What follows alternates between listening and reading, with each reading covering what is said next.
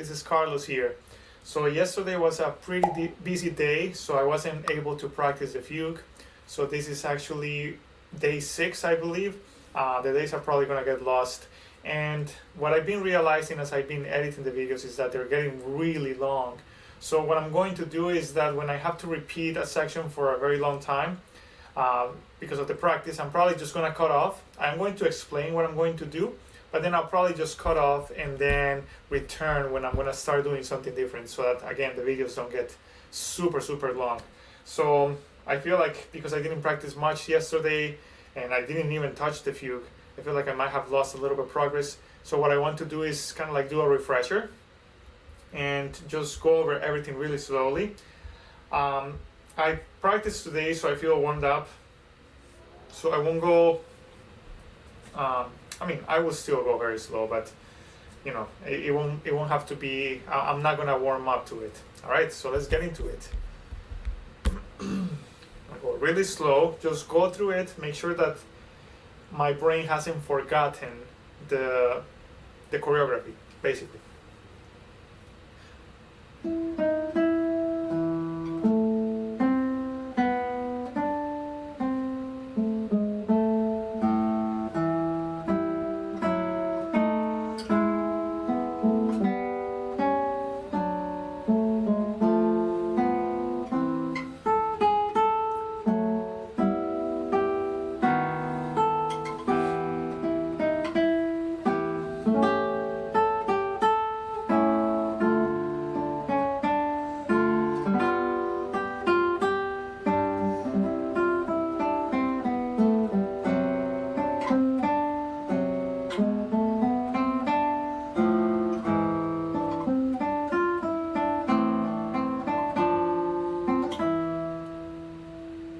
So until there I felt in control, but I felt a little bit of anxiety as I was going to move to the new section, which lets me know that I'm probably not as ready to try to play it from memory.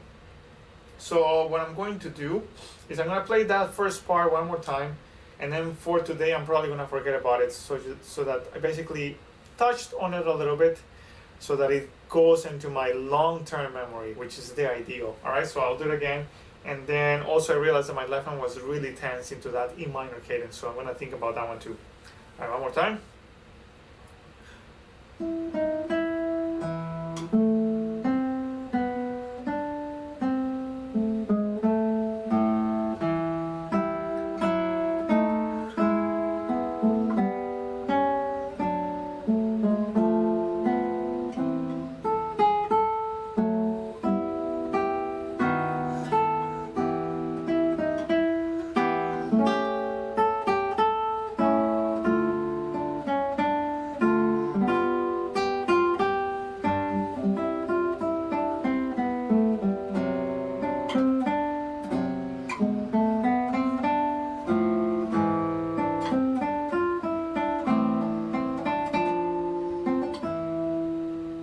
So I feel really good about that.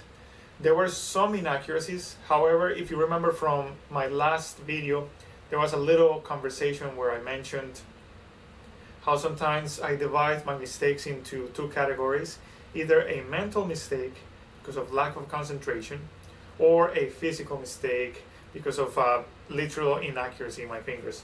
And I mentioned how I feel better. Of course, mistakes are always bad, but I feel better when my mistake is physical, because it doesn't have to do with my mentality, which is something that I've been working on lately. The ability to stay concentrated throughout the piece and basically let my brain guide my fingers. So when I make a mistake that is not mental, I feel really good because I know I'm improving, I'm working on that thing that I've been kind of like working on for the past couple of years. And if it's physical, then I know that as long as I am concentrated, that physical mistake is likely not going to happen again. And now, if it comes in a situation where it keeps happening, then I'll probably address it. But right now, those little mistakes, I knew they were strictly physical, and I know they're not going to happen again. So right now, I'm just going to forget about this for today. I'll come back to that tomorrow. But now the next section that I still feel a little bit of anxiety for, I'm going to go for, which is this episodic section right here. So I'm just gonna work on solidifying my choreography.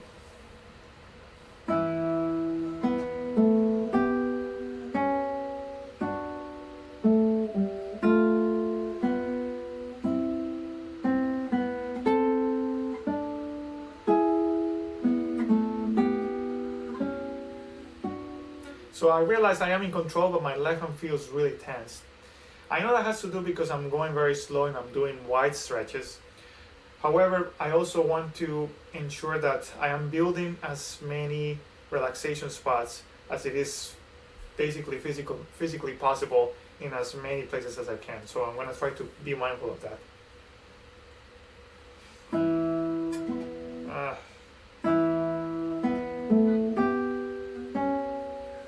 Relax. Relax here.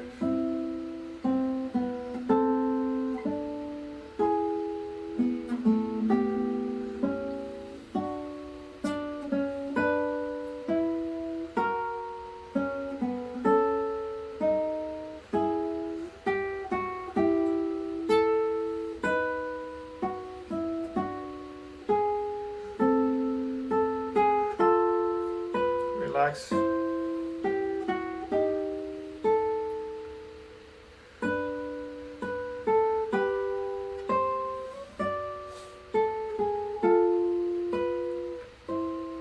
I'm going to stop right there and point out something interesting that happened. You notice how I stopped at a measure. I literally didn't know what was coming next. So instead of me trying to let my muscle memory try to basically stumble upon what was going to happen next, I stopped and I thought about it. And this is something that I've been working on so that my fingers don't run amok and basically my brain is always in charge of the movements. So right there I forced myself to stop because I realized I wasn't thinking, and then I thought, I realized what was next, and then I went on. So I'm training my fingers to obey my brain. So I'll do it again.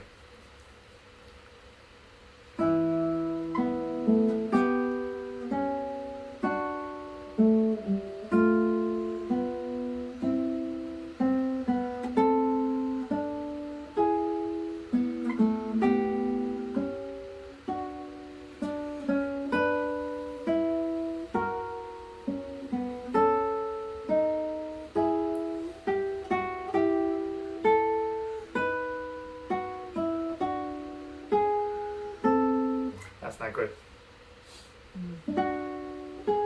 I have to let go of two, but not of one.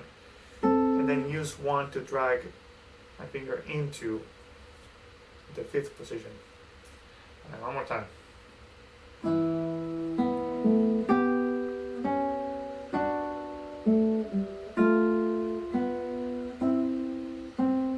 Right there, I keep stopping the first string. So that's an issue with planting. So I'm so used to planting that sometimes I'm stopping without wanting to. I'm stopping strings that need to be ringing. So I'm talking about this section right here. There's an open E. My first instinct is always to go to planting for security, but right there, that is getting in the way of my musical goal. So you need to remember not to plant right there, but until later. So I'll show you right here how it says what that's happening. So the E is supposed to ring, and I mute it because sometimes I like to mute with my ring finger. I'm gonna stay with the big camera for a little bit so that you see my right hand.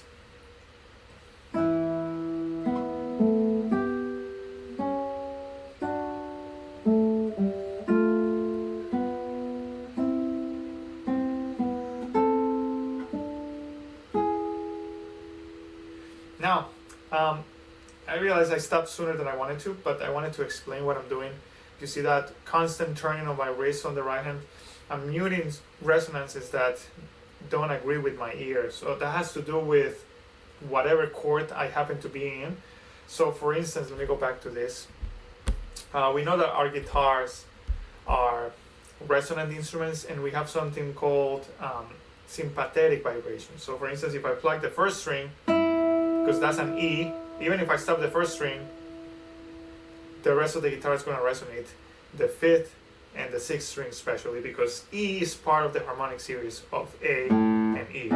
So for me to stop that E from completely ringing, I'll have to stop also the 5th and the 6th string to completely stop the sound. So what that means for us performing on the guitar is that whenever I play any pitch that happens to be in the harmonic sequence of any of the strings that are ringing, I'm sorry, if I happen to play any pitch that happens to be in the harmonic series of any of the open strings or resulting harmonic series of a string that I'm pressing down, then that is going to invite the rest of the guitar to resonate. So for instance, from the E minor cadence, because I play 2 E's, my 6th string and my 5th string, my 1st and 4th are going to resonate with that E. So what that means is that in an E minor chord, but when I change to this chord, which we still haven't decided what it is, I'm aiming probably still E, but it has a C sharp, so maybe C sharp diminished. Sometimes I might want my E strings to stop ringing. Right there is not so much of a big issue, but for instance, let's keep going until it is. So right there, that's an issue.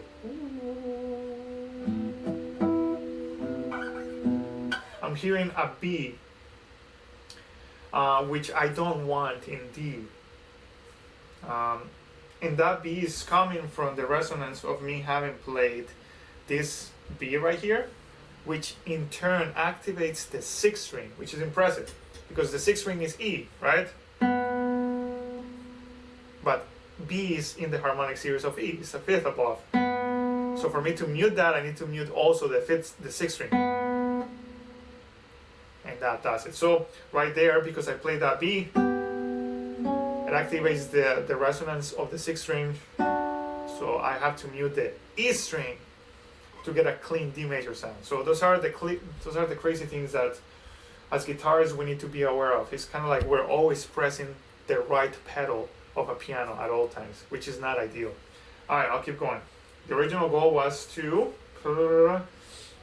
gain control of this section, and I was also mentioning about my right hand, so look at that again.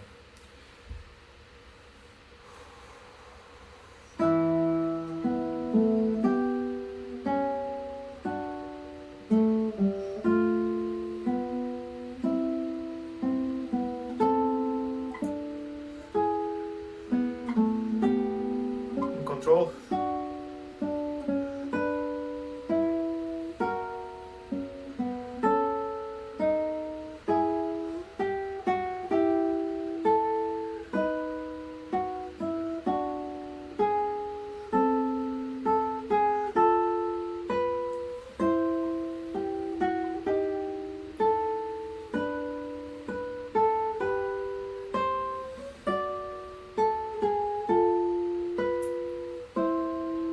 Nice, I feel pretty good about that. So right now I'm gonna do the same thing. I'm probably gonna mute, sorry, not mute. I'm gonna pause the stream, the recording. I'll probably go through it 2 or 3 times again until I feel like I am very sure that I am in control. Now once I start doing something different, I'll come back. All right, so I'll pause it. All right, so I'm back. I ran it like 3 times. And I realized something important that I also like to mention is that I also started thinking about the actual notes, and knowing the actual notes allows me to have a greater control on the choreography of the piece. So if I know what is coming next, I know where to find it. That is going to solidify my performance, kind of like my memory, my mental awareness, and so on. So for instance, I've been focusing on the chromatic lines, so I'm going to speak them out loud and show you how I think about it, so that maybe it's going to be helpful. So again, E minor part. So I know the first chromatic line, the first chromatic note is G, and it is a descending chromatic line by 4 half steps. Then G, and then A, and then B, and then it goes down to E, and then it goes down to F. Not sure, was it? Yes, and then G, and so on. So I'll say it as I play it. So E minor. So first chromatic line is G. So I know it comes up F sharp, now F natural, now E natural, now A. So I know A sharp is coming, sorry, G sharp, now G natural, now F sharp, now B, now A sharp, A natural, G sharp, E, G, D sharp, D natural. Now here comes C, not chromatic.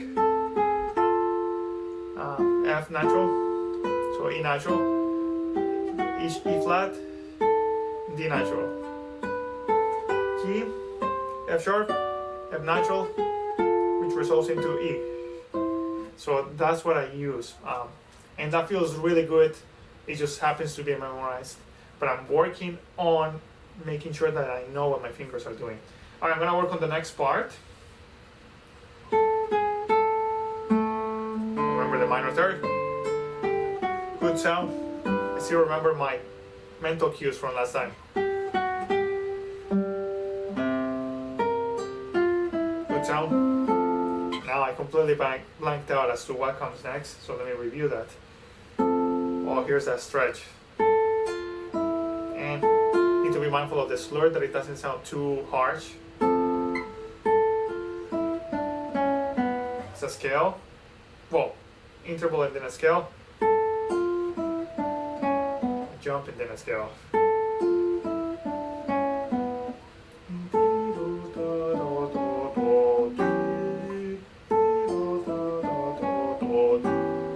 So the chords are, here we have a G, right? I'm sorry, that's not G. Yes, it is. Then C, minor third, F major, E. So we have a descending bass line. E, F, E, and let's see until when it takes us. From A, D, C, so here comes F, E,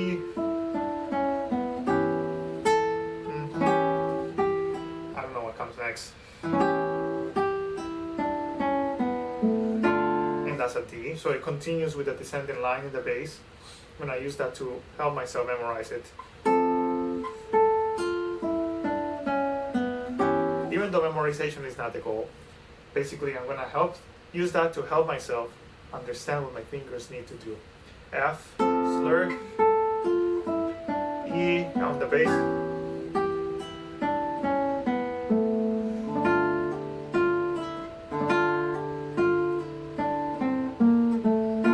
that's very tense.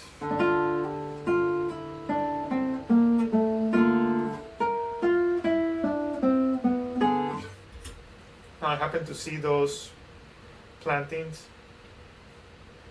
indications for my thumb that I'm gonna try to follow. All right, going back. Open D, minor third, good sound.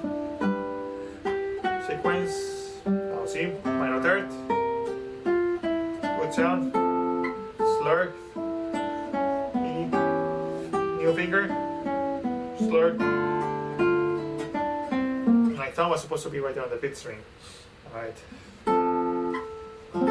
Slur. So there's a weird fingering right here. 2, then 3, and 2.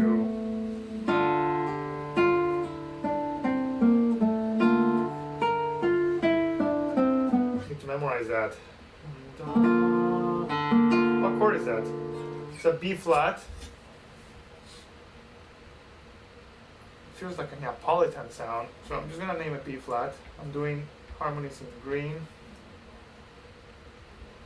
So over D. What do we have right here? Clear D minor. It's a clear. Feels like an A7, but it is a C sharp diminished over E. Yeah. clear F major, clear C7. So this is basically a descending fifth sequence. Yeah, and G. This is a D. Yeah, D major. Yeah, so a descending fifth sequence is when you have the bass line descending in intervals of fifths.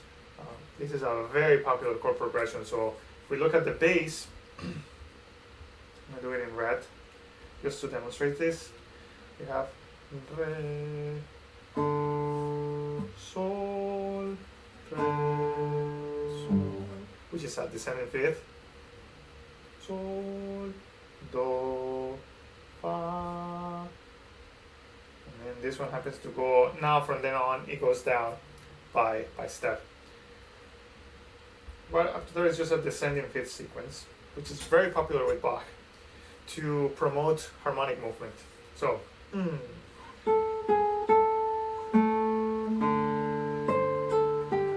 good sound.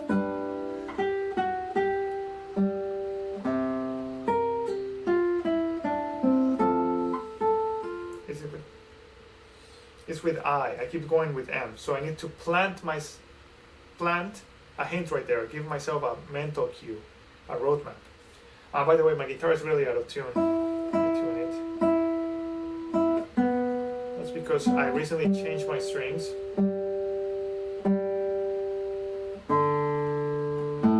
I'm actually trying a new set. I happen to have it here. The Duo Assad by No Black. So far I really like them. The third string looks interesting. It says it's nylon, bio-nylon.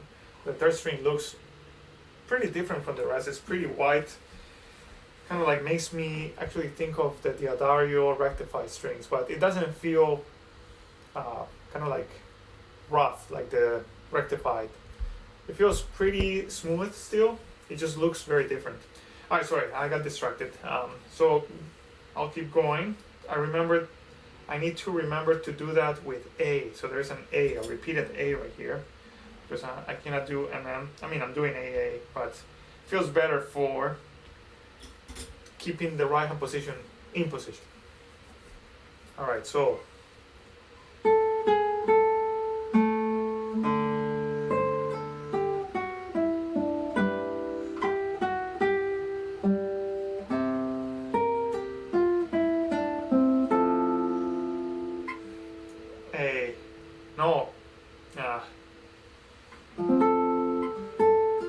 I was actually thinking about that. It needs to be with I.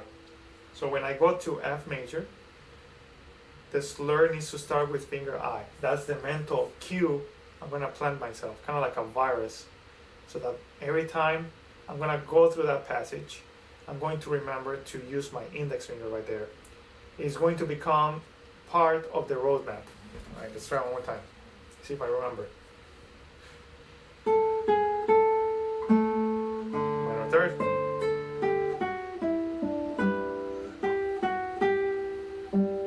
Minor third. Here comes I.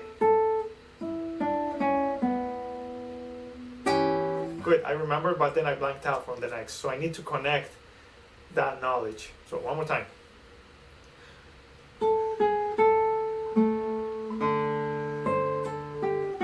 Good sound. Open string. Minor third. Good sound. Index. Right there I repeat the A finger. So I'm going to plant that knowledge there too. One more time. Minor third. Good sound. Open string. Minor third. Index. Repeat A. And 2. Good, so far so good. I need to just practice that a little bit more. Index without the buzz. I need to work on that. Repeat A. And then 2. 3, 1, 2. Slur. Alright. We got this. Repeat.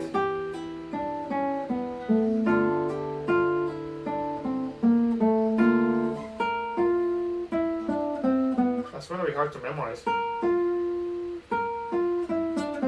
It's an interval and then a scale from F. E, D, C, B. One more time.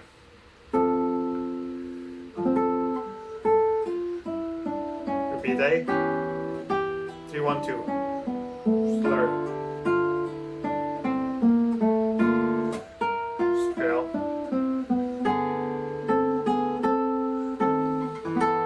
Good. So far, I'm feeling pretty good about that. So I'm gonna stop the recording. Same thing as before. I'm going to repeat this a couple of times until I feel like I am in control. All right. Be right back. All right, I'm back. I repeated it like 3 or 4 times. I feel pretty good about it. So let's see if it comes out right.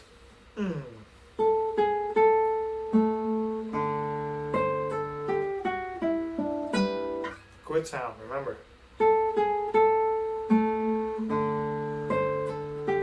Good sound. Minor third. Index. Repeat A.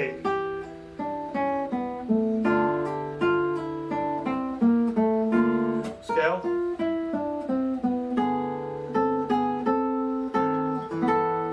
Okay, good. I realize that I'm doing something right here. I am muting the D string, I believe right here.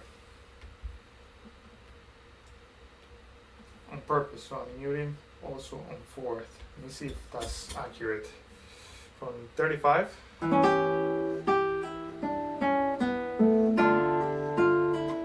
that was not there. That was here. So it was right here. After I mute the 5th, or prepare on the 5th, I go to the 4th. One more time, 35.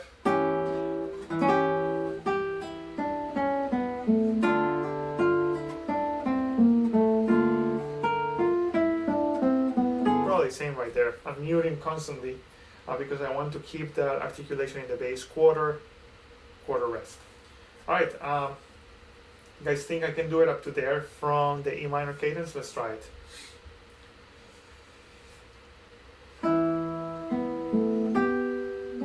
Thinking of the chromatic line. So E, now G sharp, G natural, F sharp, B, A sharp, A natural, G sharp, E, D sharp, E natural, now C natural.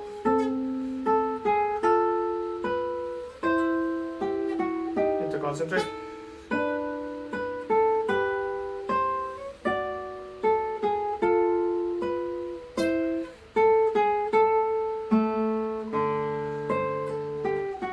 Good sound.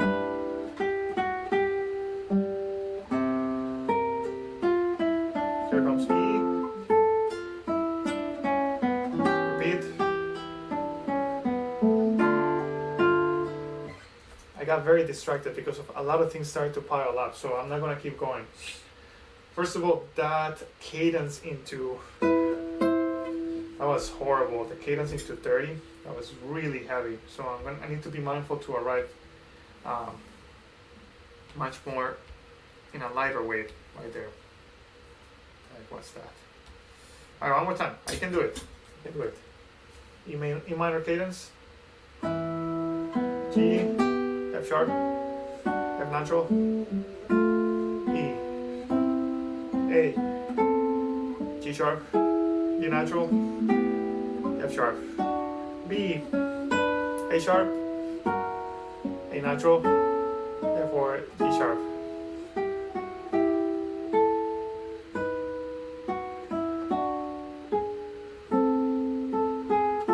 To concentrate.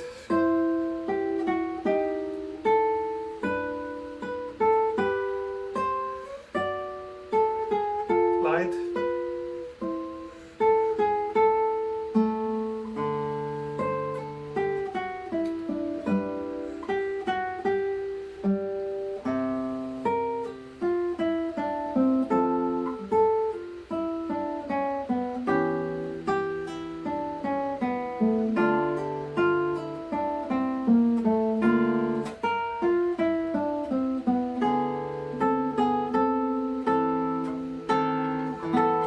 to there, so good. Sometimes I had to stop speaking because it was getting in the way of my concentration.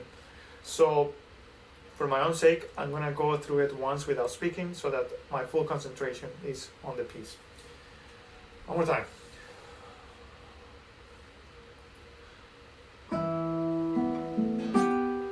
Not good. Not good.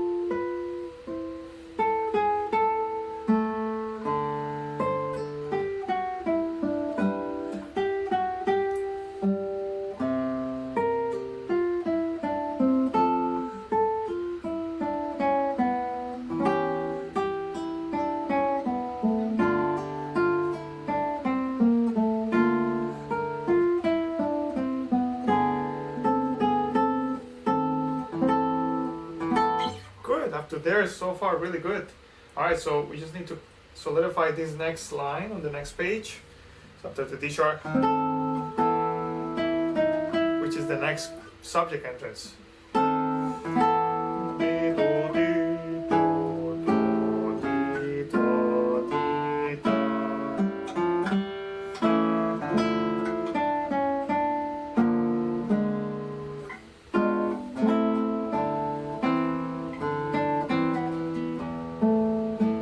Actually, I realized that right there is very recent in my head, so the choreography is not very clear. Even though I can play it because I'm reading it, I feel like I don't know what my fingers are doing. So let's fix that. All right. So from the D sharp in the bass, we're gonna go from there. So it feels like what is happening harmonically? So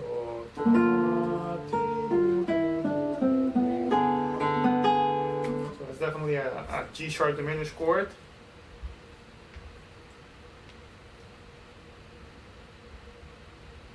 Over D.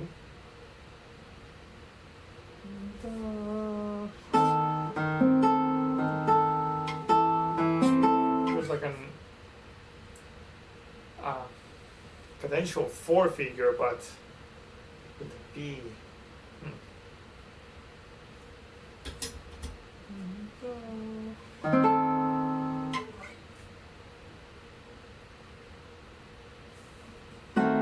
This is definitely right here, D sharp diminished at the end. D. So if that's this D sharp diminished,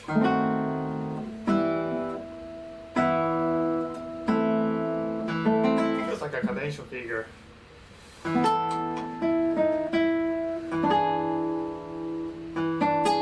E7 for sure.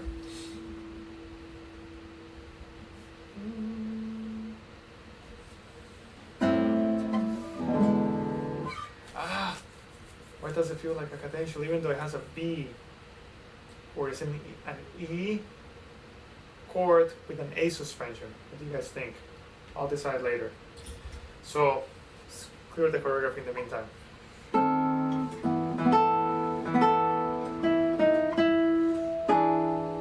Oh, that one is so tense.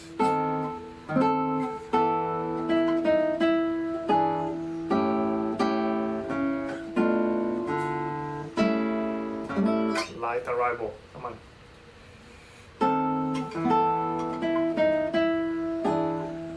Nope.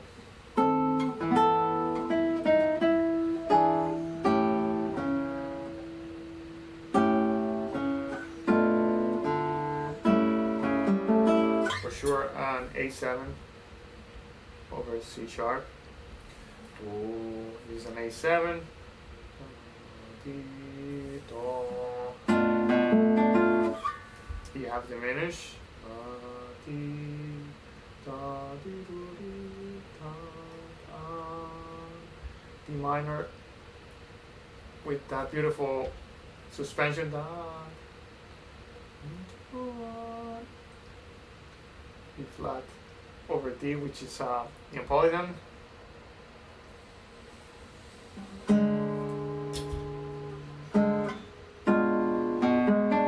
Diminish, right?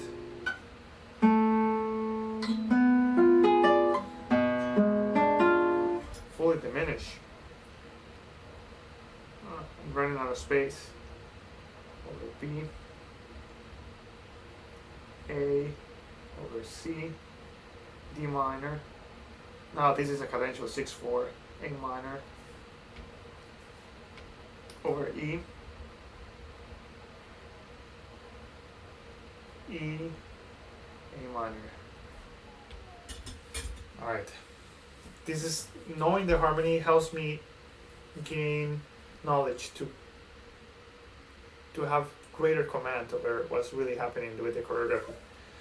So here's that new subject. It's definitely a deceptive movement. It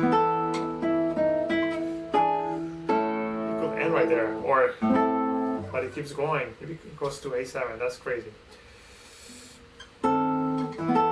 Subject. Let's go.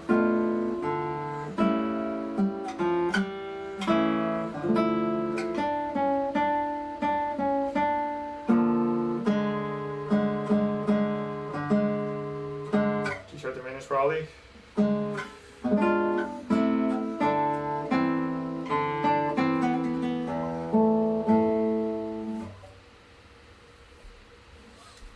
Alright. Subject.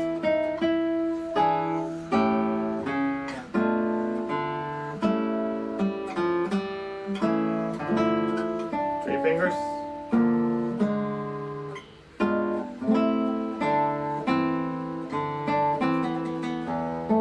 To clarify this.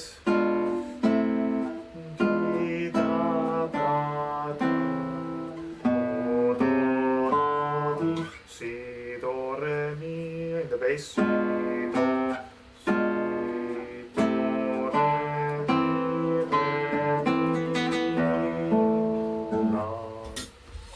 I'm thinking about this bass line. Si, do, re, mi, to help myself understand what's going on.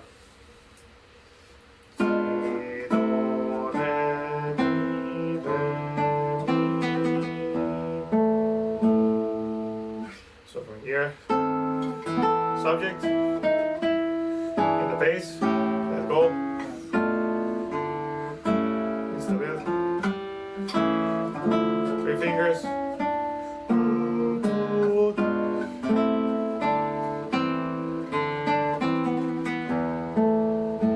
Before I try it all together, I'm gonna do it one last time.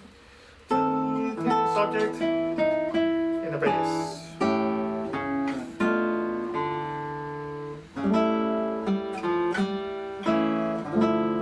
Fingers.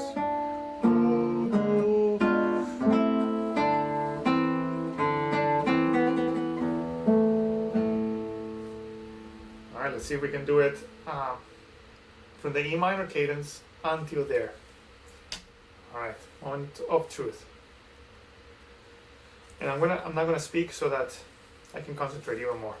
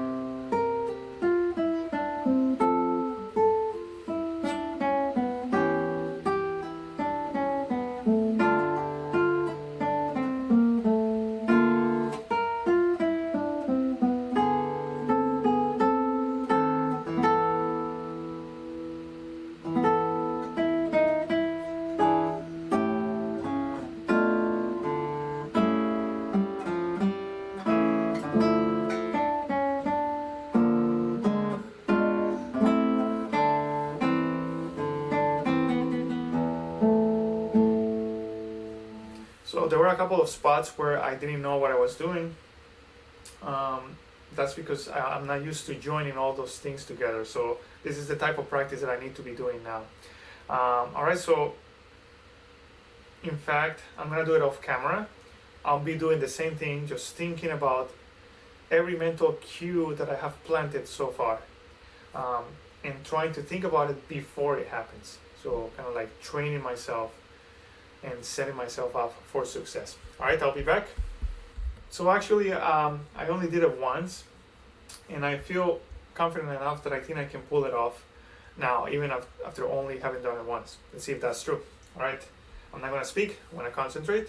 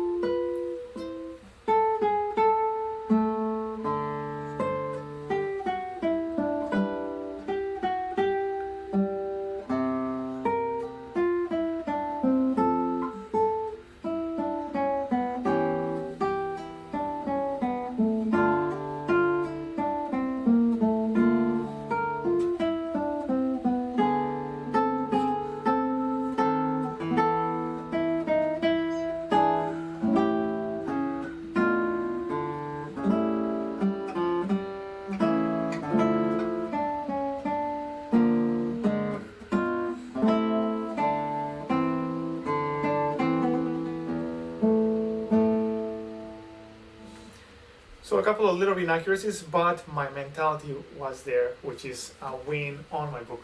So I'm actually due for a break. I'm gonna take a break. In fact, I think I'm gonna be done with this for the day. So because I have to look at other repertoire. Oh, before I do that, let me just reinforce at least once or twice the last passage that I learned the previous time, which is that scale right here, so that I reinforce whatever little memory I have developed, and so that it keeps maturing. So this part right here.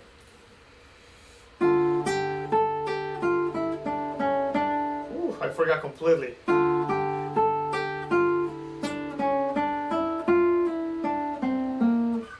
I planted the first finger right there, the ring finger on the first string. I forgot completely. This is crazy. Oh.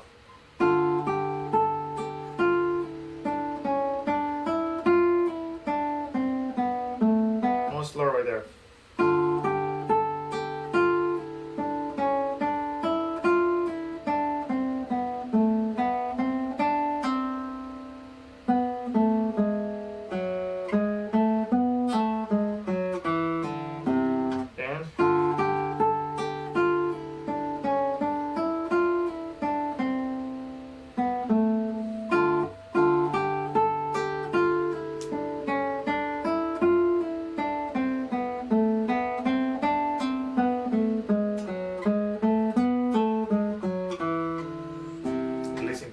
Alright, good. I'm starting to remember it.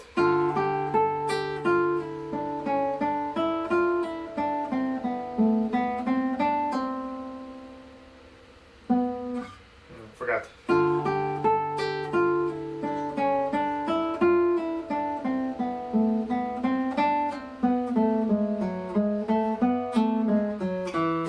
I feel like I'm muting the D string a little bit too soon.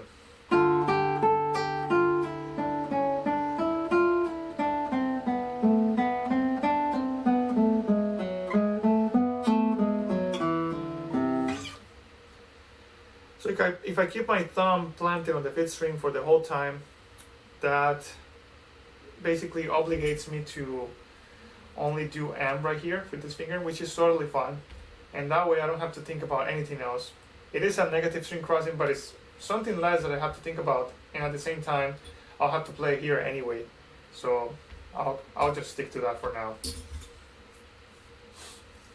It crashed, so I'm not gonna go back, I'm not gonna bother, so I'm gonna finish. So I'm just gonna do it once more and then I'll finish.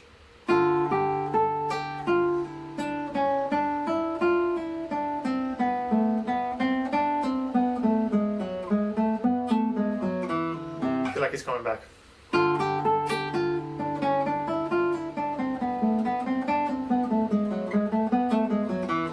I also need to work on the stability of my left hand as well. Especially when I'm in first position.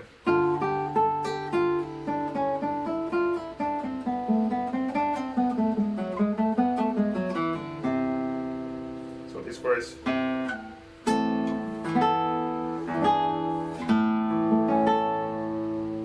Alright, so that's it on the Fugue for today. I have to take care of other repertoire, so I'm gonna take a break and then I'll do that. So I'll see you guys probably tomorrow for the next one. Bye bye. Hello everyone, it's Carlos here. So it's been a couple of days. I lost track of what they were on, so I think I wasn't able to practice it much yesterday. I know for sure I didn't practice it on camera, but I did go over everything I've learned so far slowly 2 times. I didn't think it was necessary for me to record it. That's all I had time for. So today I would like to, my goal is to go over it at least once, maybe 2 times, and then my goal is to start a new section towards the end of the Fugue. So without further ado, let's get into it. So I'm gonna go very slowly. I'm gonna look at the score because I feel like I have forgotten what my fingers are supposed to do.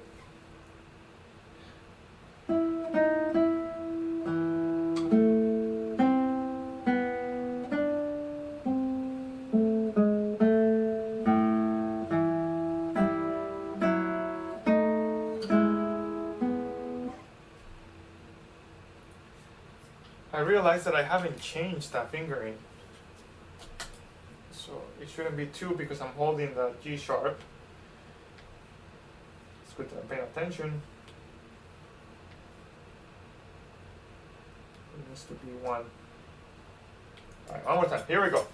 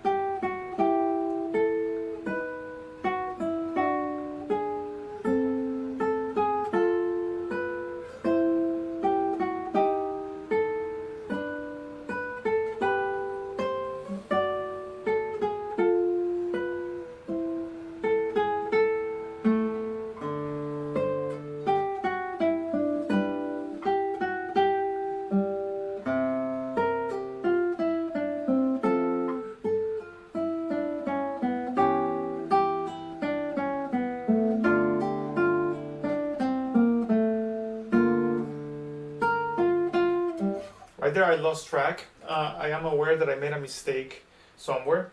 So I'm going to solidify this and then I'll go back.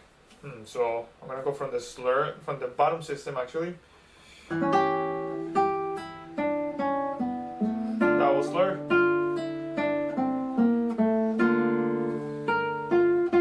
So interval and then scale from the F.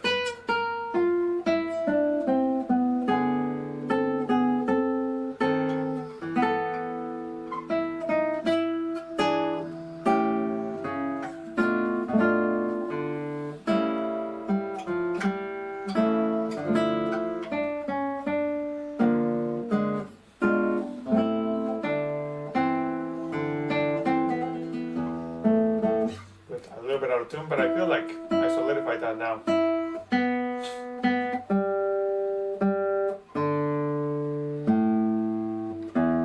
Surprisingly, I realized that I wasn't too lost. Like in the beginning, I do feel like I'm nervous because, you know, I'm kind of like getting into this forest that I feel like I don't know. But then as soon as I start walking the path, I realize that all these little signs and clues and hints that I planted into my choreography appear, and then I actually do know where I am. And I feel like the progress so far has been really good, so I'm very pleased with that. Let's try one more time, see if it's true. All right, from the beginning. And then I'll probably move on.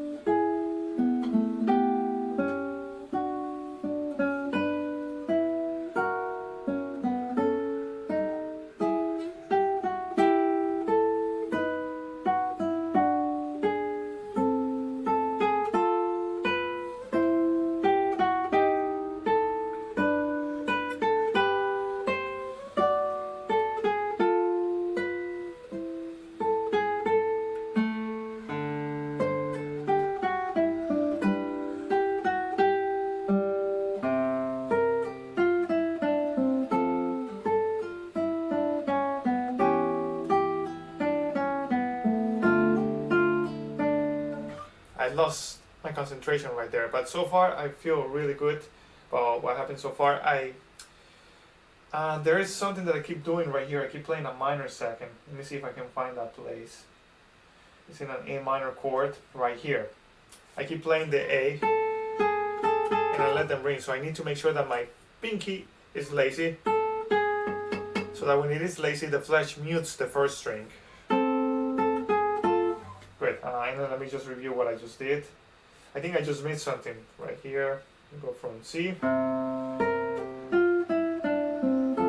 I, 3, and 2. That was learned.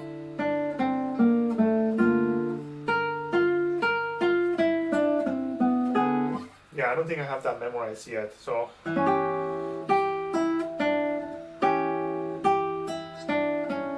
And 2.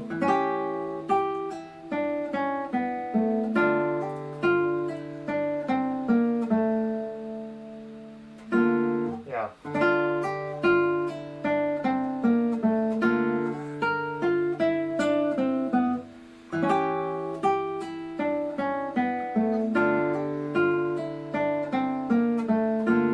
So I know I've been saying kind of like I just said, I don't think I have it memorized yet. It might seem like my goal is to memorize it, but not really.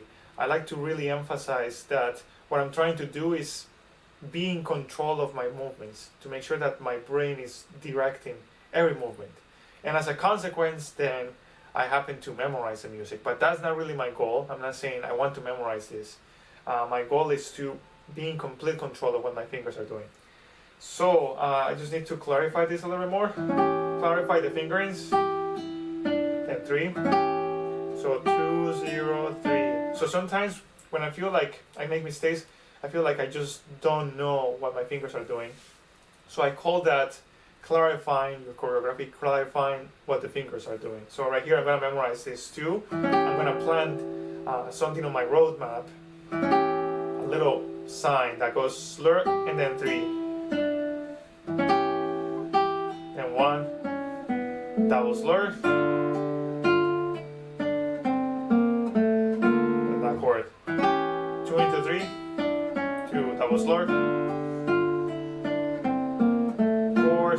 interval scale. I think that's gonna help. That was lower. Chord. Scale. Subject.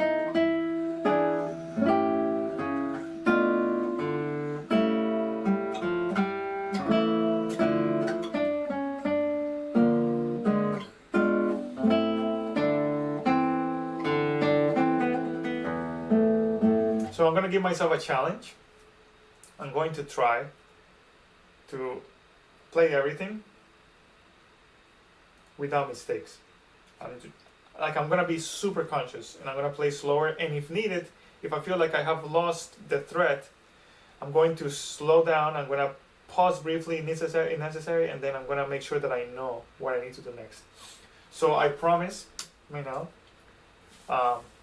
close to 100% accuracy. At least mental.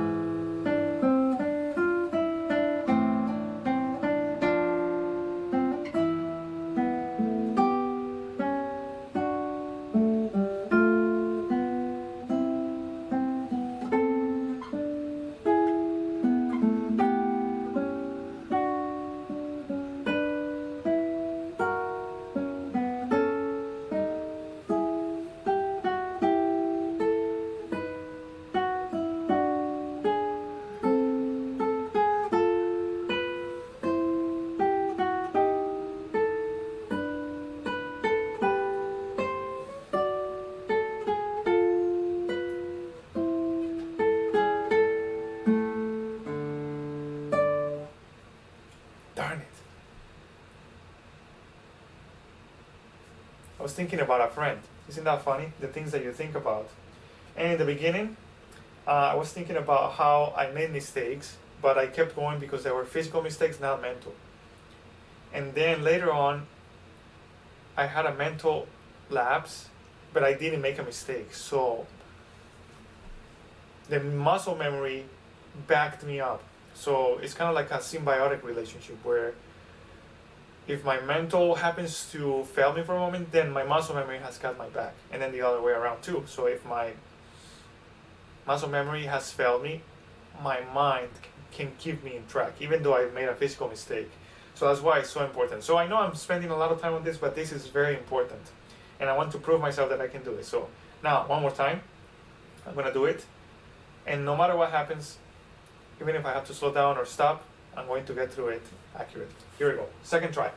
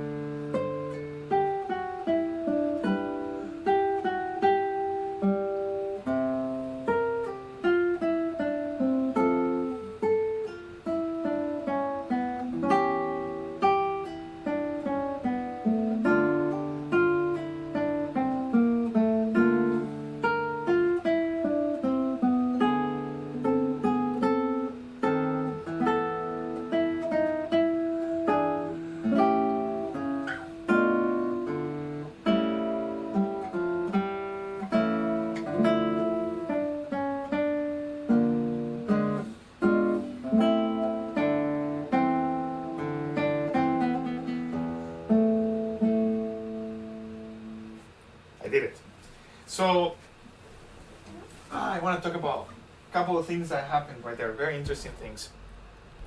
First thing that comes to mind is I just successfully simulated a performance situation where towards the end I was getting that anxiety that I was going to make a mistake, which is very similar to when you happen to be recording and then everything's going really well, and then you go towards the end and you get that psychological little warning, oh, you're going to make a mistake, and then it's kind of like, for those of you who have recorded for competitions, for instance, I bet you know what I'm talking about. Well, even any regular competition. So I was able to simulate that, but I was able to remain in control, even though I was feeling that anxiety that I was about to make a mistake. Maybe it's also because I'm recording and it's going to be published. But now, let me remember something else. There were moments when I made a little physical mistake. I kept going because I felt like my mind was in the right place. So again, to reiterate that my muscle memory, no, the other way around. My command, my mental awareness and control backed up my muscle memory when it failed me. And then there was another moment when I was freaking out because I felt like I wasn't sure what I was doing. So my muscle memory kept me on my feet. There was something else. I'm pretty sure you noticed how around this section I started to slow down a little bit, because I felt like my brain hadn't caught up. So this is great training because I'm making sure that my brain is ahead of my fingers. So I slowed down. I thought I was very successful. Good. Yeah, this whole section was when I started to freak out.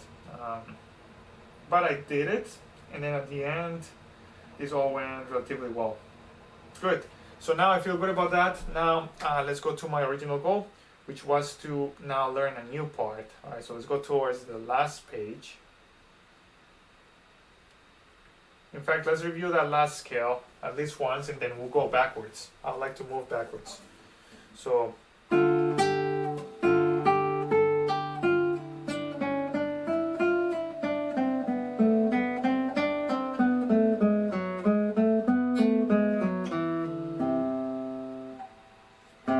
finishing with 3 right here and then 3 again right here. I don't like that, but I'm not sure that there might be anything else I can do about that.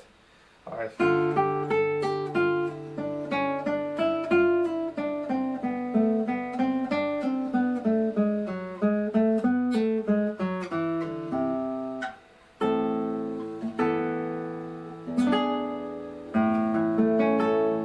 One more time.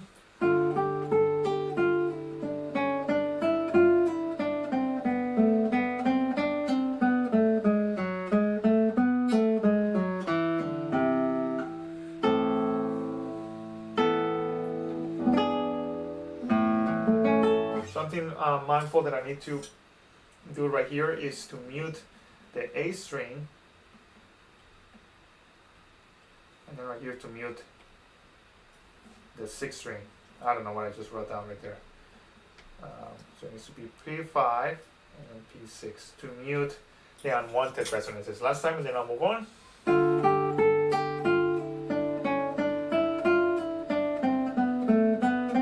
Am I doing a negative string crossing right there? Let me see.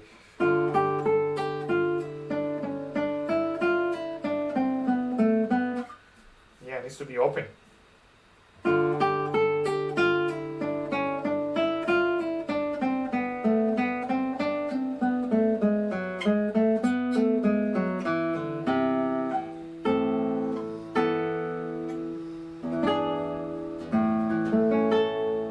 One last time.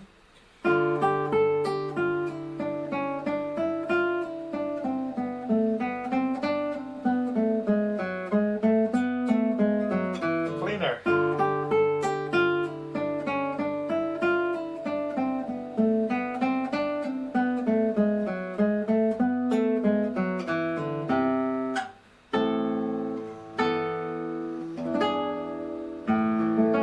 In fact, that preparation for this needs to be sooner. Needs to happen the beat before.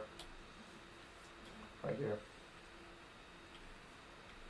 Okay, third, last time. Right now I'm going to focus on cleanliness and making sure that my slurs are crisp.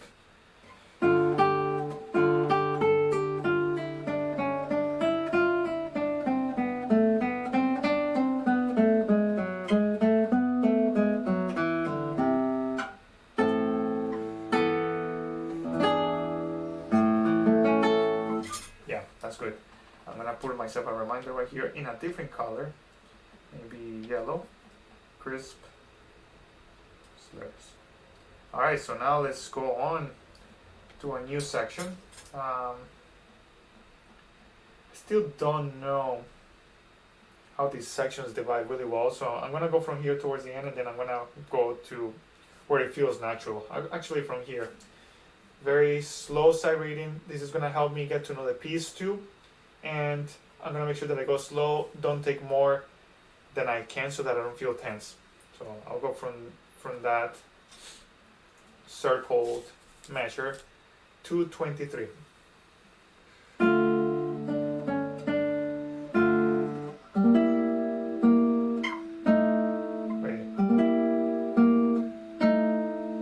Interesting.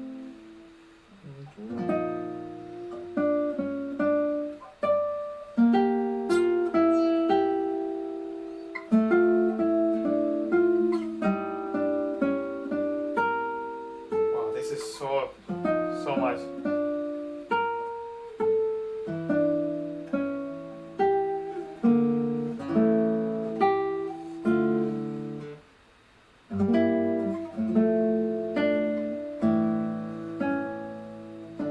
Definitely from here. This feels like a major arrival right here.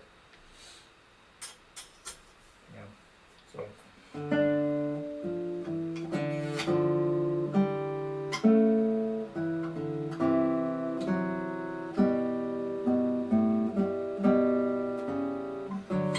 Alright, so we're doing, why not?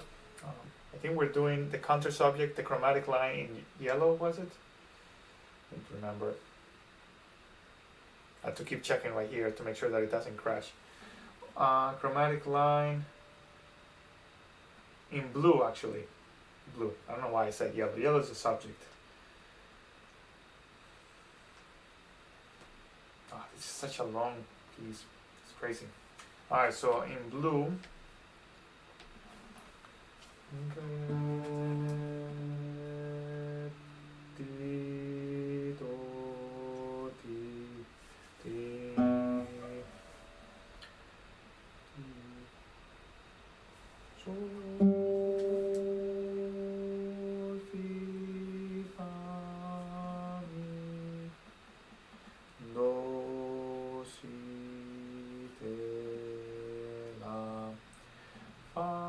My right fa,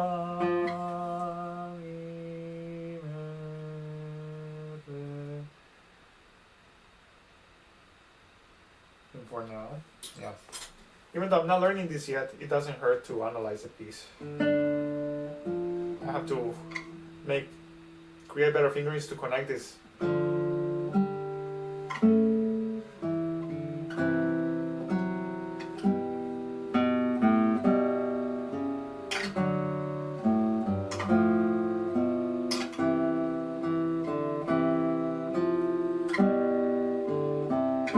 That's not gonna work.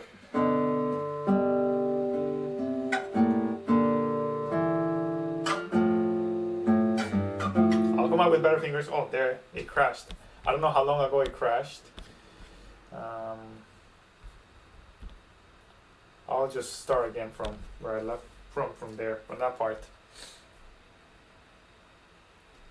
It's connecting.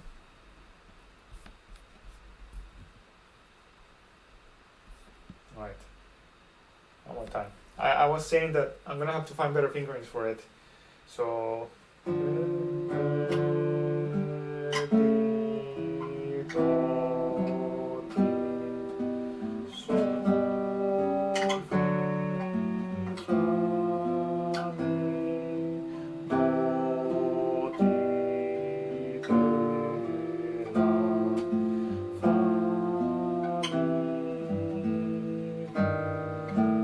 Reverse. Oh my god, this is so cool. He's inverting the subject right there, the counter subject. So instead of descending, now am I marking that in a different color? Because it's descending. I don't think I am yet, right? I haven't gotten there yet.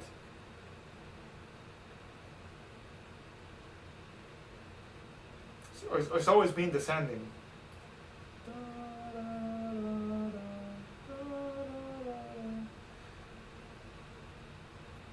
So actually right here, this is the unusual because, no wait, that's descending. No, right here we're ascending, so I was right. So ascending.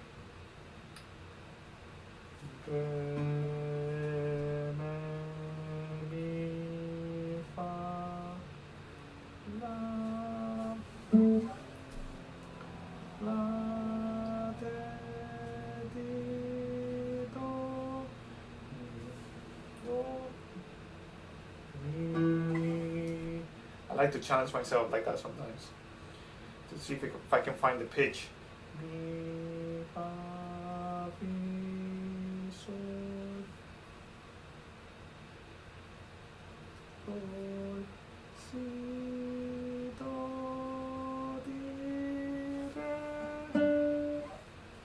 So far, that's what we have so far. All right, so let's see.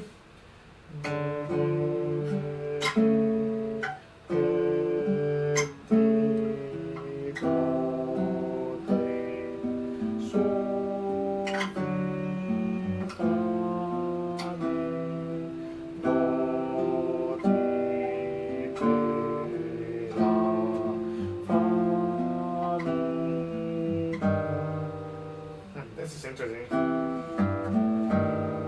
wonder if that's right.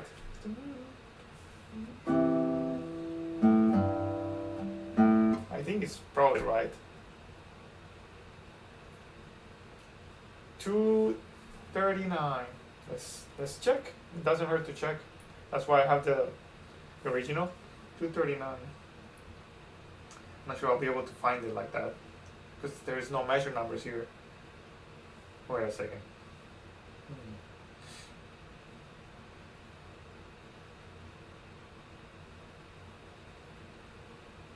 Alright, so start from here.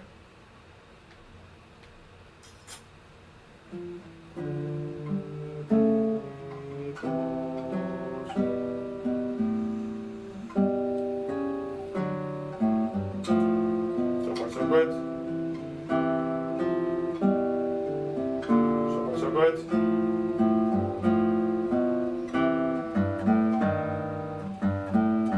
Yeah, it is right. Help myself by writing that this is measure 239. Alright, going back.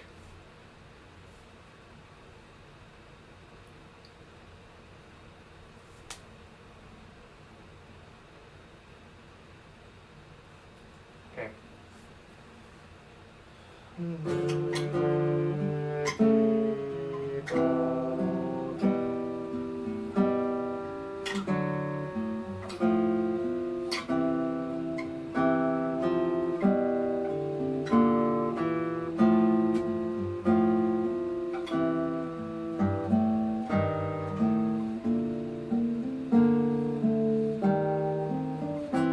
So cool.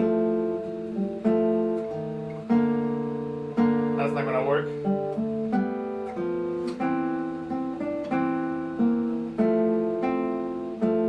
That's not gonna work.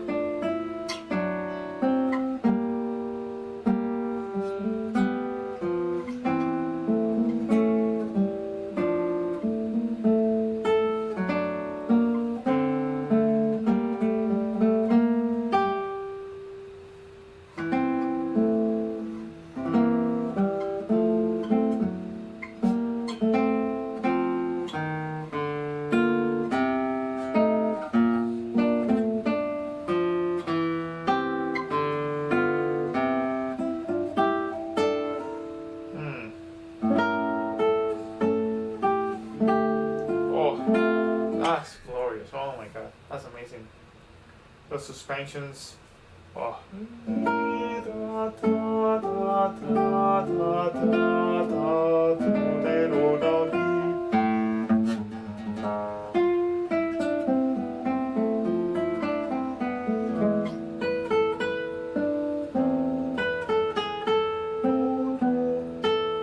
That's counterpoint.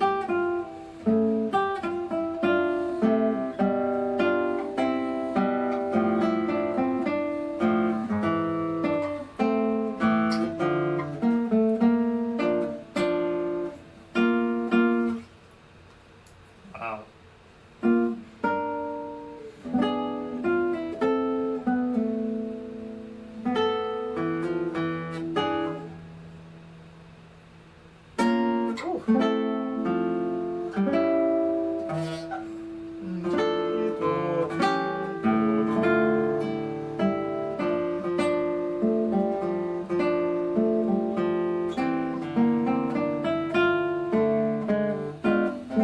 Same cadence as before. Same cadence as before. Look at that. Huh.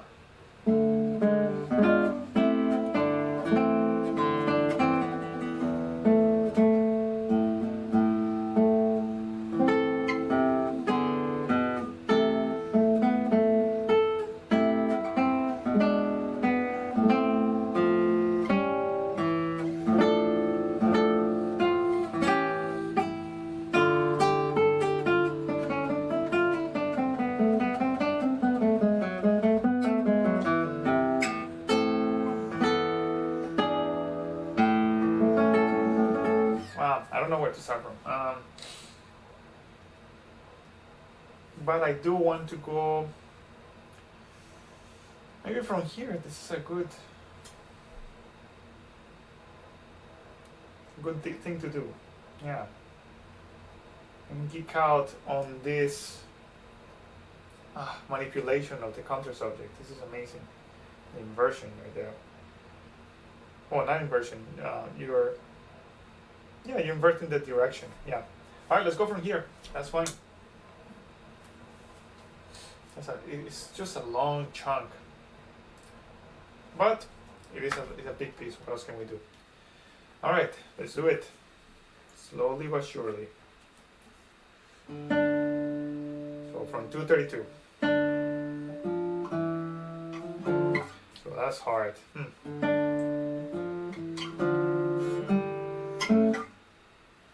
What's hard about it is that I have 3 on the second string, and then I have to take it to the 5th string. So of course I don't have to hold that deal for too long, but I have to make sure that arrival, that shift, is not too heavy. But I hate that. Is there anything I can do about that? That could work. So why not that? Yeah, let's do that. All right, where are we? Fingerings. Back to doing fingerings. So this is 4 and 2, and this is open. 4 and 2, and then open. That's gonna work, I think. Hey, I caught it as it crashed. I don't know why it crashes so often. This is fast.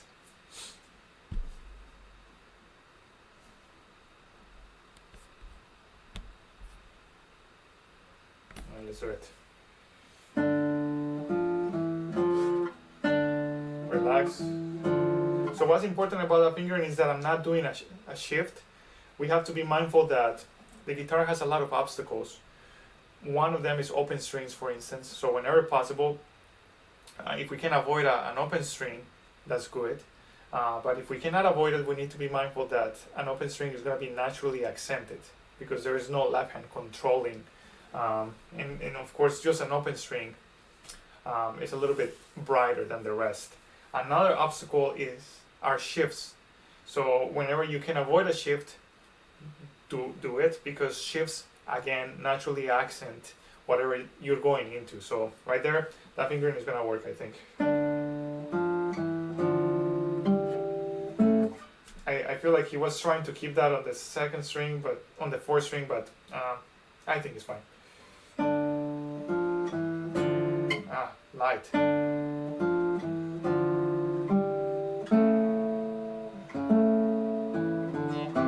And remember that I'm trying to keep the chromatic line legato, so I need to find fingerings that allow me to do that.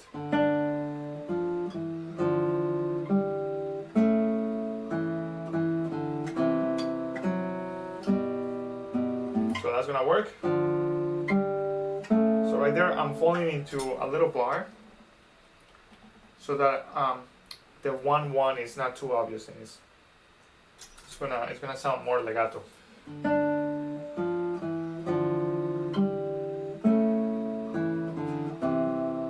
There's something right there that bothered me. Well, that's meant to sound. It's meant to be like that if I want to keep the legato chromatic line.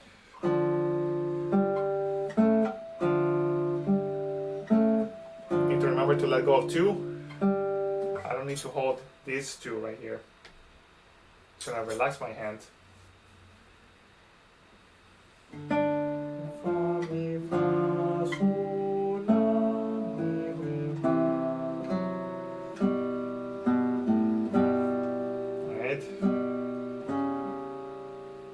Doing 3 on the 5th string and I immediately have to do it on the 4th string, that's not going to connect. So I need to find better fingering.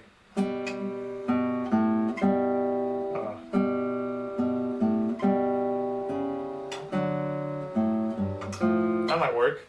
So I might be able to just play all of them open.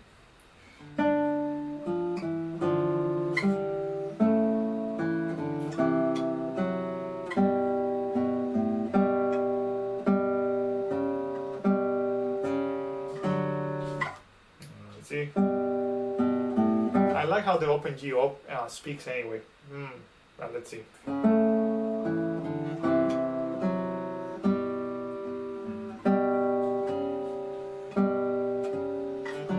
don't like that shift. Again, you hear that squeak.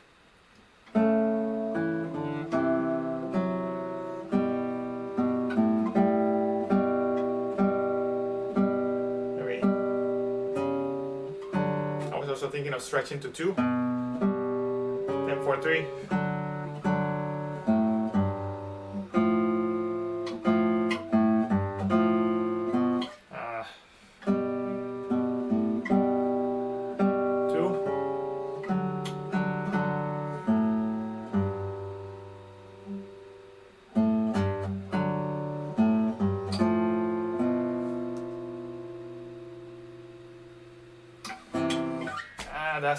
That's squeak. We got this.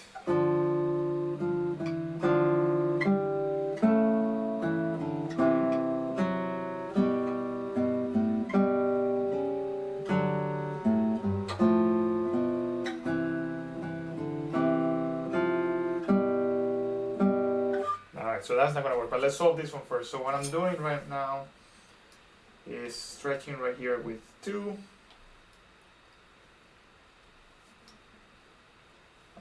I'm playing this one open. I'm trying to think if I should play the first one closed and the second one open to kind of like bring out that sound difference of a different voice entrance. I think I'm gonna do that for now. We'll see how I feel about that. Then this would mean that I drag 2 into 2 right here. It's a little bit of a squeak, but at least I can keep that line legato.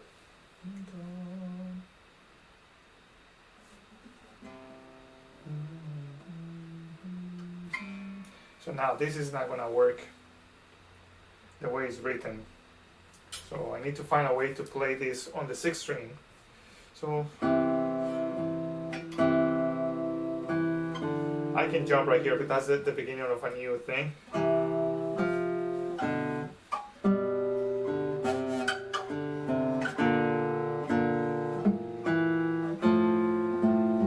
Maybe that's gonna be hard.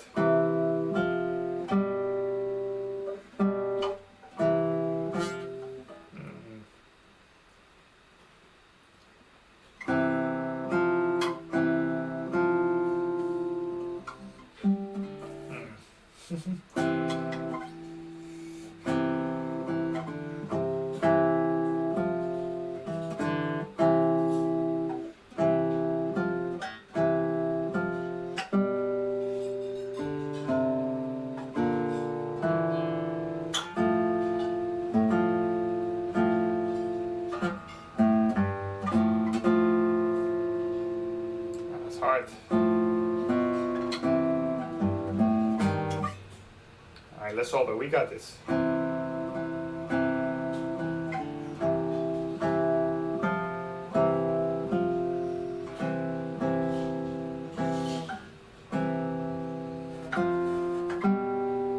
It crashed. Oh, it's crashing so often. Maybe it's signaling that I need a break. Maybe. But I don't want to take a break until I feel like I've done a good amount of fingerings. I feel like I want to make progress every day, even if it's very little. It's some monumental work, so. Alright. Now, it's probably crashing so often so that you see the app I'm using, so it's kind of like an advertising strategy from their part. Alright, so I feel like I was finding a good fingering. What if I did?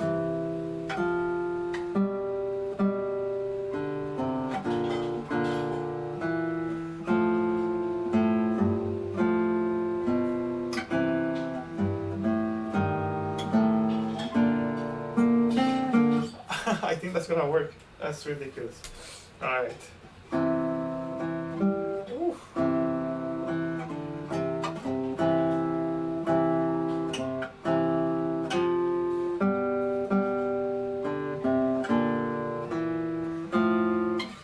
It's gonna be hard to deal with the color changes,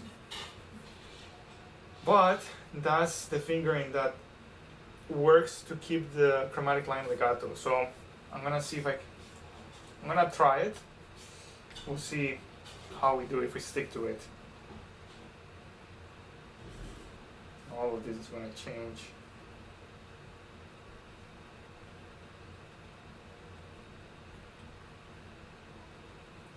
Let's try it. So this is gonna be 6th string all the way. 4th finger, 4th finger, 4th finger.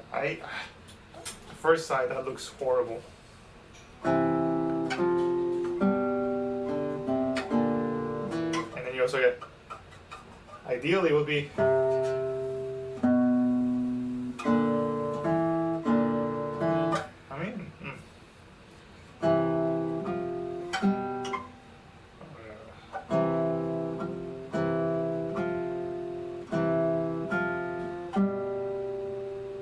it's this C that is ruining everything. That C is ruining everything.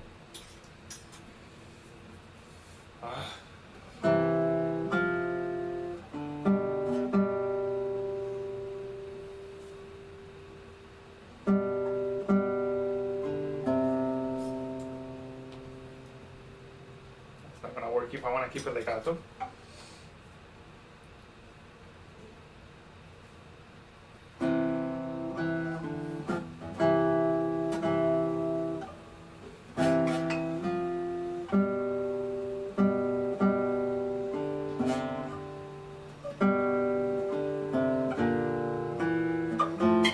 Try a little bit faster, see how that feels, the 4-4-4.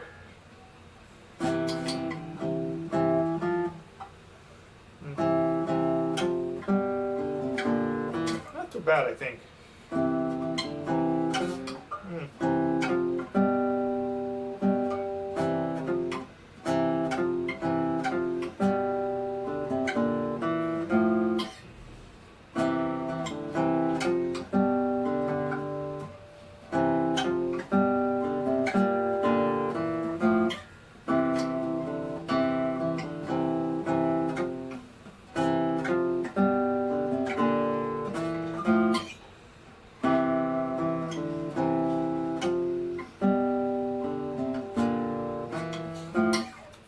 For now, because I'm getting kind of tired, I'm just gonna stick to it.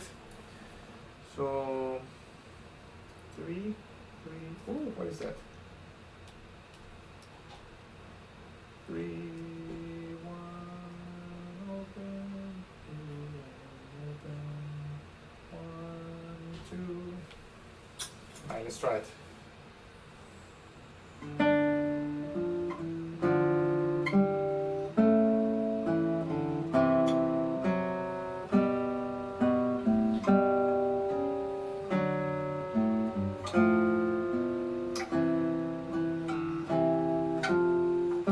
Color change.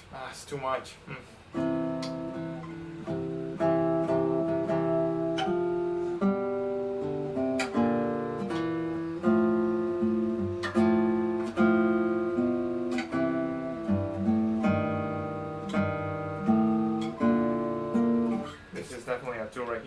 connected.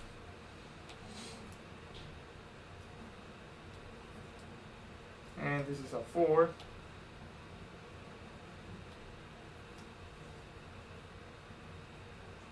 And then we can retake right there. All right, one more time.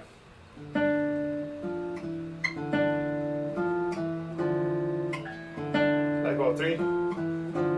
So right there, I don't have to hold that 3. I can let go of it right away.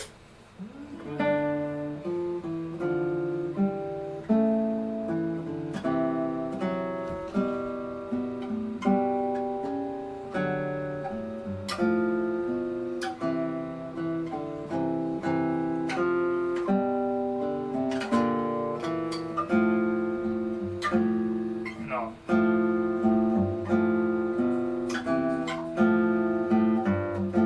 So that's 2.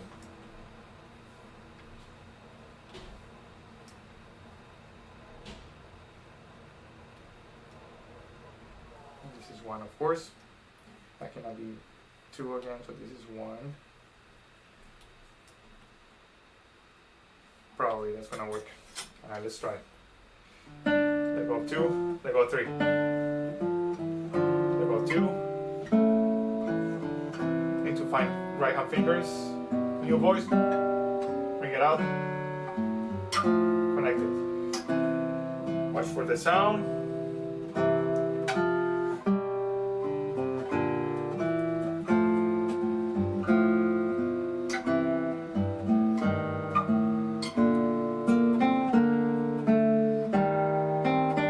That's not gonna work.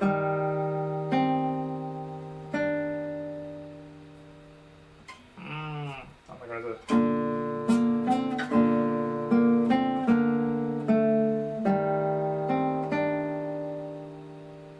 3. 3, of course. 3 is free.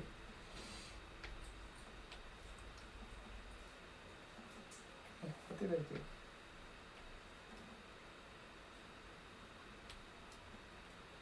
I want to at least finish all the entrances.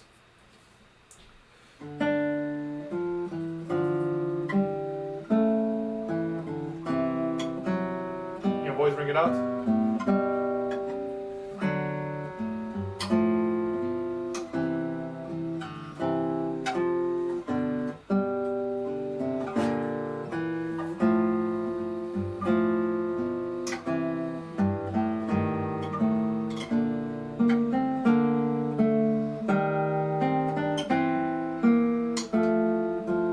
How's it gonna work?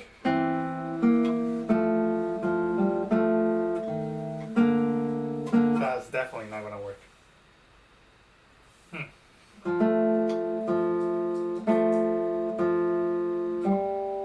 Maybe I need to go here.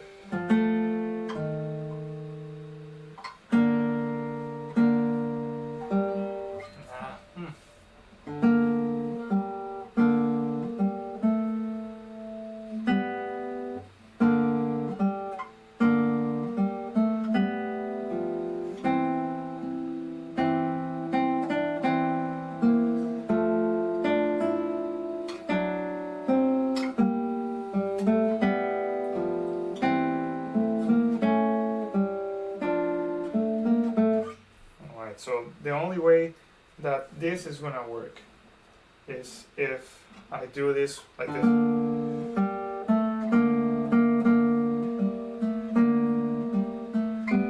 then this is open. I don't know why am I torturing myself like this. This gotta be open. I really want to see if it's possible to do it. So this is gonna have to be 1, and this is gonna have to be on the 4th string. So this is 1, 2, 4, and then open. Now, how do we get there? That's the real question. Because we have an E flat. Maybe.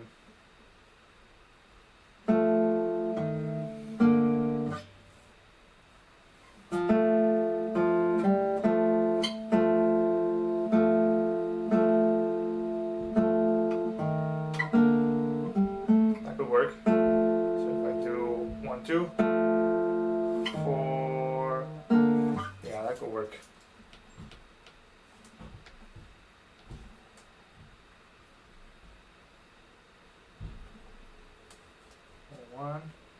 2, 4. Alright, so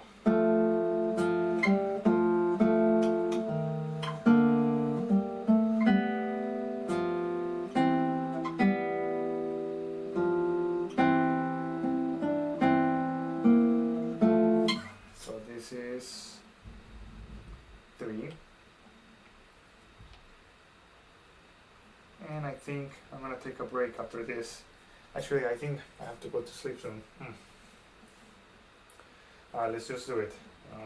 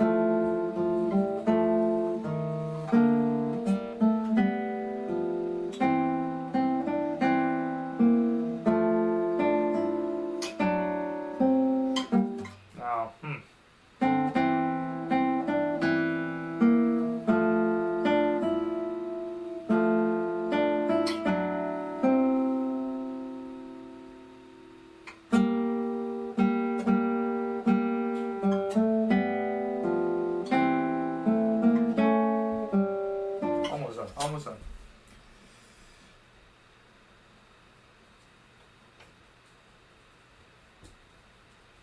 So this definitely cannot be like that.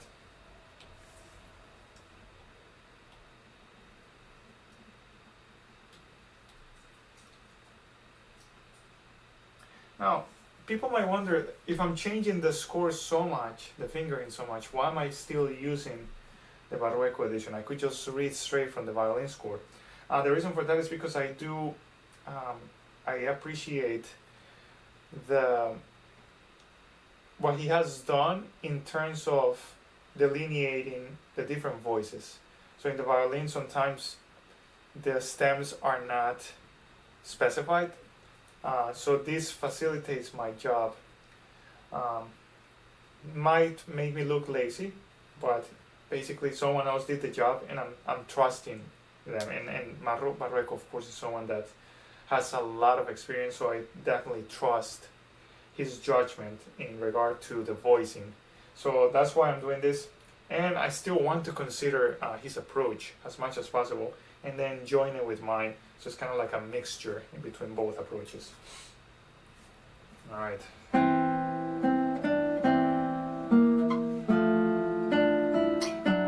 Now,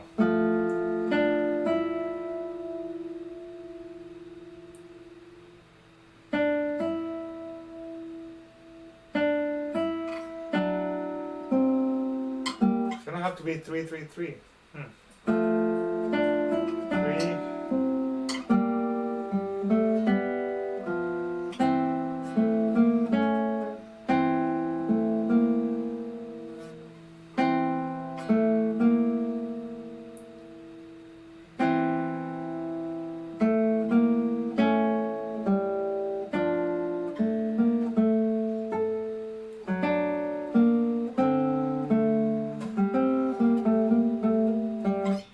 I wish.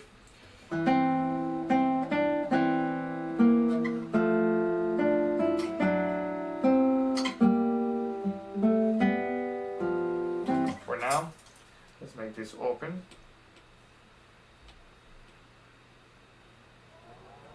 Back to 3. And for now, because I have to go soon, for now I'm going to do this as well. 3. And this will be 2. I think. Let me double check. Yes.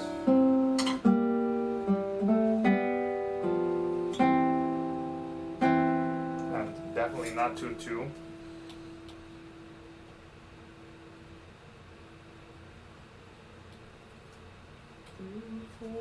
And I think this is gonna work for the rest. Let's try.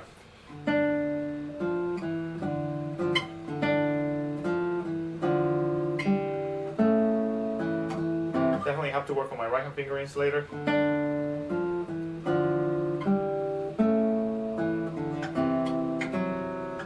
Your voice.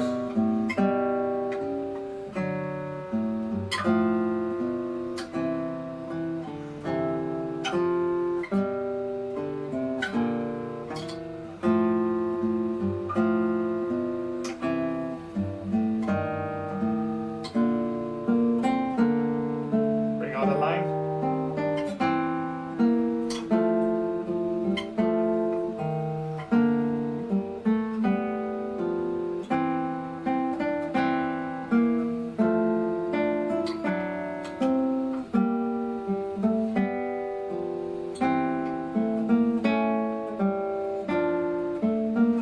I noticed my left hand was getting tense, so the next step is to make sure that I build in relaxation points in the choreography and make sure that I feel in control. In fact, I feel bad about the last rep being a little bit tense, so I'm gonna go slow. No, that was relaxed enough. I'm gonna let it be right there because I know that I'm gonna have to work on the relaxation points, and that's gonna take some time. All right, guys. So I'm gonna leave it there for today. That was good progress. I'll see you in the next one. Hope you're liking it so far. Let me know if you have any comments, questions, or suggestions on how to move on. See you guys on the next one. Bye bye. Hello everyone, this is Carlos here. This is actually day 8 of learning the Fugue to the second violin sonata by Johann Sebastian Bach. I've actually not been able to practice much lately. It's probably been like 5 or 6 days since I played this. So I'm going to be reviewing a lot today. I'm going to learn something new for sure, but I'm going to be doing a lot of reviews. So without further ado, let's get into it. So I'm going to start at the last page, which is the last thing that we learned last time. Let's see. And let me review that.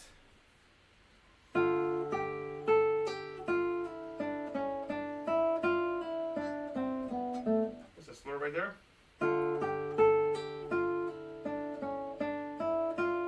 Plant A.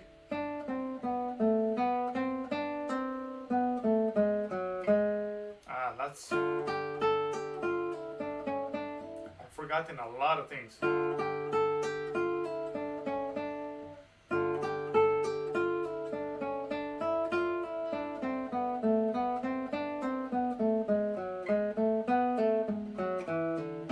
forgot these chords.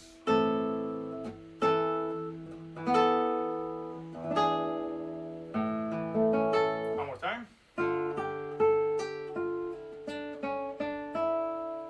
To remember to phrase da da tia da da da da da da tia, the change in direction, up down up down up down up down.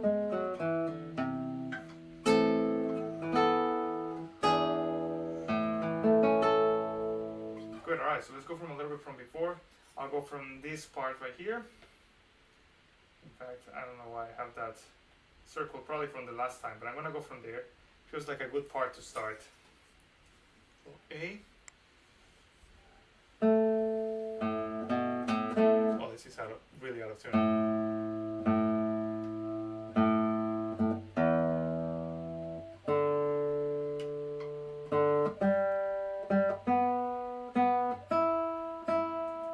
Let's do it.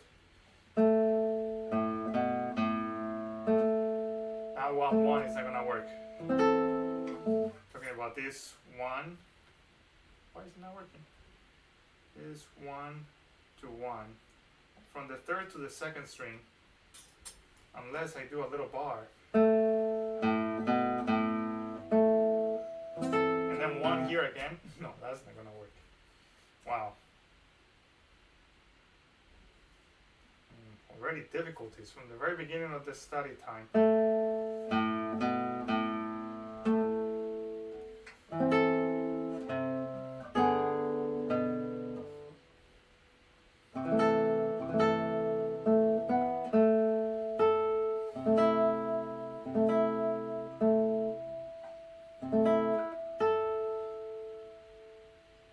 Why is this so hard? So.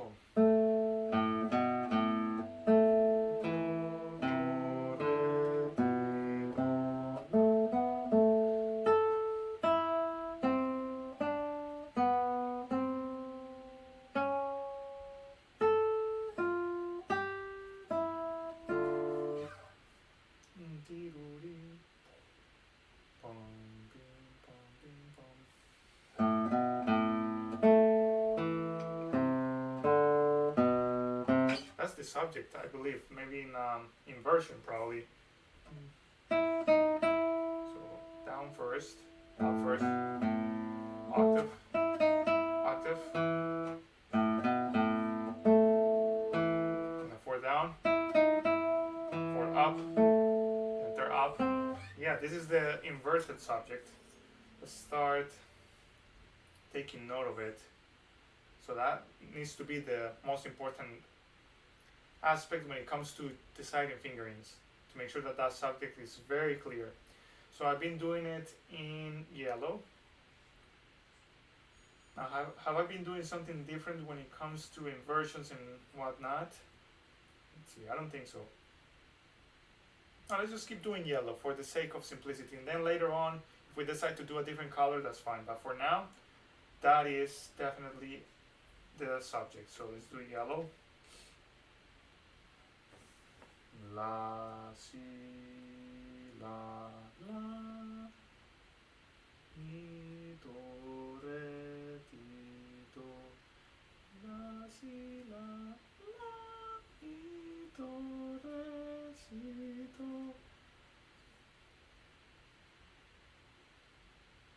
Good. Alright, so that needs to be the most important part when choosing the fingering. Connect this, yes or yes. And here.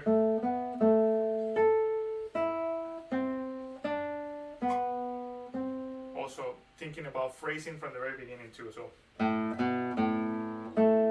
1-1 is not gonna work, so maybe 3. But I have this. So it could be 1-1.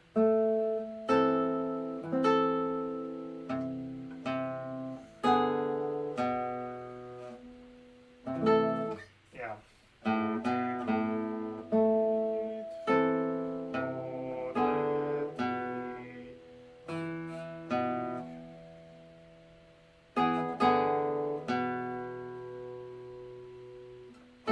Yeah, I think that's the only solution.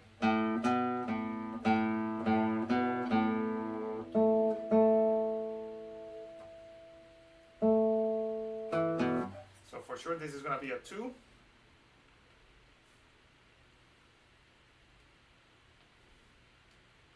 Make sure that it hasn't crashed yet. And this is a 2. And then the rest works. So again, I want to repeat that part. When choosing fingerings, you need to make sure that you know what is going on musically, so that if there is something that needs to take precedence, you choose a fingering that supports that idea. So in this case, that's the subject in an inversion, which is very cool.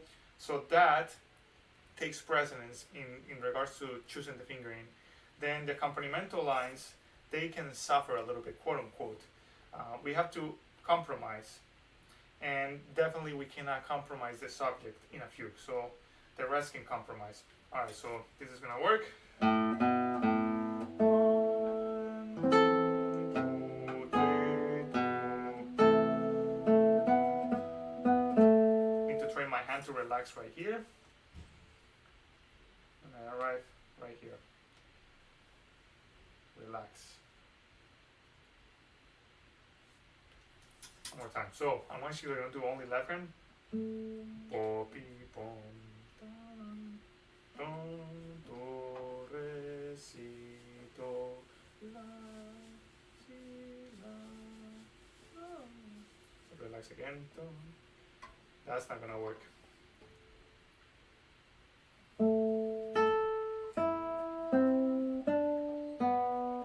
So that's what needs to take precedence right there.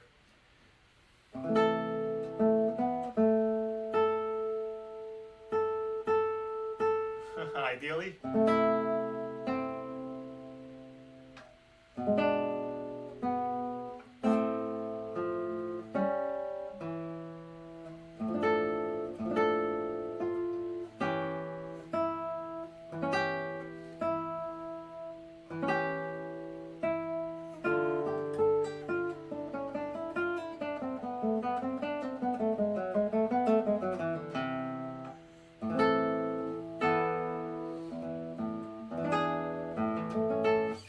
Okay.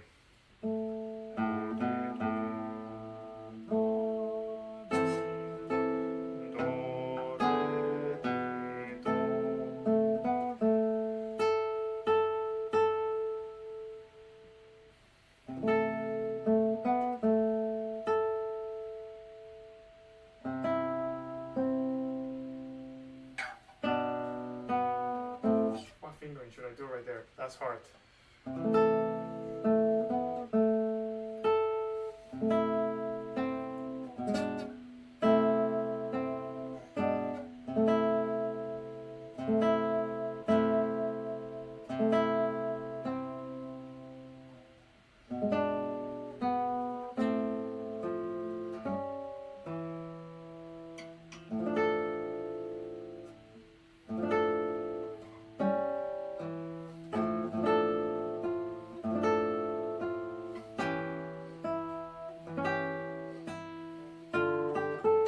This has to be open.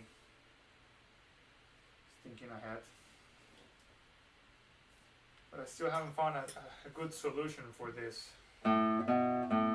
This is good. I'm accenting it really badly.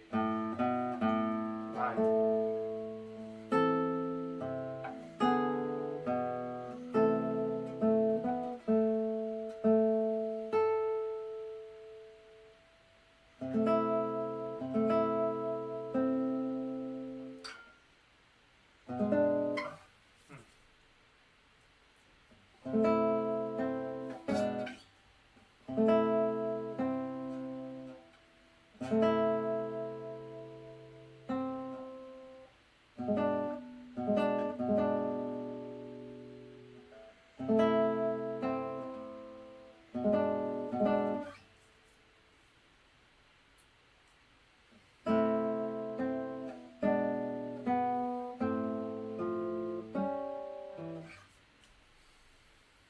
This is part of the process. Frustration on how hard the guitar is.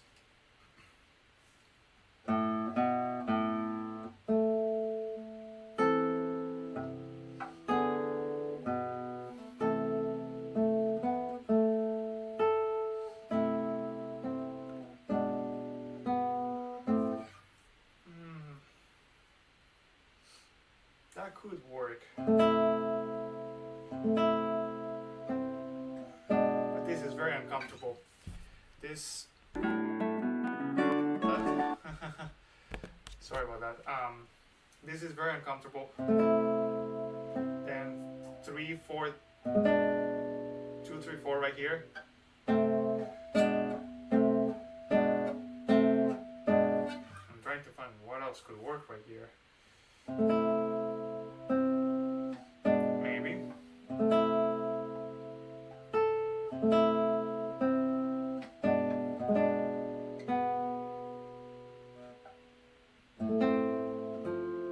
That could work actually. So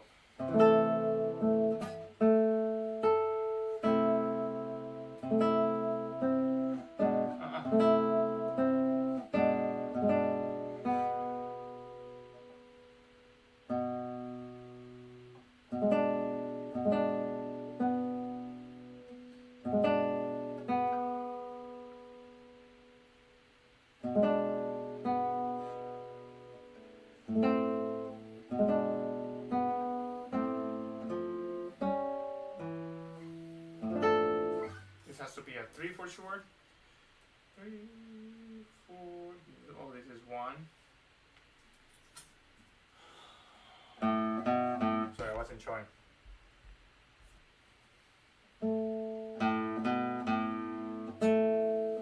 Don't accent that.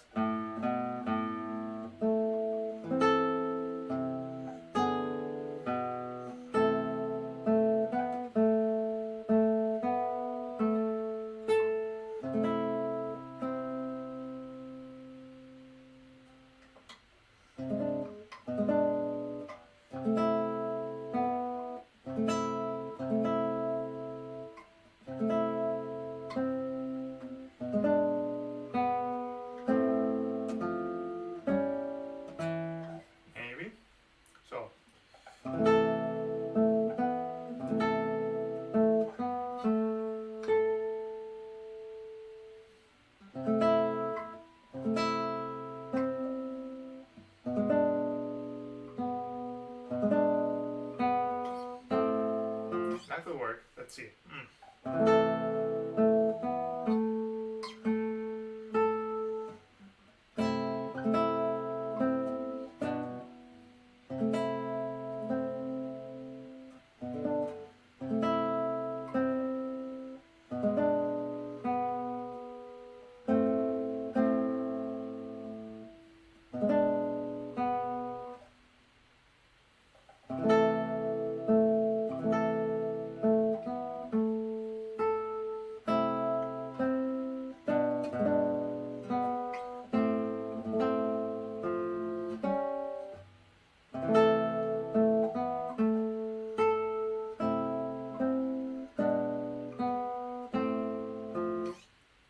Maybe.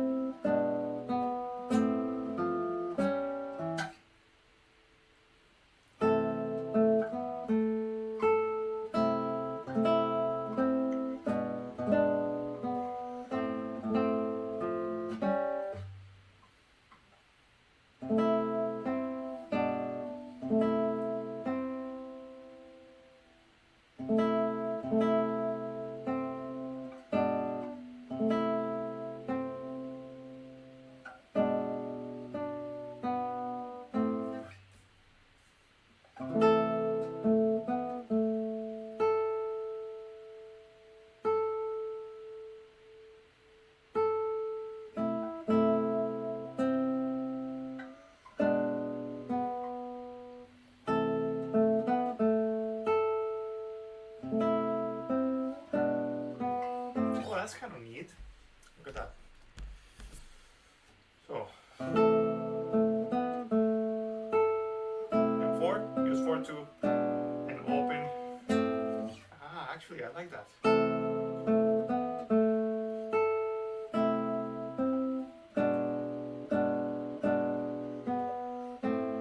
Yeah, I think that's the best one. Ah, it's so hard.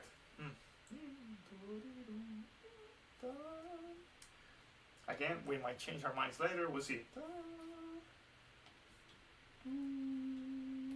4. Use that. And this is on the 6th string. 3. Right? Yeah. Yeah. All right. Oof. It took a lot of brain power.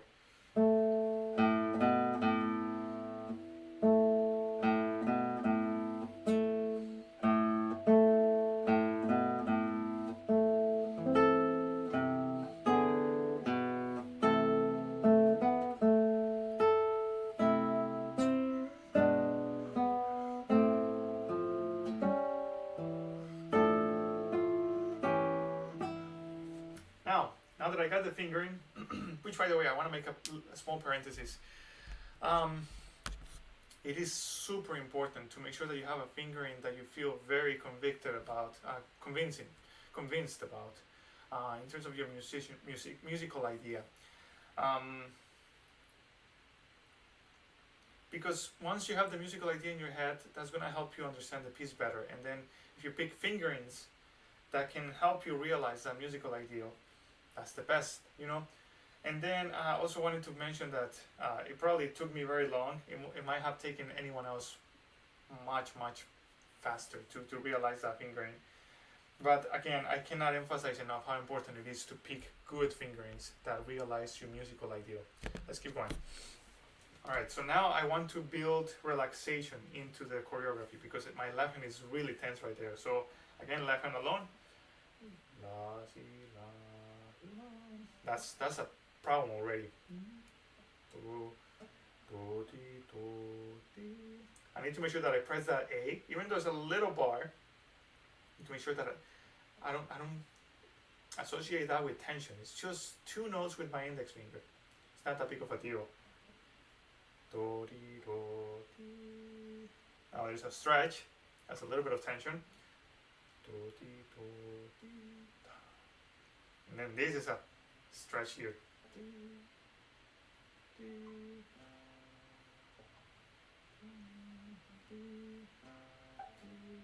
That transition needs to be relaxed.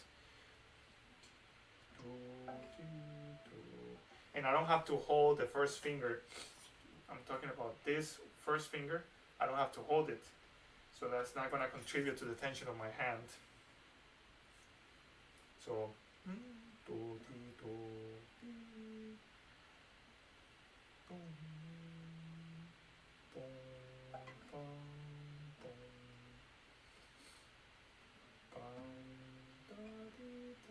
then relax right there. Build that relaxation.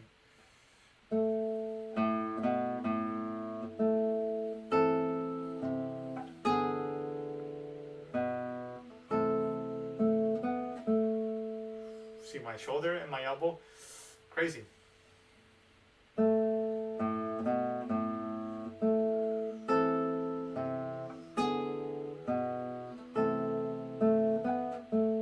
Nice, that was a good one. I don't know what I'm doing. That whole bar.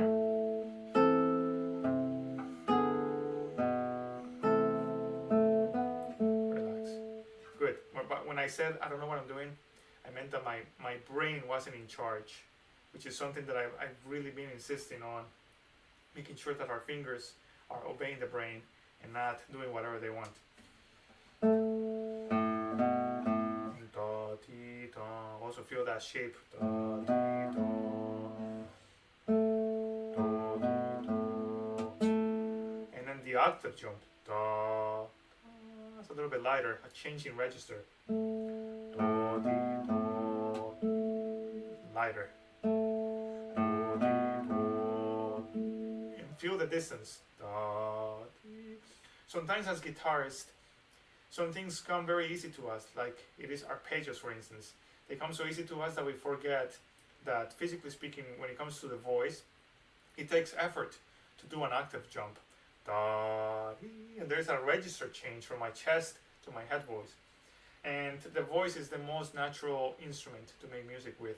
So therefore, it's like the most musical. It's very easy to make the musical decisions based on it. So that's why it's important to simulate that. Sing it and then simulate it with your playing. So, and rhetorically speaking, it has to feel connected, not just like an arpeggio, two notes. It needs to feel like it's going somewhere. That's good.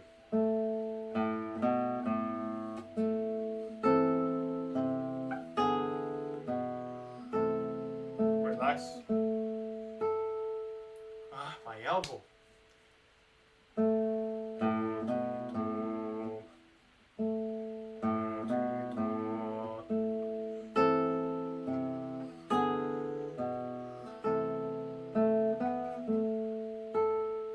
Good so far. Let's see what's next. Oh, that fingering.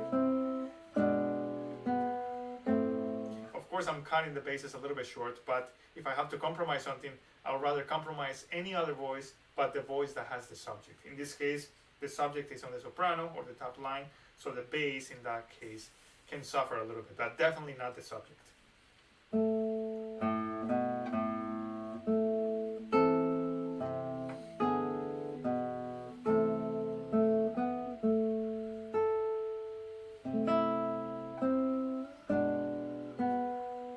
Be careful not to do a glissando, not appropriate for Baroque music. Ooh, not good.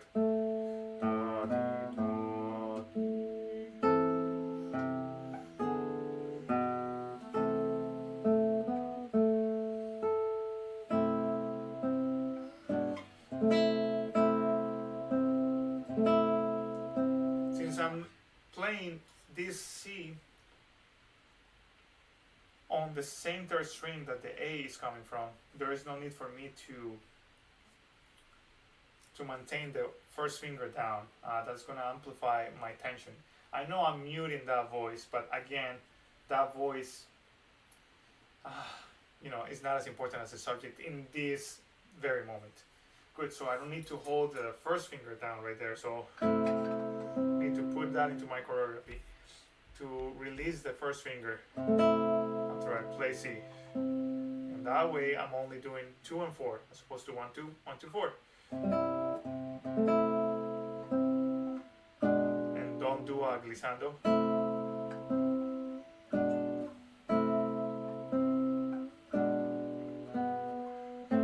Yeah.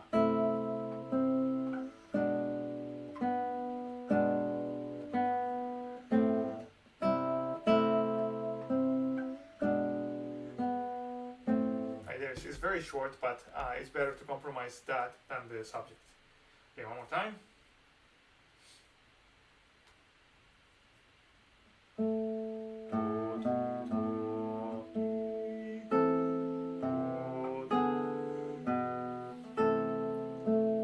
Relax. Let it go.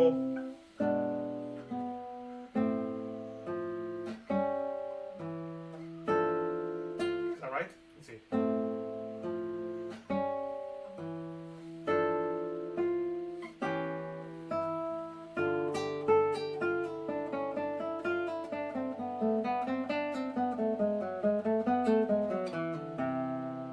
What's next? I forget.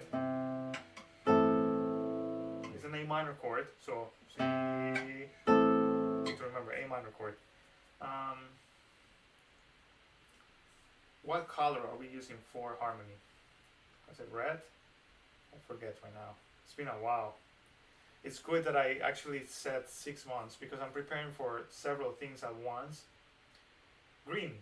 It's preparing for several things at once, so it's not realistic for me to pull this off in less than 6 months. I'm actually starting to be afraid that I might not be able to pull it in 6 months. But I know I have some recitals that I want to perform this in 6 months for sure. So it's got to be ready. All right, so we're doing green for harmony.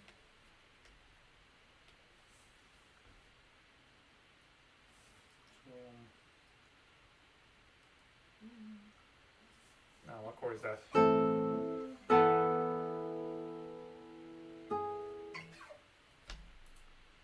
That's a B. Feels like a 1-6-4. This is definitely an E7. And of course A major.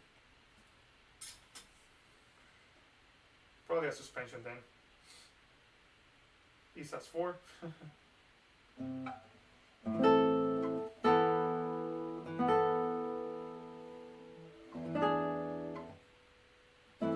Yeah, it's not, it feels like a 1-6-4 because of the E and the bass, but it has a B. So I'm more inclined to treat this as a suspension, so therefore E sus4, which resolves to E7. It's all voice leading anyway. Alright, so.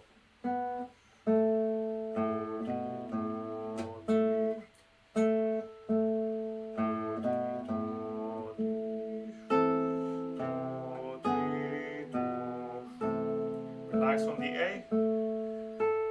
Let go 1. F, G, and E.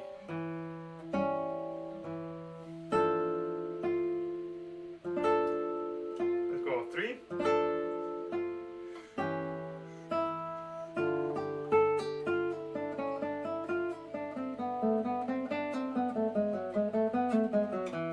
A minor, E sus4,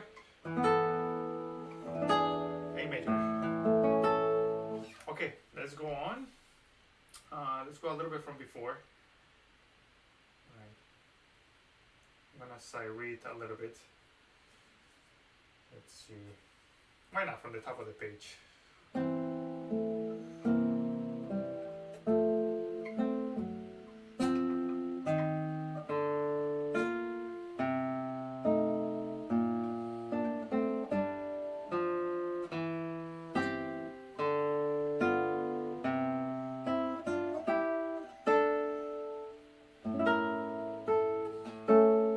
Love this.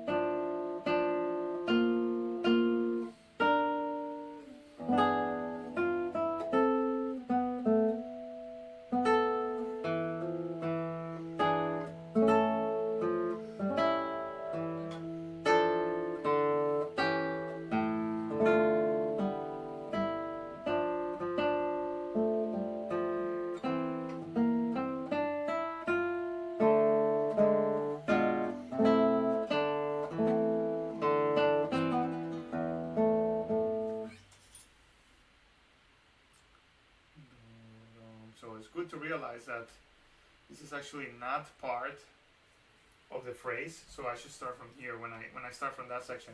Okay, I realize that there's an added note right here when compared to the first section. That's totally fine. I think there were a lot of subject entrances, so I'm just gonna pick from a little bit from before. It feels like this is gonna be a way longer section than I anticipated. Let me see from here.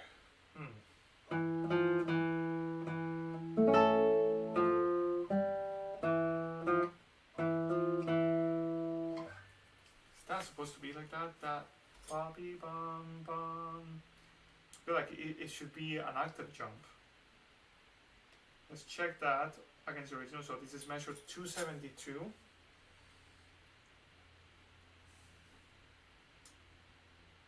sure that it doesn't crash.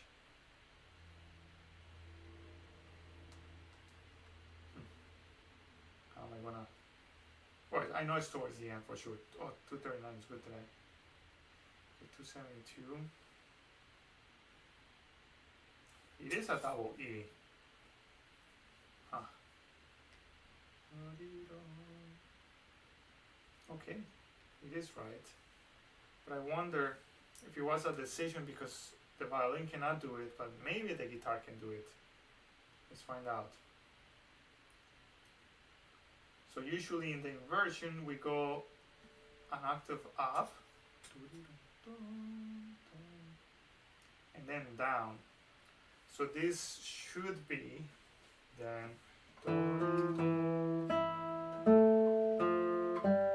it should be that. It's fine. Let's just do what Bach wrote down.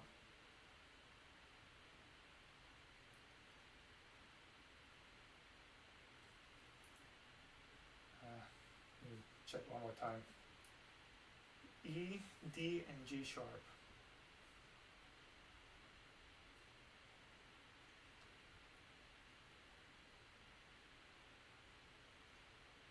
Yeah, that's what he wrote.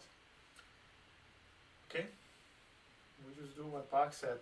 I don't know why he broke the intervallic relationship right there, but it's fine. Okay, we'll do that too. So.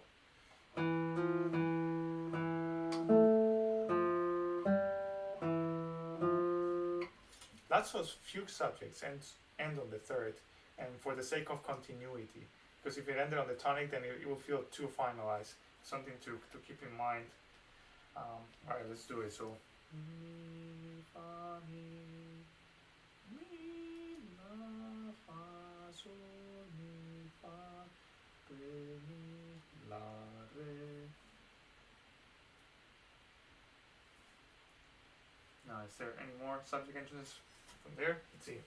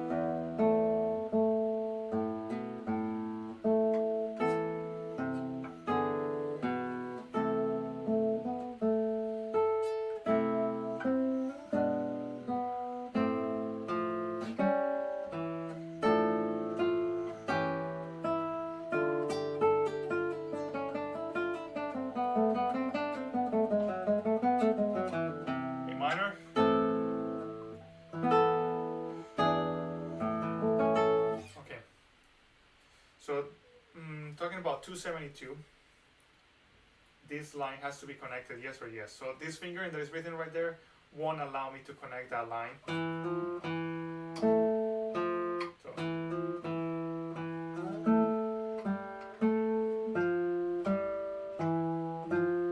And then after that I can disconnect a little bit. So.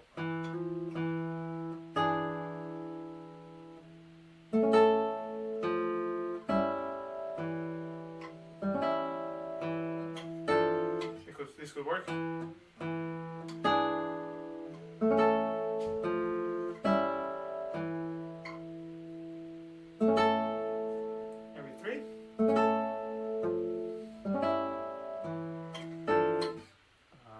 let's try on the 5th string. So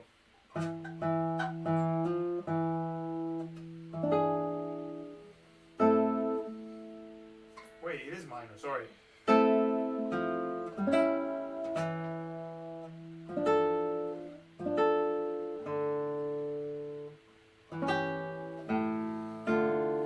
Wow.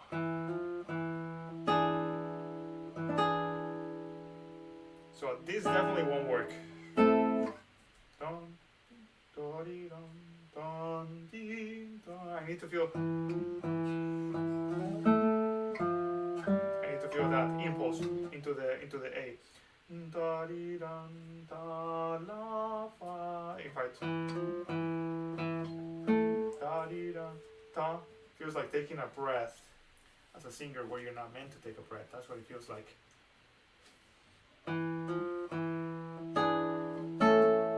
But it's C natural, so that's not gonna work either.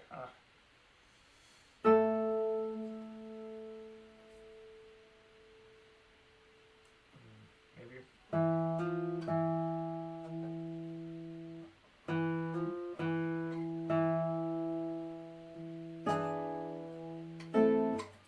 Wow, another big problem right away. So seems like today is gonna be marked by most of the time is gonna be figuring out fingerings. I have a lot of practice. I mean, it's necessary. Yeah, this is not gonna work. Ah, man. I got this.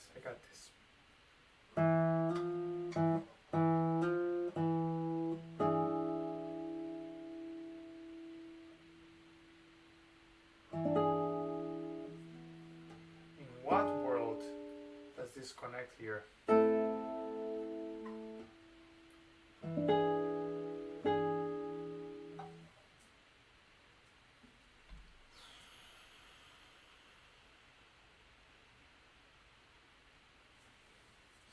And it's C natural. Is it really C natural right there? I can only hope that it's meant to be C sharp.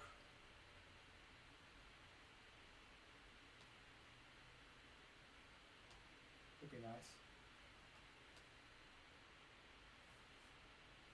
No, it is C natural. Darn it, Bach.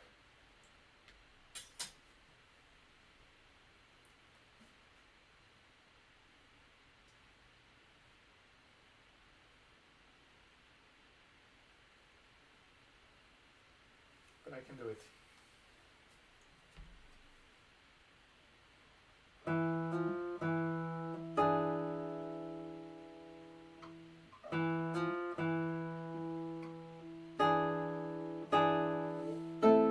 gonna have to jump.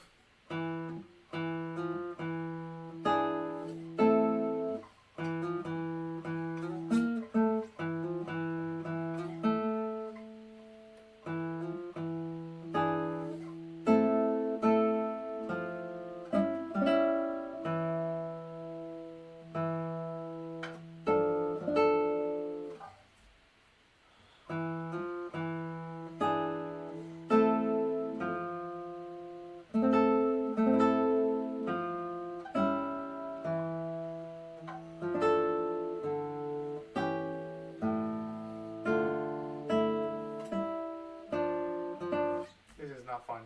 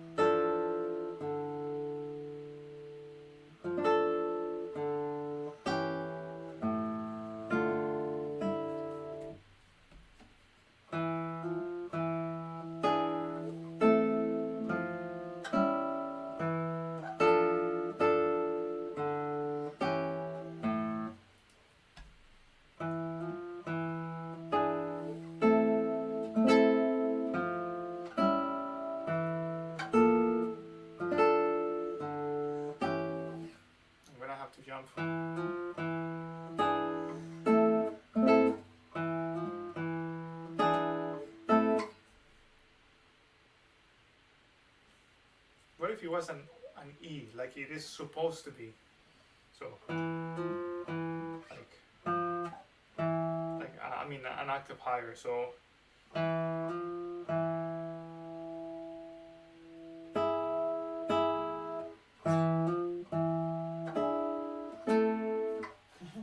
so this is what I'm talking about right here. What if this E was where it was supposed to be, which is right here, instead of there? That would make things a lot easier. So it would be,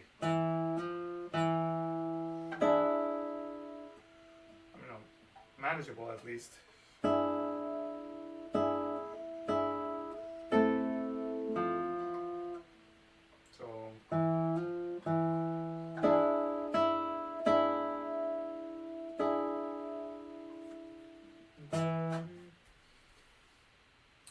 or maybe it's not because of the violin, but rather like the principles of voice leading of the Baroque period, where like a voice crossing, I guess, shouldn't cross into the range of another existing voice. In this case, the tenor or bass would be higher than the range of the alto. Maybe that's why.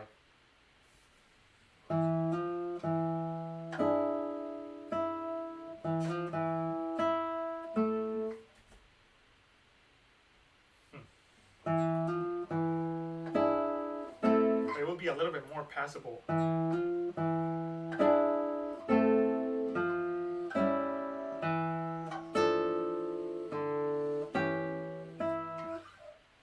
Maybe.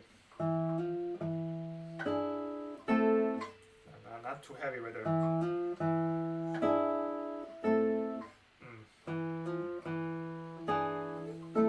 Now,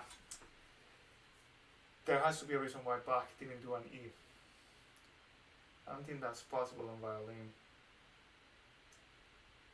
If someone is a violinist and they know if this is possible, like not counting this low E, these three intervals, D, E, G sharp. I wonder if that's possible in the violin. I also have to find out from a 18th century counterpoint expert to see if that's allowed, that voice crossing, for the sake of keeping the idealism aspect of the fugue, of that intervallic composition. For now, I'm just gonna resign and just jump. Sorry, legato. I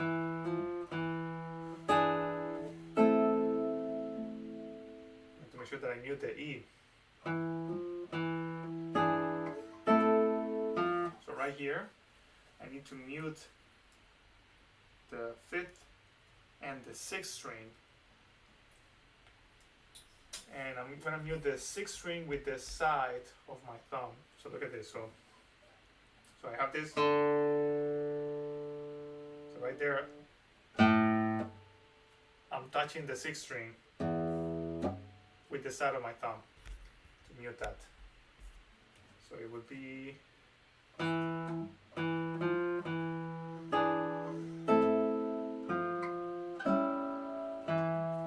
This has to be 4.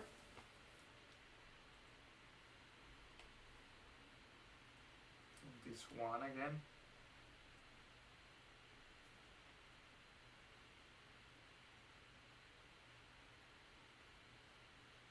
Yeah, and then the rest is the same. So. Oh,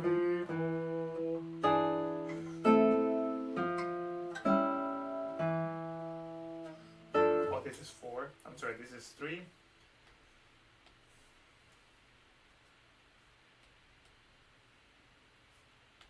And here we go.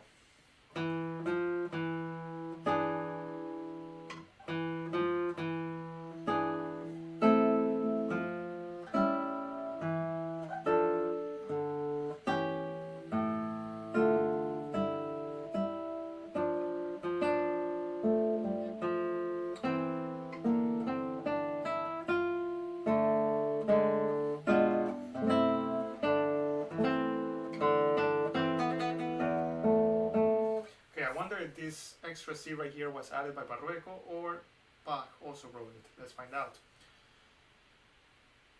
I am mentally exhausted from just 2 fingerings right there, and I had to give up on one of them. So this is pretty sad. We'll see. All right, let's see if that C was added by Barrueco or by Bach.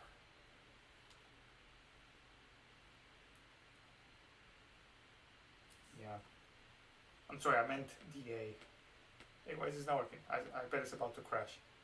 Okay, so the A is not right there. I meant to say A. And let's find out if it is on the first part. Fugue, yes.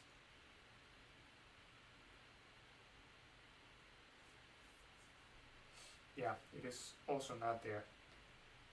So Barreco is just trying to fill in, but that part is big enough that I think for my own sake, so that I don't have to think about, oh, that part is different, I'm just gonna keep it the same as before, because it is not right here. It isn't. So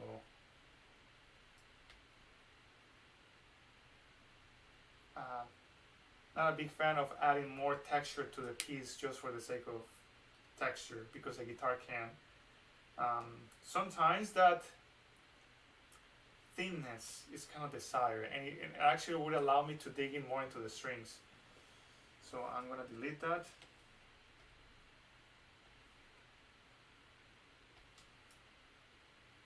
Yeah, that's it. Okay, this has been really hard. Let me just do it once.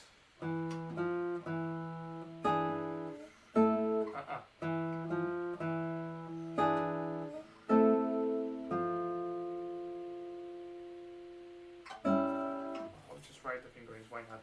This is 1, 2, and 0. All the time.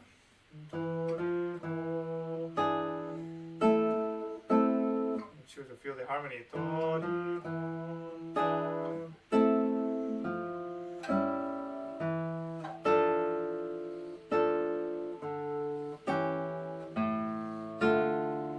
Mute bass. This is so easy. Why isn't the rest like this? Relax. And we already practice this.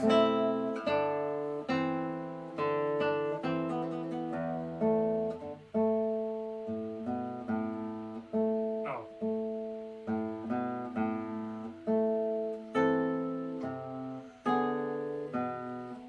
Relax. Here. Your fingering. No, please.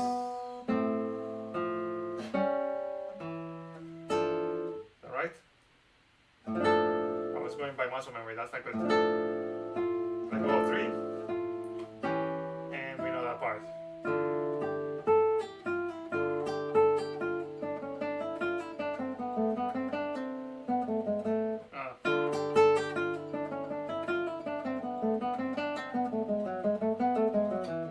A minor.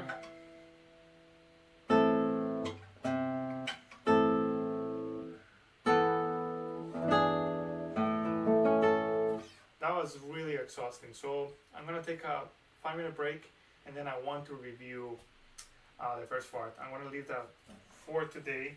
This last part. Oh my god, that was 50 minutes just working on 2 fingerings. This is really, really mentally exhausting. I'll be right back. All right, I'm back. Took a little break. That was mentally exhausting. So what I'm gonna do right now is I'm just gonna review the first page, because I feel like I've lost the control that I had gained when I learned it. So let's do it. And I'm gonna read. I'm not gonna rely on my memory. And remember to associate this with I am in control and I am relaxed. Breath.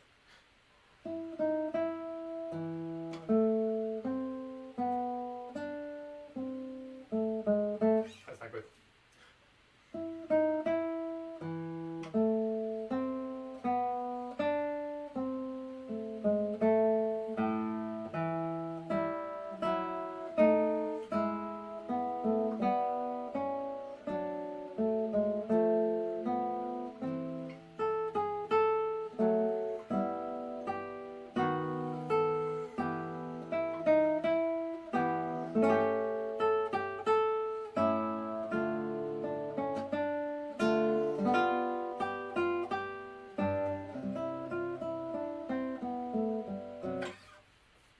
in control, but I'm not too happy with the way I'm landing in some chords.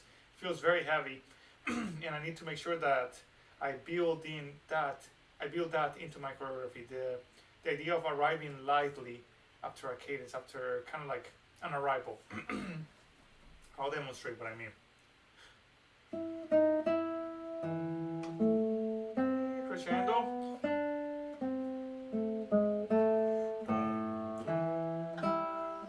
Arrive lightly. Arrive lightly. Arrive lightly. Right here.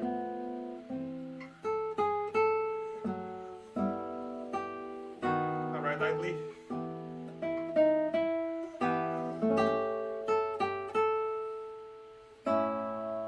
Arrive lightly. But I feel like I'm relying too much on my memory, muscle memory. That's not good. One more time.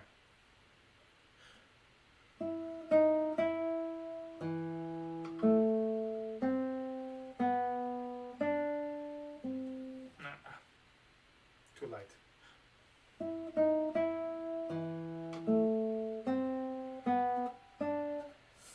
There's a better placement for my thumb so that I don't have to keep muting. Although at the speed that I'm gonna play this at, I'm not gonna have to mute that much. This will be something like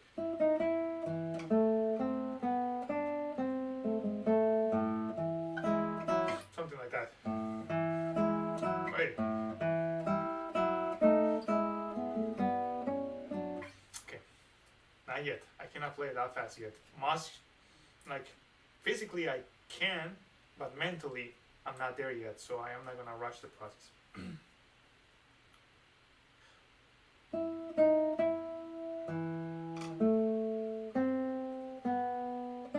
Wow, this is crazy. I have so much tension just pressing with one finger. It's insane, and I think it's coming from mental, probably mental distress, mental tension, mental. I'm getting tired, so I think it's coming from that. I need to rebuild all of this relaxation that I had built into when I first learned it. Relax, relax. There you go, and release into it.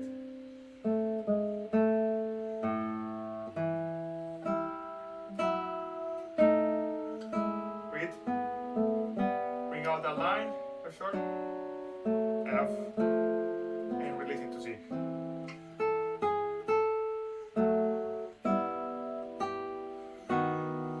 Relax.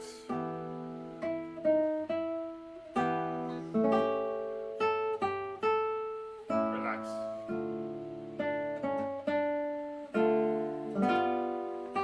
C major.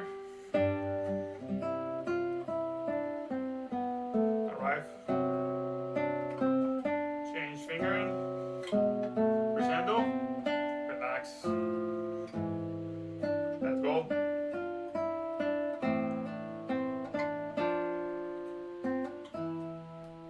Scroll so I keep reading.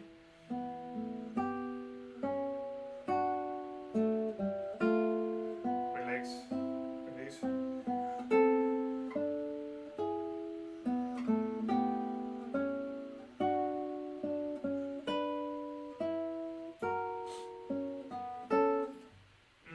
Physically I'm there, but mentally I'm not. I'm lagging behind mentally. So I'm gonna start from that section again. This is measure 18. And build the relaxation again.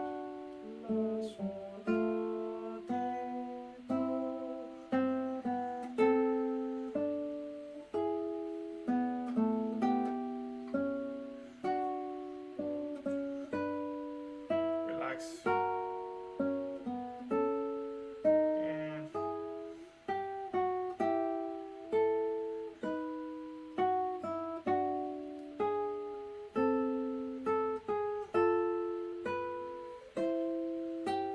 And I'm not mentally there. Concentrate.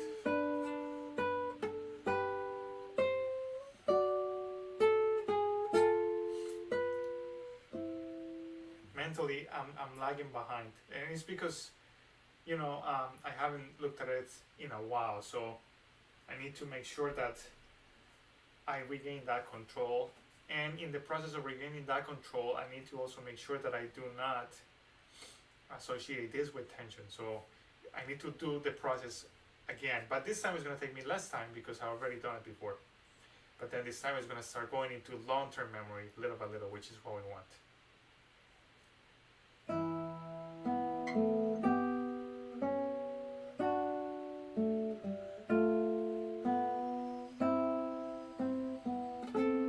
Again.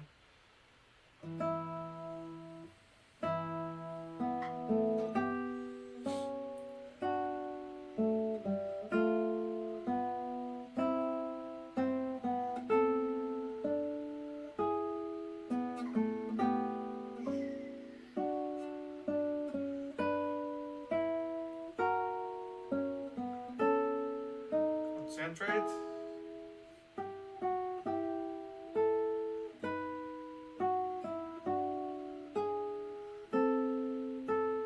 I'm mentally there.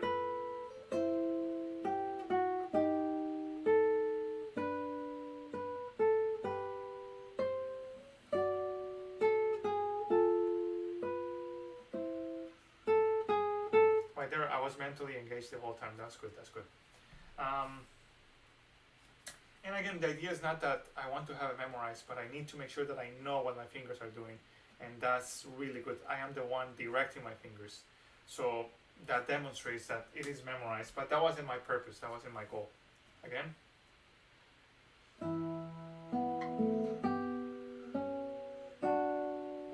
F natural to E. Now A to G sharp, E natural to F sharp. Now B, A sharp, A natural, G sharp. I got distracted. One more time. That's what's going on in my head. So I'm not gonna say it because playing, thinking about it, and then also saying it in time it might be a little bit too much CPU usage for my brain. So I'm not gonna say it this time.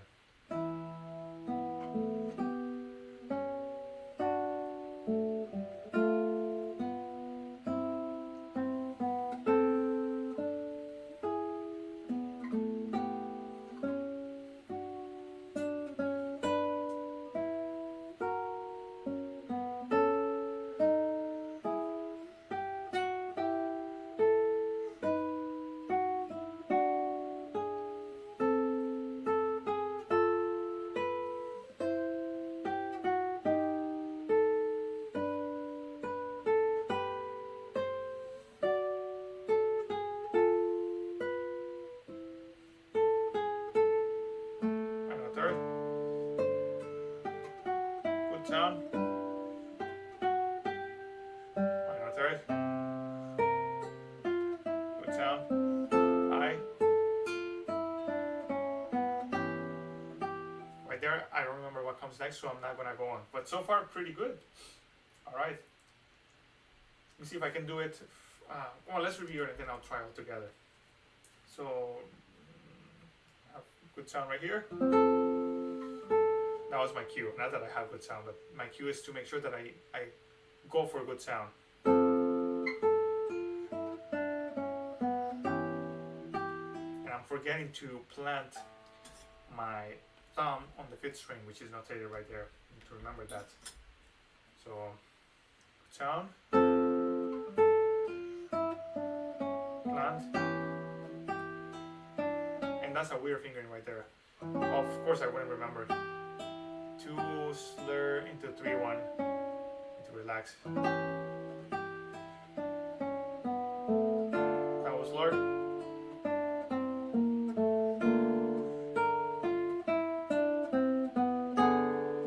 Every now and then when I was reviewing this in the middle of the week, I realized that this part was one of the weakest ones. I felt like I didn't know what I was supposed to be doing, so I'll take extra care of reviewing this part. Better slur.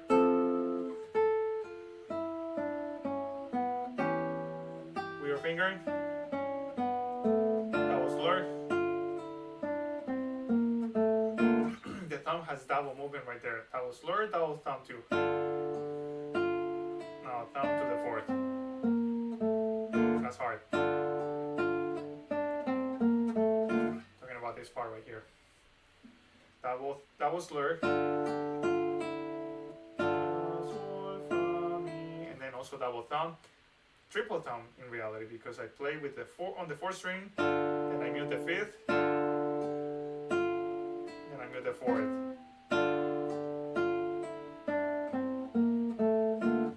So right there I have triple duty for the thumb, and two of the activities is muting. It's very important for me to make sure that the sound is clean, kind of like making sure that you're taking your foot off the pedal if you're a pianist. So that looks like this. Look at my thumb. So after I plug the fourth, I mute the fifth, and I mute the fourth, mute the fifth. Okay.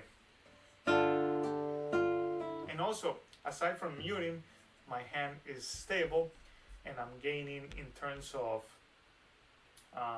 spatial awareness, kind of like using it as reference to find the strings a lot easier, which improves my accuracy. Okay, one more time. Double slur, mute, C natural. So D and D.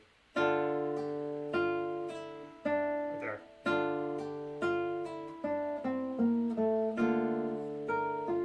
P on the thumb on the fifth.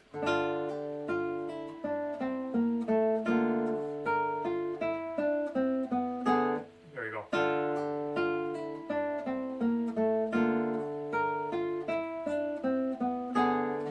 Okay, keep going.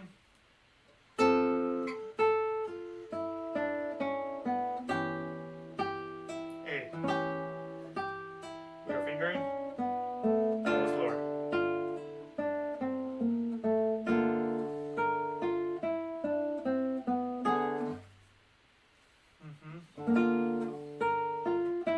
And same thing has to happen right here, which I didn't notate it before. The thumb has to mute the fourth string. Okay, one more time. So from here, put down, minor third, put down, slur, A, we were fingering, double slur, double thumb.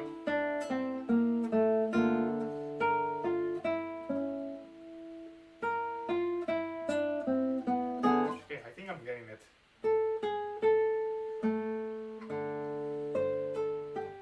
Put down.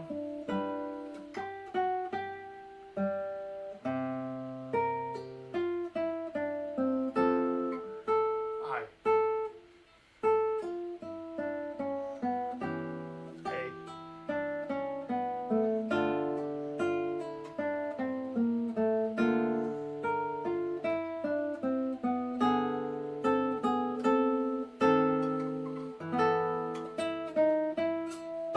Okay, let's review that.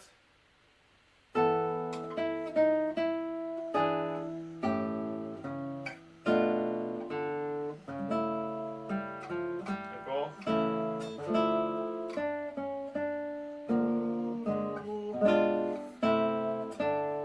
A. Okay.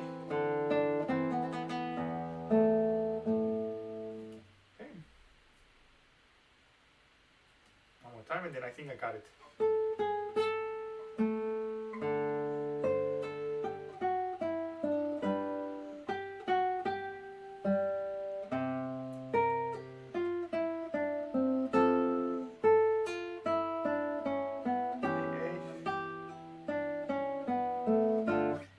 I think I did that wrong. No, that was right. Okay, I think I got it. Let's try from beginning until the end of that exposition section. In control, make sure that my brain is before the fingers.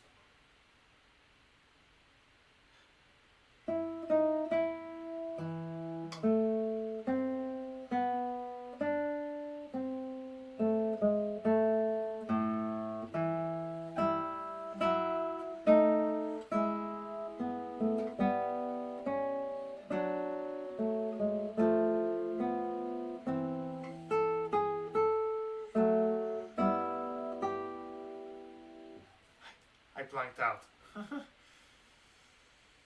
Oof. That diminished chord. In fact, I haven't analyzed this harmonically, so that's gonna help. Let's do it before I try it.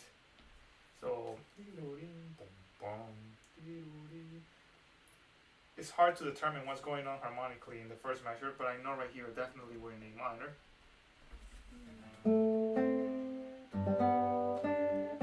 It could be like a G back to A. I'm not gonna do that yet, but definitely this is an A minor.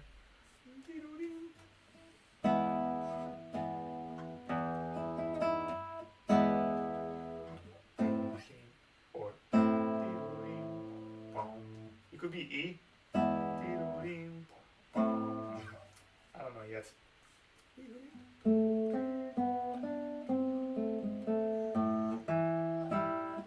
Definitely E minor.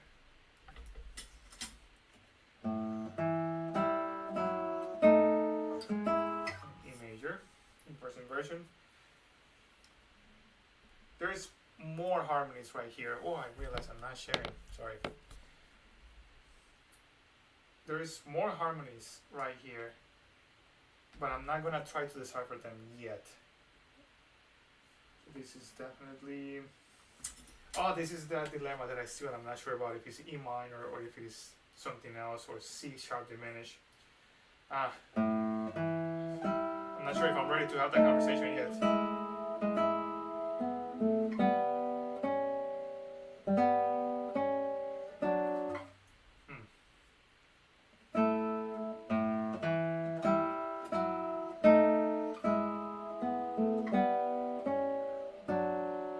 This is definitely D, so I'm gonna leave it like that for now.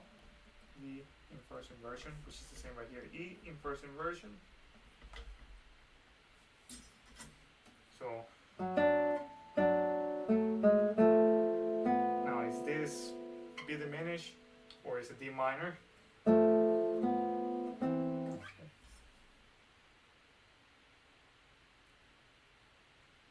This is definitely E minor in first inversion.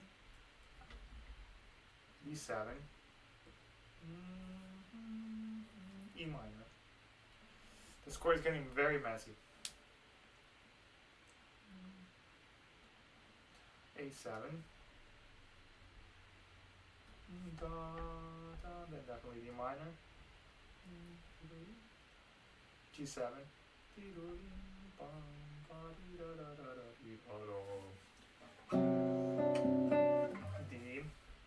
D7 over C. I think. If I change my mind,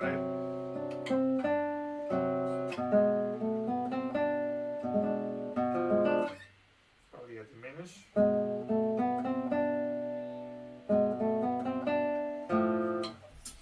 Probably be diminished. Let's try that for now. E7.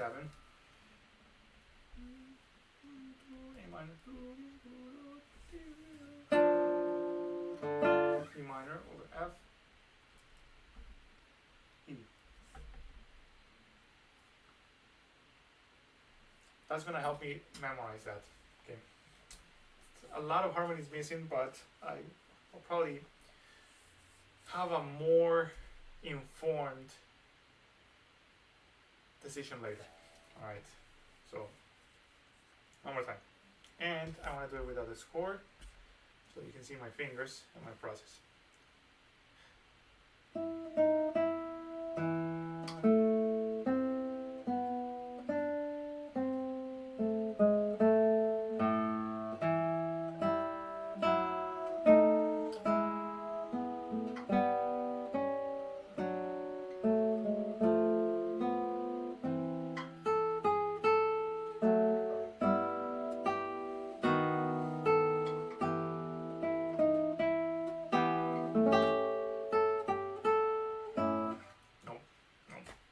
I am physically accurate, but my mind is not there, so I need to go a little bit slower.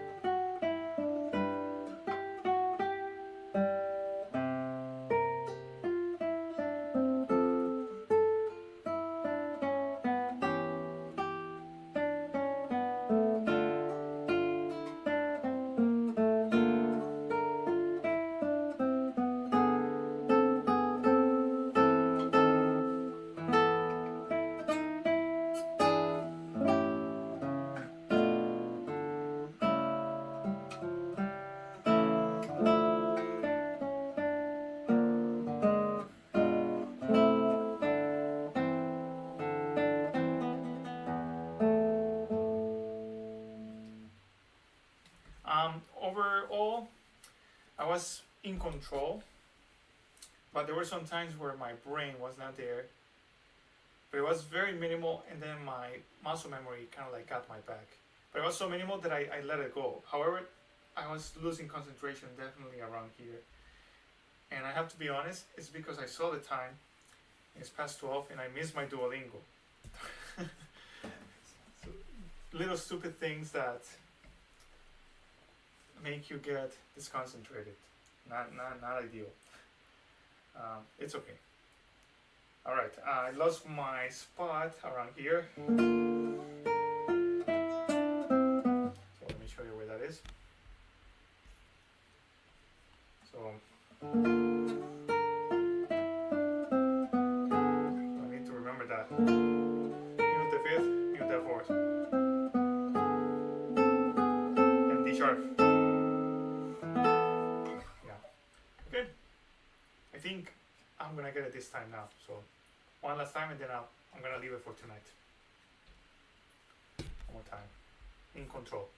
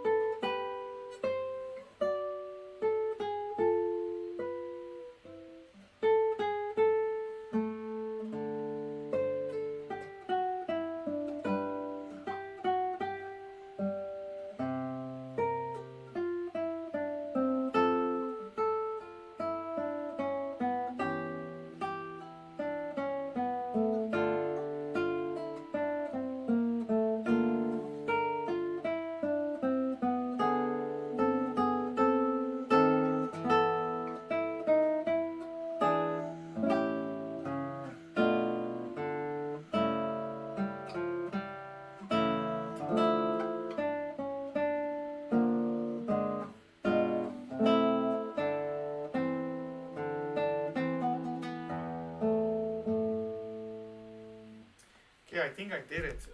There was one little time when my brain failed me, but I still recovered. Let me try to remember what that was. Oh, it wasn't my brain. Well, it was my brain and physically too. Right here, I played an A finger instead of I. But I let it go because I was very mentally engaged. So that's forgivable. But little things like that can happen on stage. So this is what I mean about making sure that your brain is always your first line of defense when it comes to memorizing something. And then if that were to fail on stage, at least you have also your muscular memory to get your back. It definitely cannot be backwards, where like everything is muscle memory, and then when that fails, you cannot rely on your brain right there because clearly your brain is not first. Then, so first line of defense is your brain, so kind of like academically thinking about the piece, being in control of your choreography or your movements. Then if that fails you, at least you have your muscle memory that is built through repetition. And if that were to fail you too, then you can rely on your ear and then your harmonic or formal knowledge of the piece, and then after that, I don't know what happens. But ideally, that's what should happen on stage, because on stage anything can happen. A finger might be placed where it's not meant, which was what just happened right there. But because I was mentally engaged, it didn't affect me, and I was able to recover mentally. Physically, everything worked fine, but I still want to make sure that I remember to do I right there. So therefore, I plant that little seed, that little message, that little mental cue. I right there. After a good sound, I, and A, double finger,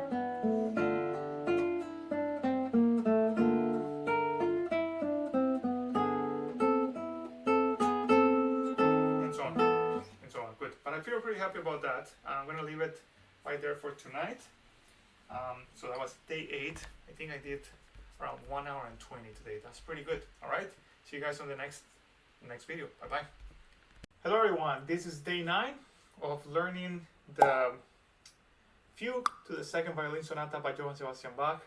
I haven't been able to practice this in a while, but every now and then, I think once every 3 days, I've been reviewing what I have learned so far.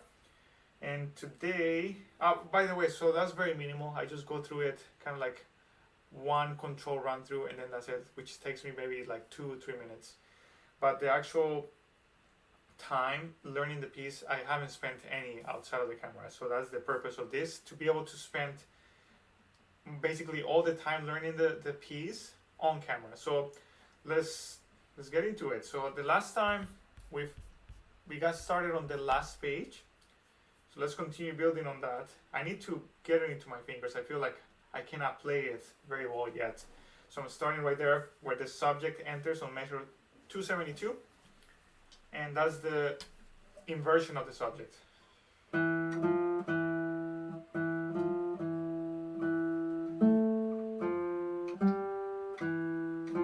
Yeah, right there.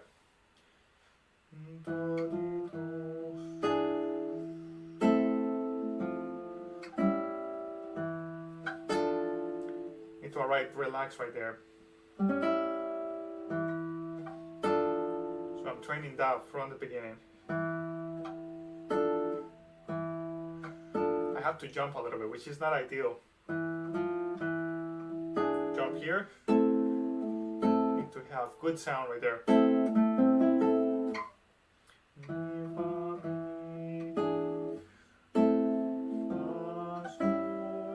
Here's that jump. Wait.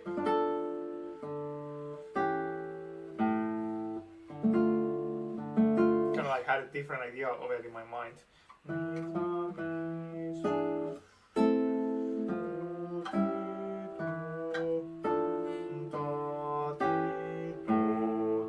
So I need to conceptualize what's happening right here. It's a lot of voices, but the important one is in thirds.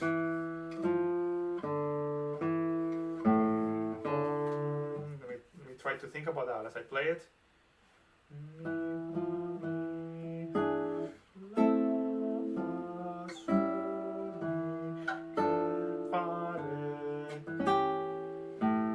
No. Yeah, that's right. In sixes.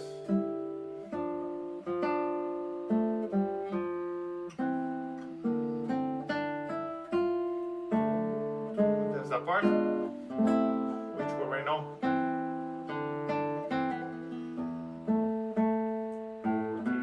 Inversion. Oh, that needs to be a bar chord right there, so I keep forgetting. So I need to remember to do a bar right there. Okay, so inversion.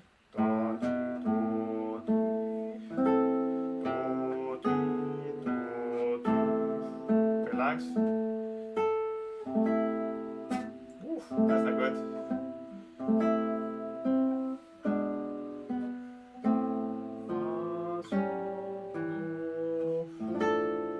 That's where I took that from. So I was confusing early on I did this, which is measure 273, right here, 274. I confused that with this. It is similar, but it's not the same. Okay, so.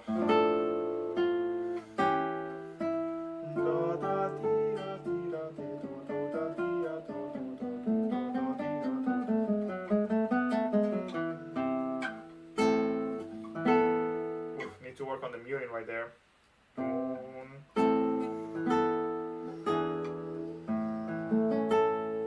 Alright, let's try it.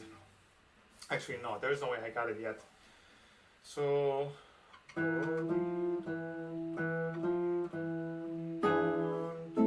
So I'm gonna work on the phrasing, even though the E is not changing octaves like it normally would. It stays the same. I need to feel the distance of the fourth. Clear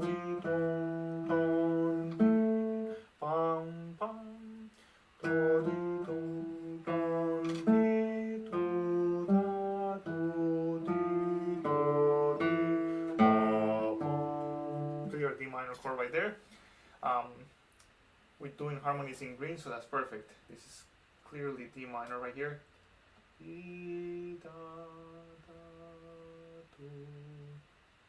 So this is A minor, E, no, C sharp diminish,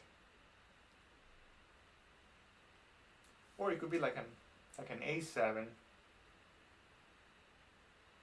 Yeah, I'm actually gonna hold my thought on that one.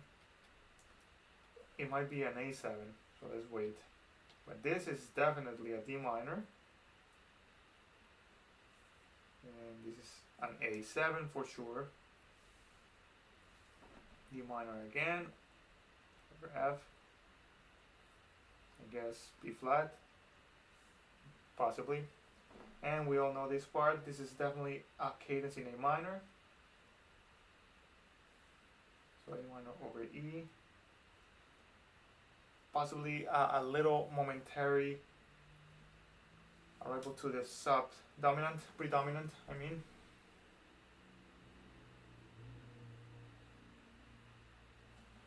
This is some kind of E.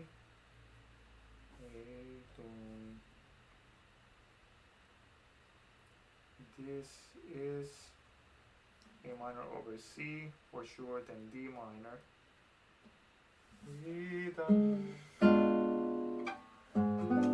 G sharp diminish over B.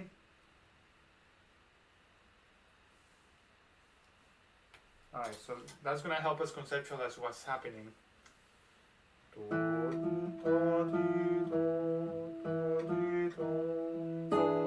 Distance. Oh, that's interesting. So that I connect that better, I'm lifting the bar. So A minor, F. So I'm just simply lifting the bar right there, and that helps the line connect a little bit better. So look at that, A minor, F. That's a jump right there. I need to prepare that a little bit better.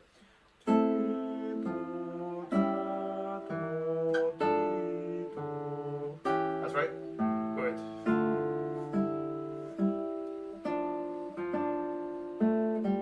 I need to find some way to bring security to my right hand. So possibly just rest my thumb on the 5th string right there.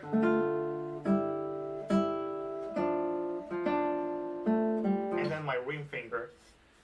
So right here I'm going to do P5. My fingerings I'm doing with blue.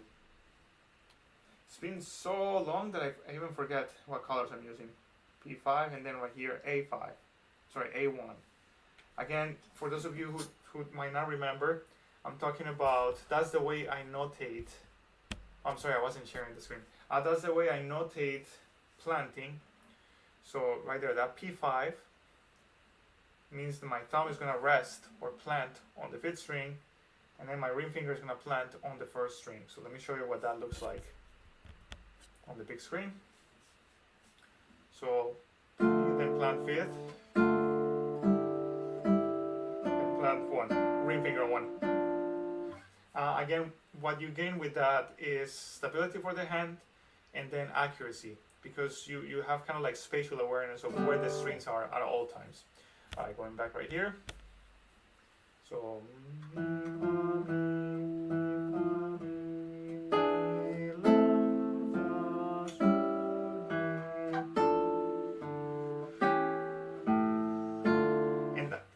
that is also muting the previous A, which is important. So I need to notate that this is doing a double duty. Very important. Two important jobs is muting the previous bass, and then it is also giving stability to my hand. One more time. Mi, fa, mi, mi, fa, mi. Need to feel that minor second a little bit more. Mi, fa, mi, fa, mi. Distance. Ooh, no accent on that.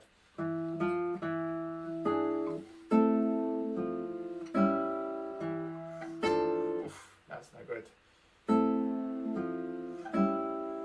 I write lightly. I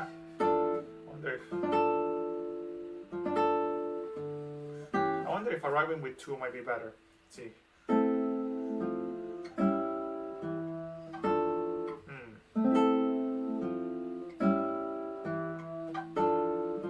And then I will have to let go of the C sharp a little bit sooner.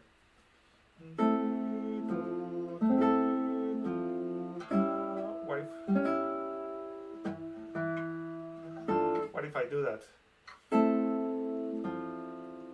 Because right here, I don't have to hold 3 anymore. I'm holding that with 3. But once I press the F with the pinky, with the fourth finger, I don't have to hold it anymore. So that might free up my third finger for the G sharp, perhaps. And then free up 2. And then use that as a guide finger, maybe. But it might be too complicated.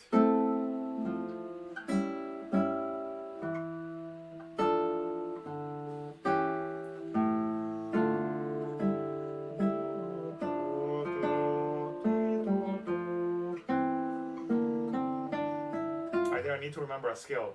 Te, do, re, mi, fa, te, do, re, mi, fa, and then the rest I know. So, mi, fa, mi, mi, fa, so, I'm tempted to do that.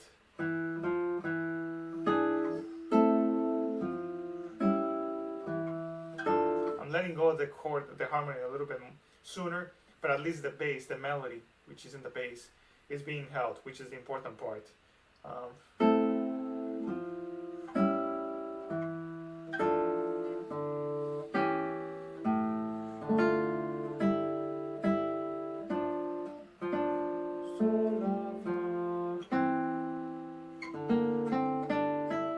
That's the part I need to conceptualize.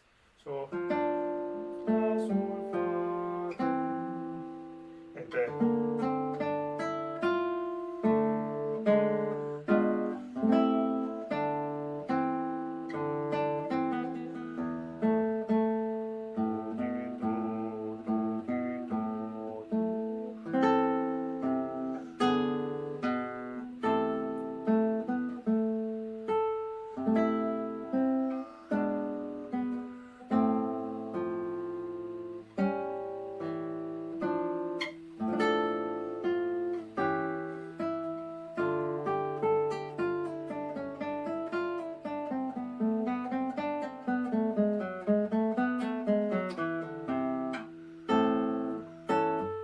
What's next? Oh. It's only 3 notes. Oh. 4 notes, then 3, 4, and 5. 4, 3, 4, 5. 4 notes right here, then 3, and 4, and 5. Okay, so then 4, 3, no, sorry, 4, 3, 4, 5. Yeah. All right, one more time. We need to mute the low E. So right here, the 6th string needs to stop ringing. It's too loud.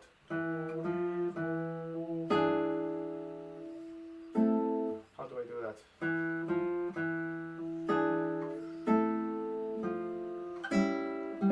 Sound.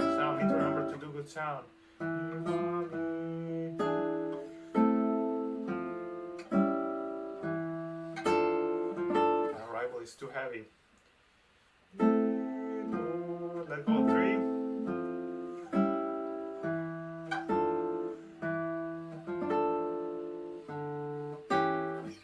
either or will work. Here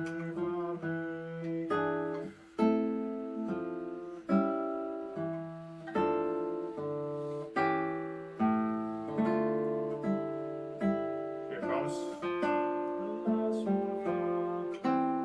scale, and then I don't know what's next.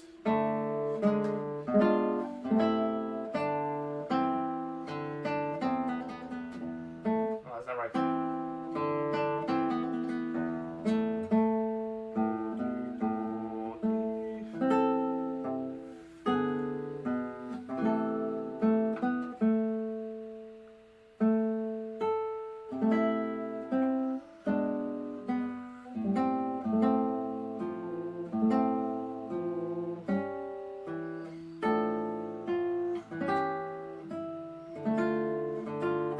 And so on. Okay, good. I'm gonna keep reviewing that, but right now I really want to continue learning more because it's almost December. It's November 21st, and I don't have a lot of time, so it is very important for me to start getting all these notes in my head, and then hopefully with time they mature and they solidify themselves. All right, so let's go from a little bit from before. I was thinking from this section, and then define larger sections a little bit later as it becomes a little bit more clear to me. So I had already fingered this, so let's see from there. 3,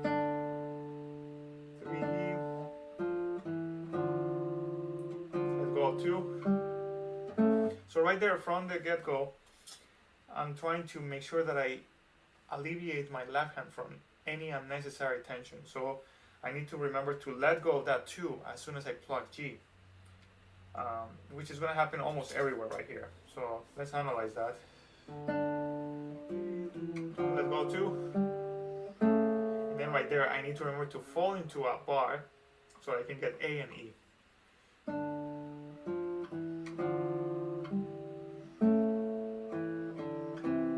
Let go of 1 right there.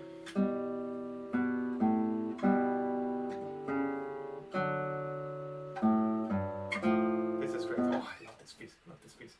Okay. So all these little decisions that I'm making are helping me understand what my fingers are doing. This is what I call understanding the fingering design.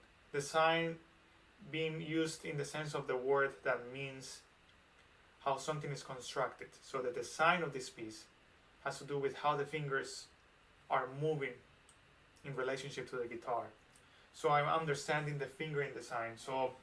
And I need to make sure that everything is planned so that I have control of what I'm doing, and so that I use those plans as the roadmap that is going to take me to a successful performance. So for instance, one little hint right here is going to be let go of 2, so that I'm more relaxed by the time I'm just holding D.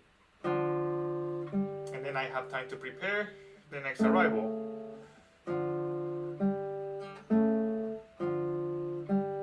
Let me think about that. Remember to arrive on a bar. So right there now I have 2 hints, 2 mental cues. Let go of 2 and then arrive into a bar. Let go of 2 and then bar. Let go of 2 and a bar. I'm talking about this right here. Let go of 2 and remember to do a bar. Okay, let's keep going with those mental cues. So bar.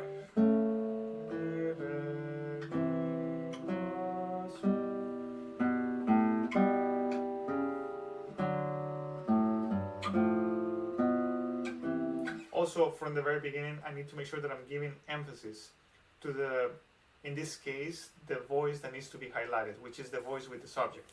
So, let's see. So,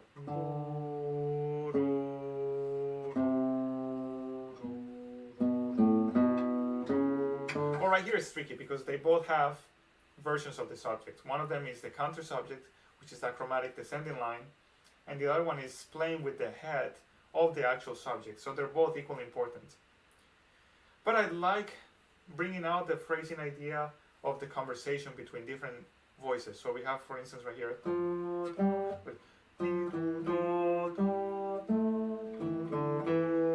now bass.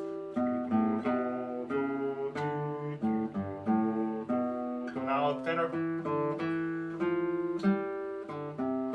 Back to bass.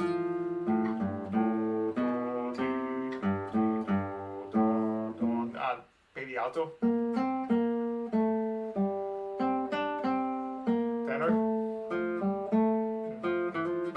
Sorry. That's unusual. That's unusual. Wait. Oh, I was playing wrong notes. My mistake. Tenor. I meant to say alto. Tenor. Back to alto. Oh, look at that. That's the subject right there. So.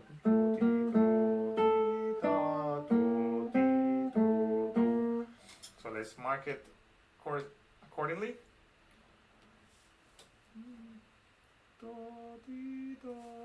Oh, sorry.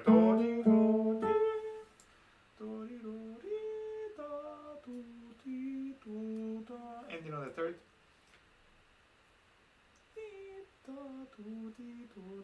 That's the tail of the subject. Unless we consider these 16 notes to be a variation on the head of the subject.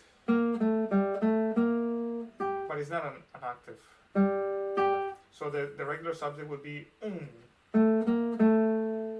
octave. So right here it should be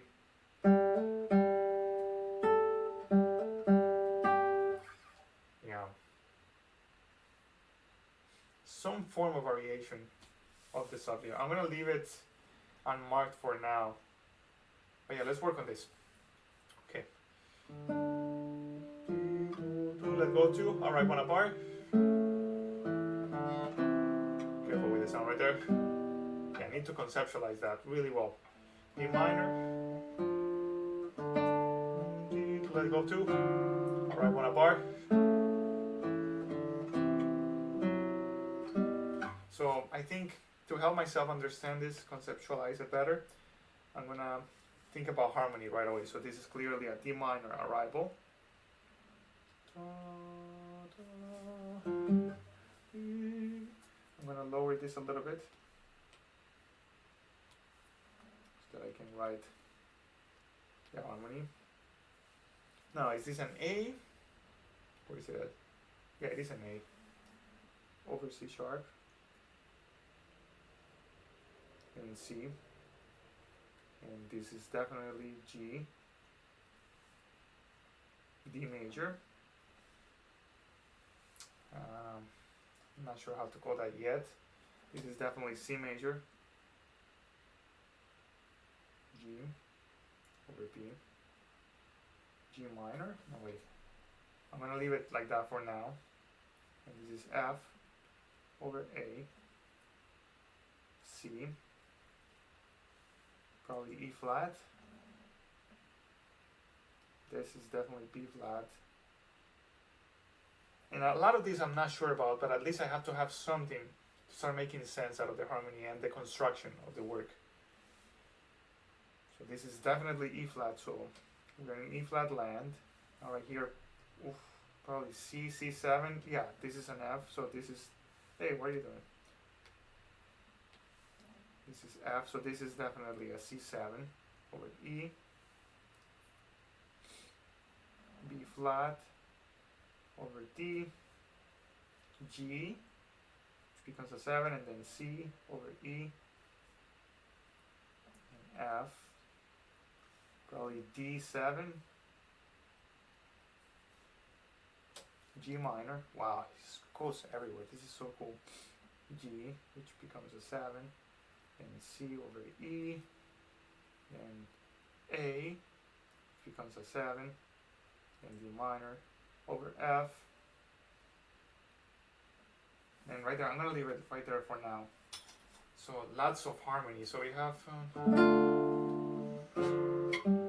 so ba ba bum bum bum ba ba bum bum I don't know.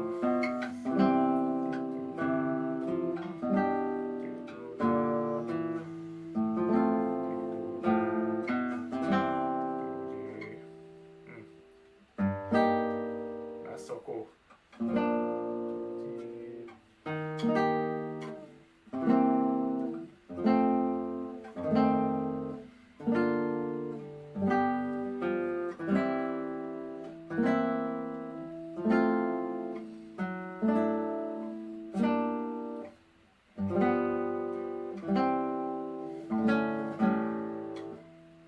So cool, so cool. Wow. Okay, let's do it.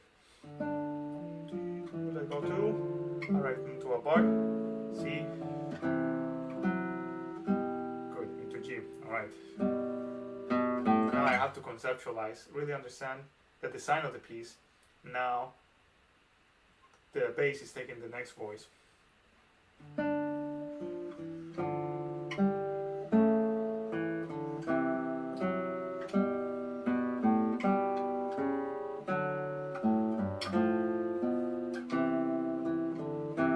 Oh, this is a crazy fingering that I need to do right here.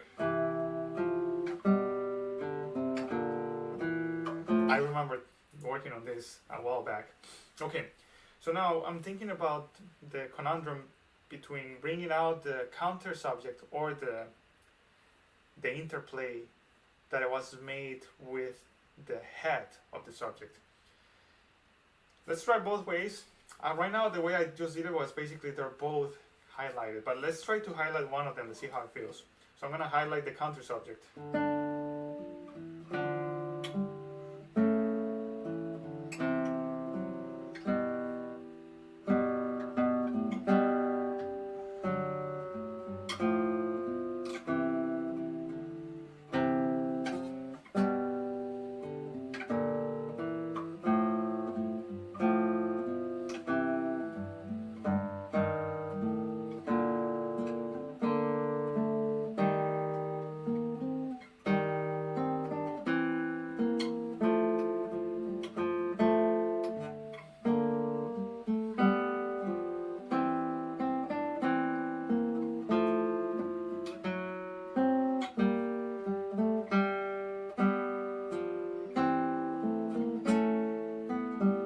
Yeah, it's hard to do it, but now I'm going to try the other one. So the voice that is not the counter subject.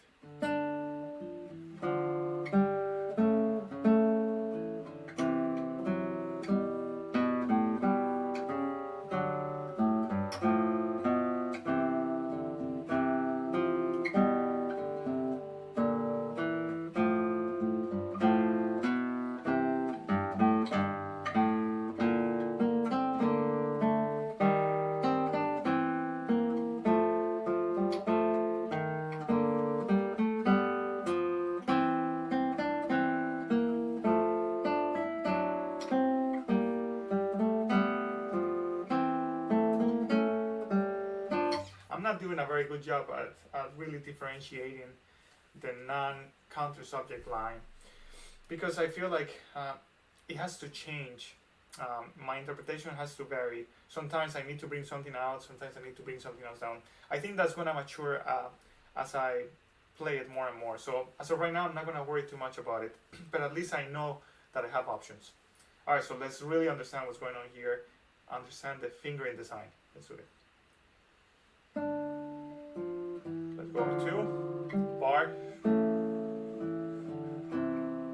now bass. Well, first B. So I need to remember the bass starts on the same note you already started with. Ah, come on.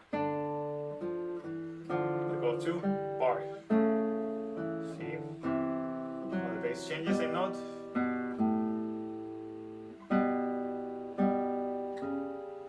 And I also need to remember that the first G I'm playing close. And the second one is open. So that's something that I need to remember, that I need to plan, need to include into my choreography. Alright, so far I have let go of 2, bar, C major. First one is closed, bass, second one is open, and into the major. Okay, I think I got that.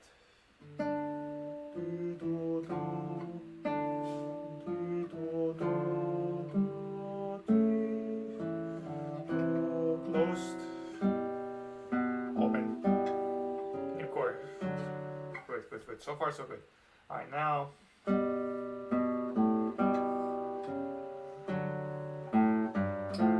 La, sol, la. So right there, I can also kind of like focus on the counter subject too. So remember that that's descending. Sol, fa, sol, F sharp, almost spoke Spanish, F natural, and E. Good. Okay. So that's another thing that I can focus on. Maybe the descending counter subject. So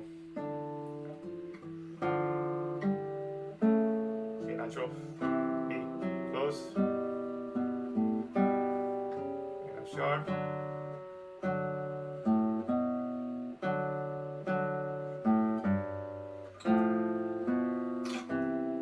Good. I need to remember that. So.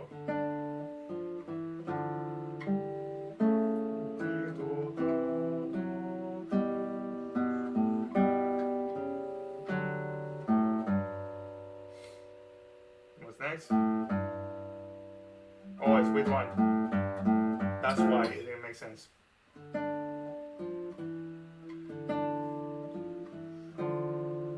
go.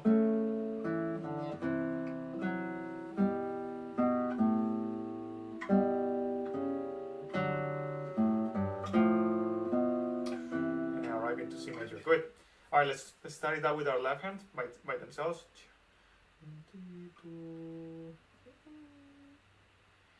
Now I need to remember to let go of 3. So this is why it is important to practice hands separately, because you realize that there are things that you can always do better. You can always find ways to be more efficient. This is really, really great. So,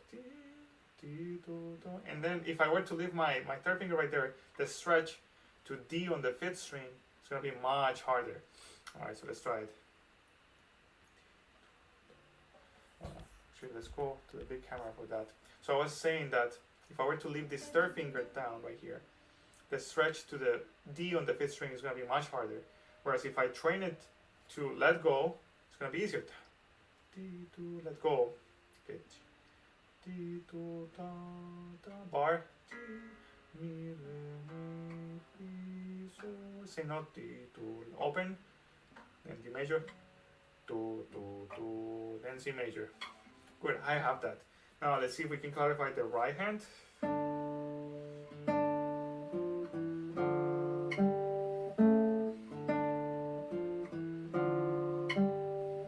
So I think I like planting my ring finger on the 2nd string right here for security purposes. So let's do that. A on 2.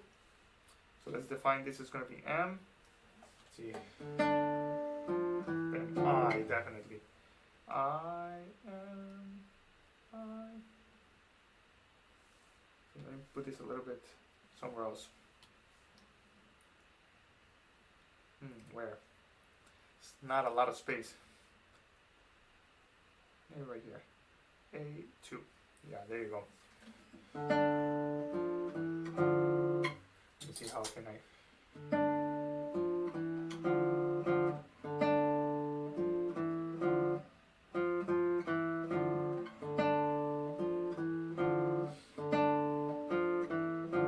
It could be I.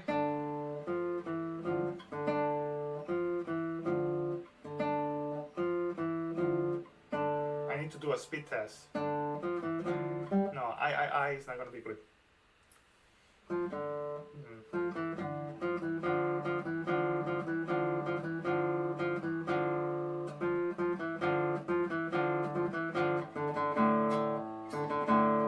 I think PII is better, because I need P right here and PI.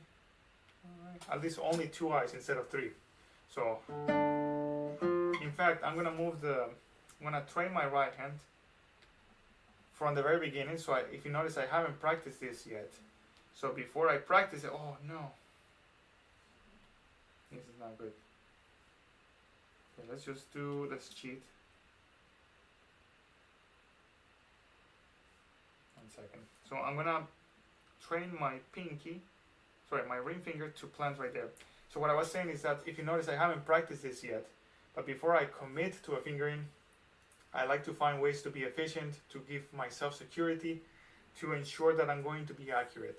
And these little things like this are going to mean a lot later on when I try to do it from memory at a faster speed. So this is great. I'm gonna train my ring finger to mute this string, which in return is gonna remind me to let go of that note too. So there you go.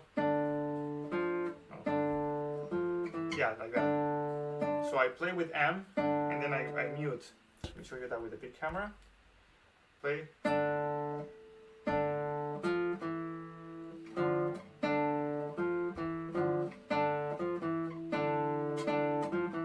There we go. I need to remember that. I think that's gonna be awkward in the future. So right there I'm doing a speed test. This is the speed more or less I'm gonna play that. Yeah. This feels pretty good. Feels very secure. So I'm gonna do it. Alright, so M.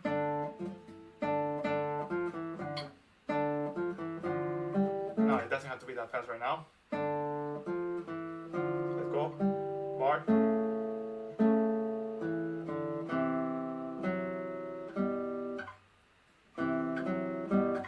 Now that could be I. It's slow enough that I think it's gonna be fine. This is definitely P. Alright, so far. And this is M. I don't know why I wrote I right there.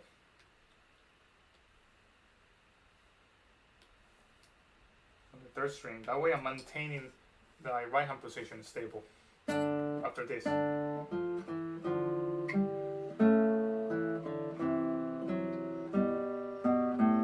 Definitely PP. With the thumb is fine, I think so. And then boom, bim, ba ba, bum bum bum, B I M. Probably IPP.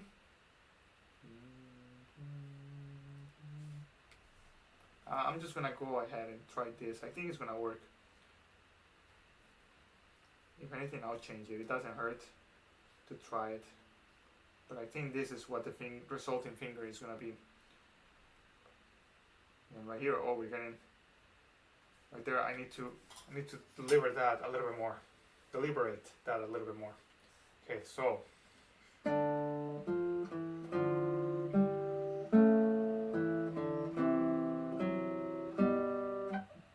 Could possibly do that open from the beginning, so. Why not open? Yeah. So.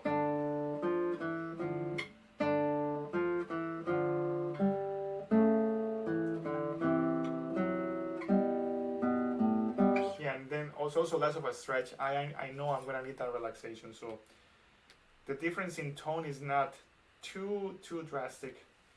And then that's also gonna be something less that I need to memorize. Like this one is closed, that one is open. That's a little bit awkward. So let's go for it. That's gonna be open. So therefore, this is gonna be now M. Wait a second.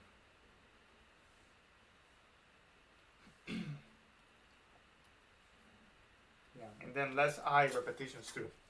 Okay, let's keep going. I kind of like this. I like working like this. Oof, don't accent the open G. But also not so little.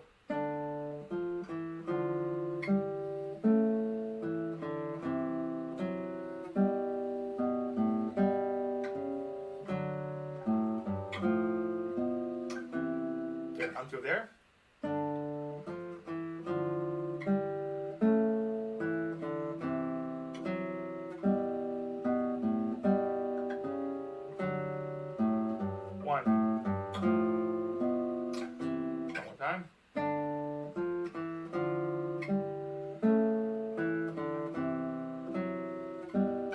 right? Because I have to teach my hand to let go of one. Why do I still hold one? This one right here, it doesn't need to hold down while I play the F sharp. And then because I was holding it down, I was arriving late to the B, but I don't need to hold it. These things, they need to be really ingrained before I commit to repetition and drilling. Bar, let go one, open. One. Good, I like that. Okay, control.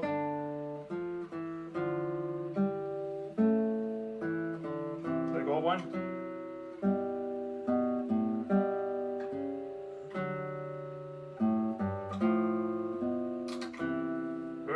Good. All right. Let go. Bar. Let go one.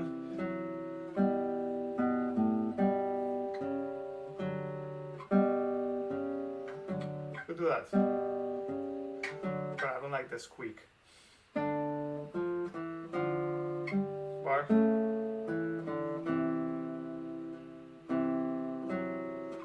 Let go one.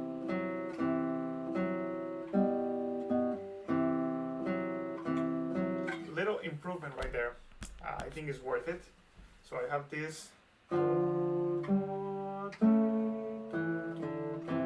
Then, since I am not doing G on the 4th string anymore, I don't have to do 1, 3, 4. I can do 1, 4, 0, and that's much more relaxed than having to stretch 1 and 3.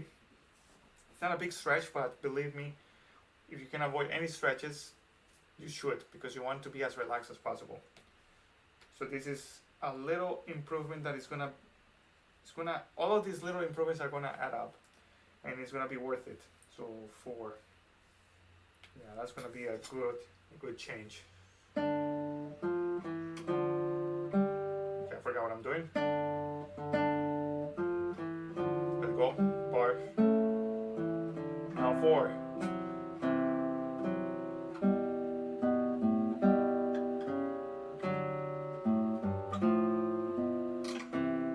Good, again.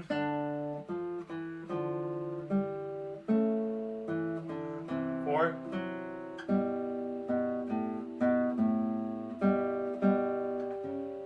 I don't know what I'm doing.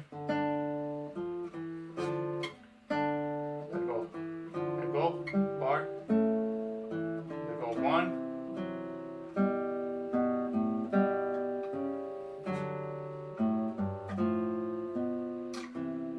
I wish I could avoid that squeak right there.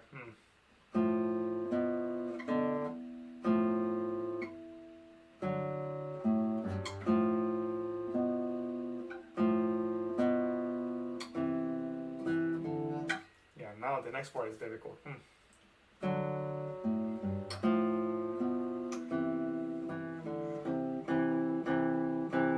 I did. That's not good.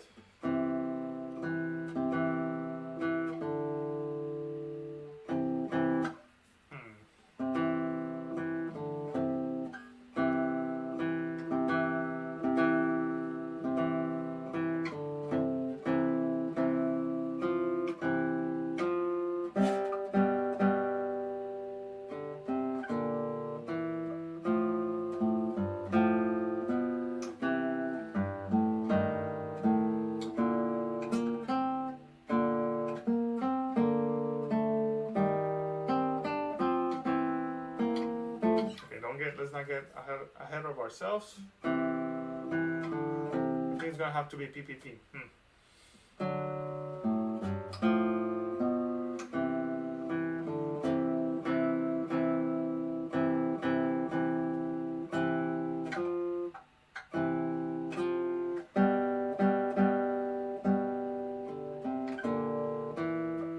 Yeah, all of that, I'm gonna have to change my right hand position to accommodate this to position number 3.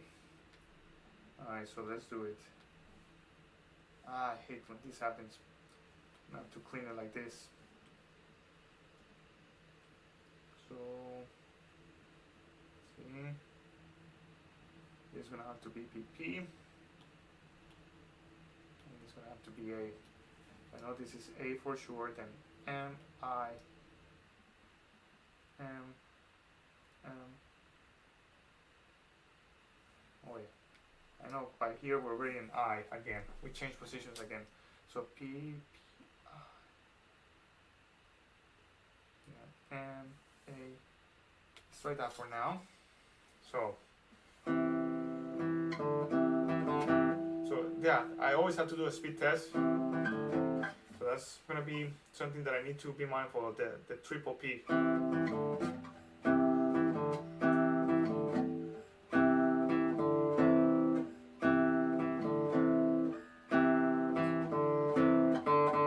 I also go from the fourth, 2 on the fourth, 1 on the fifth. Sorry, on the fourth, and then 6, and then with I.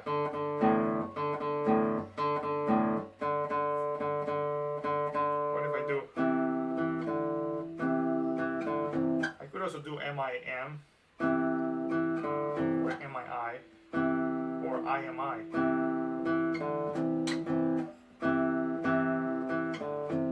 Actually, that might be better.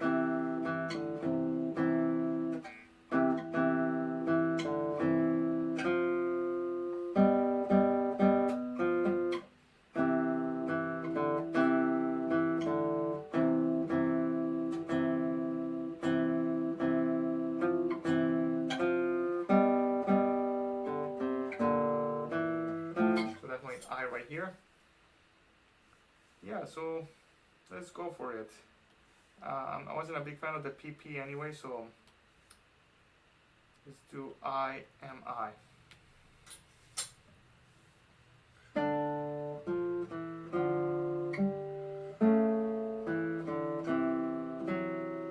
Let go of 1, and I-M.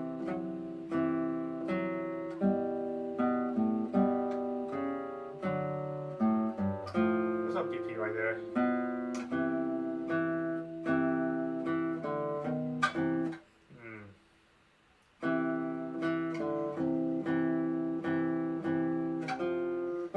Right there, I need to plant my ring finger on the 3rd string to give my hand security. That's not very pretty. Yeah, let's see. So so far I had it on the 2nd string. Yes, all this time. Then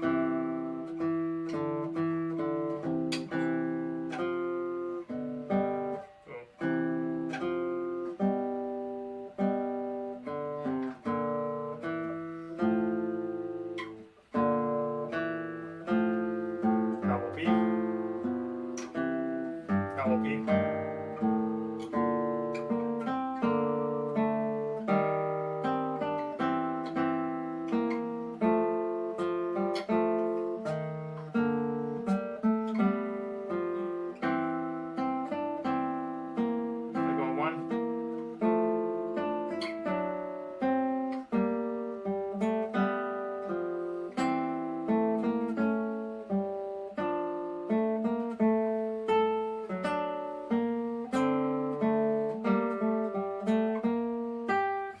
So far so good. I like it.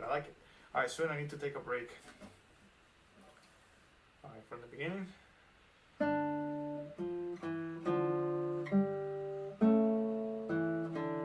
Go 1.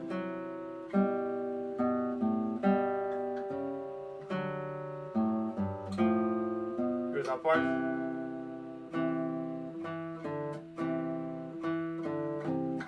Now, should I do I-M or M-I? So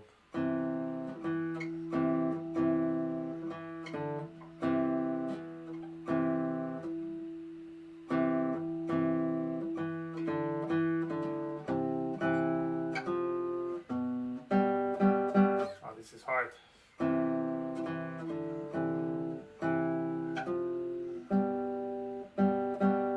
need to conceptualize what's going on. So right there I'm playing mindlessly, which is not good. So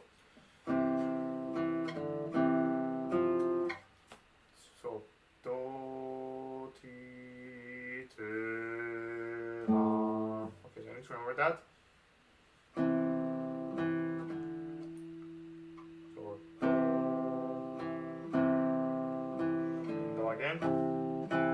now T, then B flat, and then A. I assume open A. Yes.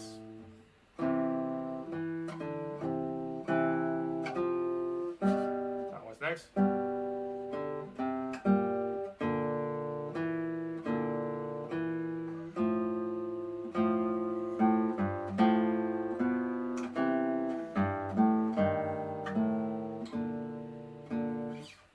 Again, so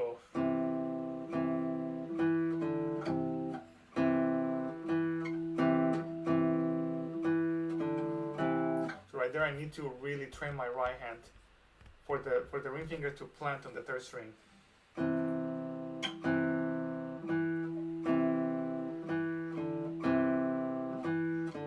So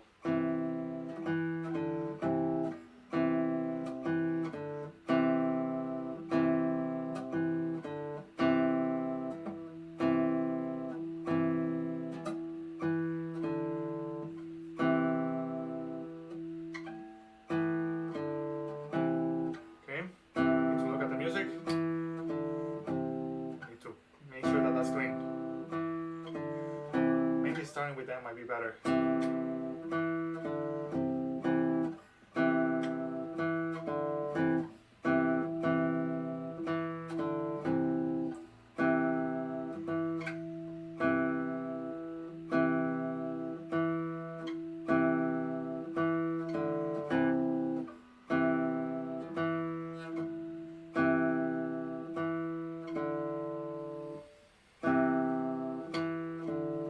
I need to remember that I don't necessarily have to hold the C, because the C is not yet a part of the counter subject. I'm talking about this C right here.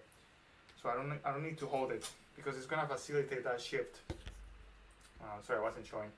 This C is not part of the subject, so I don't have to hold it, which in turn is gonna facilitate the shift. So let go, and then third.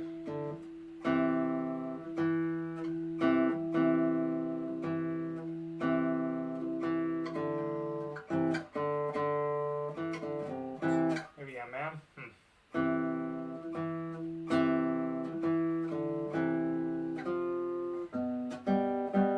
Open G.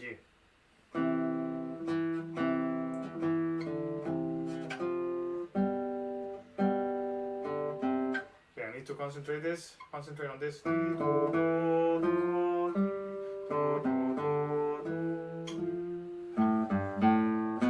Okay, so let's see what relationship we can create between us.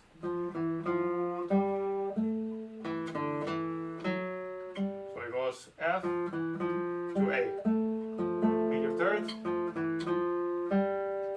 and immediately to E, which is a half step below F. So F, now E, okay, now E,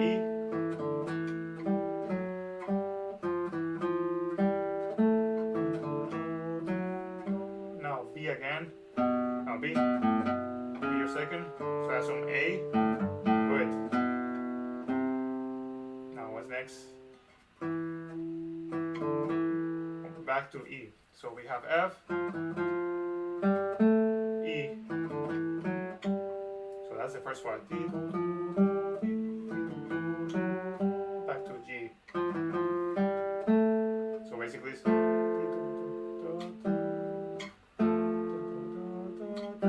okay.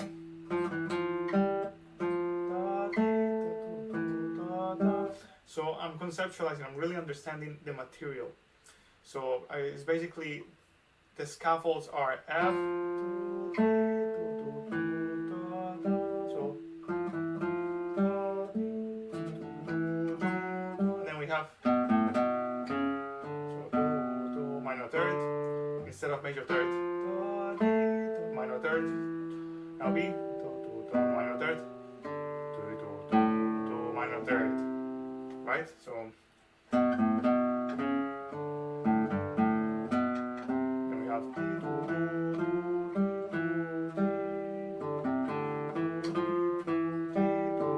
minor third. So the first one is major. Interesting. Okay.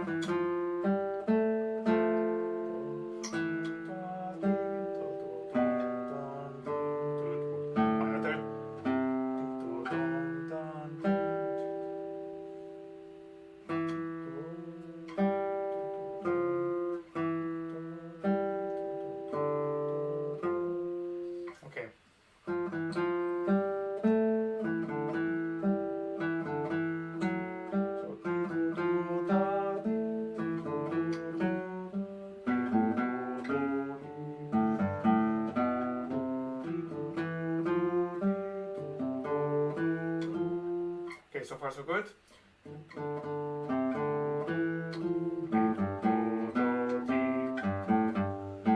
That's where it changes a little bit. So.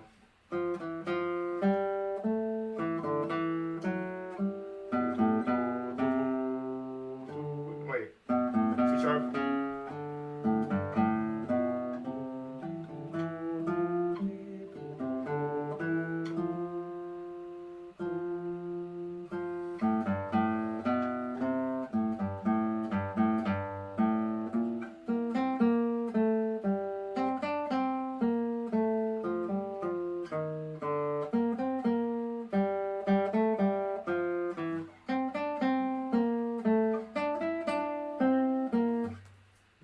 Because it's G minor, so I remember it was B flat right there.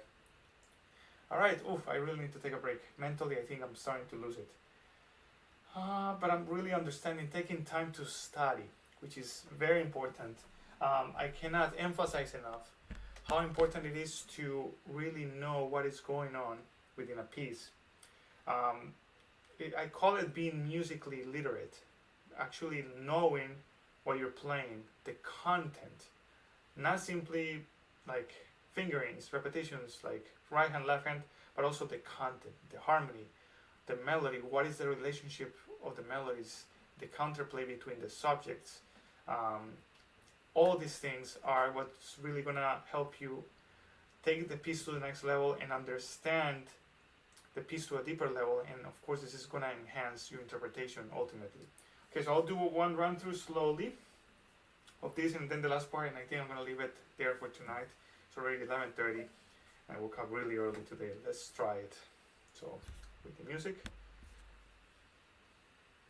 So slowly, and I'm gonna look at the music. Let's go. Bar, PI. Let's go 1, 4. It's the stretch right here. Squeak. Sorry.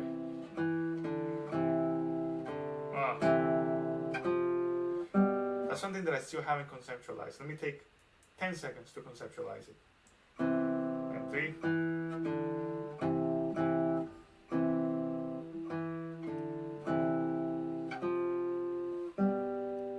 Yeah, okay, now back to the beginning.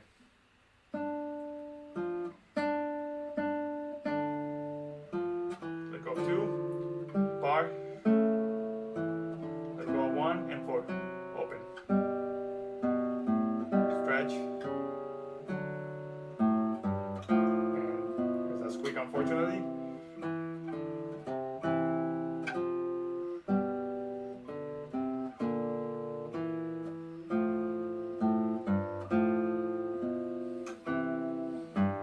I don't like that 3 right there. 3, 3. Yeah, so I need to change that.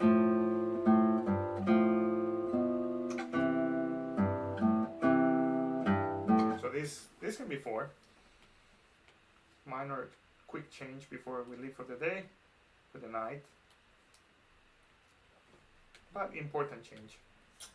Alright, one more time.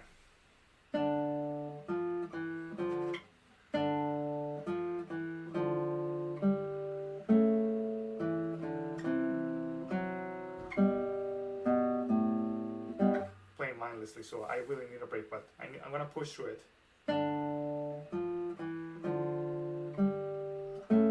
Again.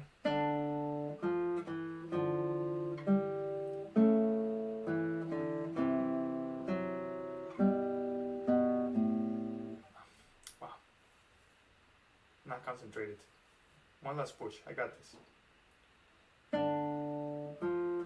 Go 2, bar.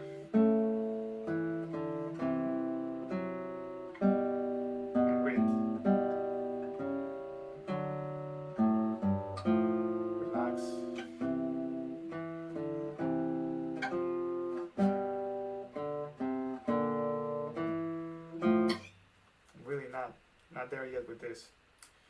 I got this.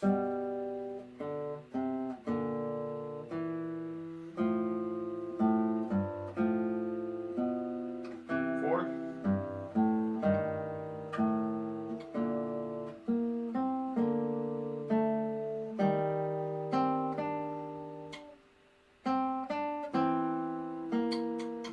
I wonder. In 2 makes more sense right here.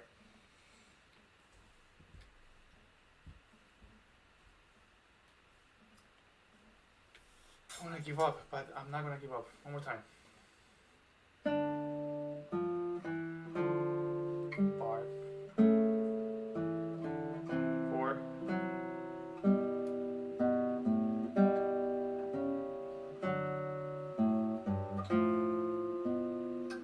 Now I'm going to slow down.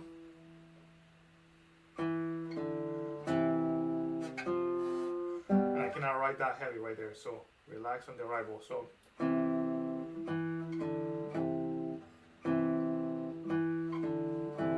we go. One more time. Last time actually.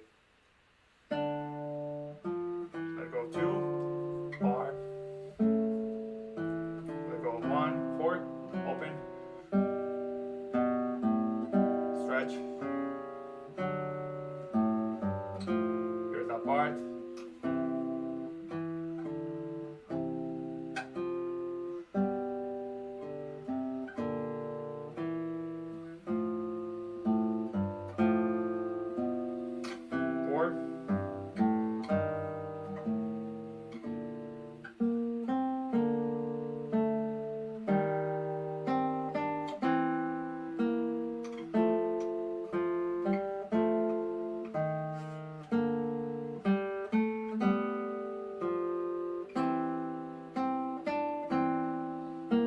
Relax.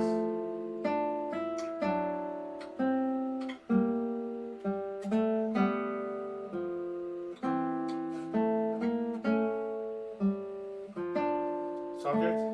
Relax.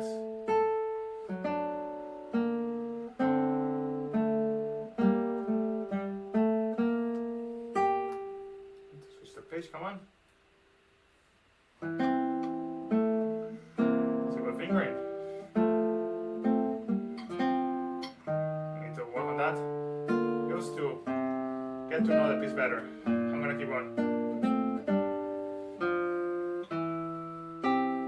and relax.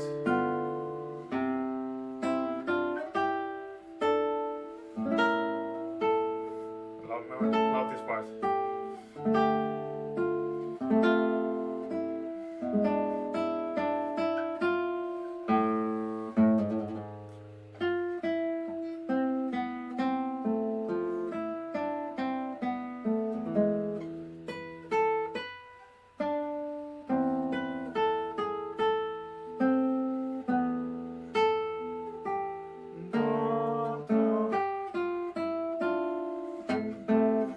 All these fingers are gonna work. Oh, this is so good. That's not gonna work. Relax.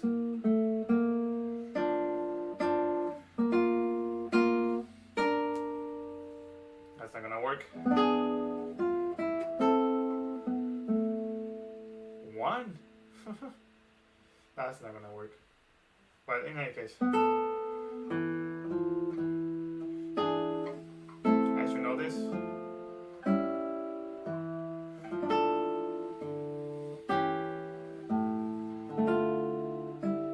Mute. Plant A. Scale. Mute. I know this.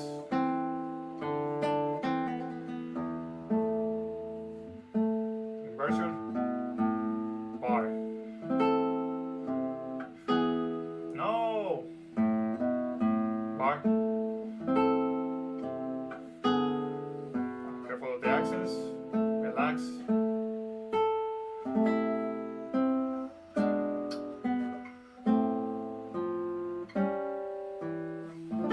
Go 3. And I should know this.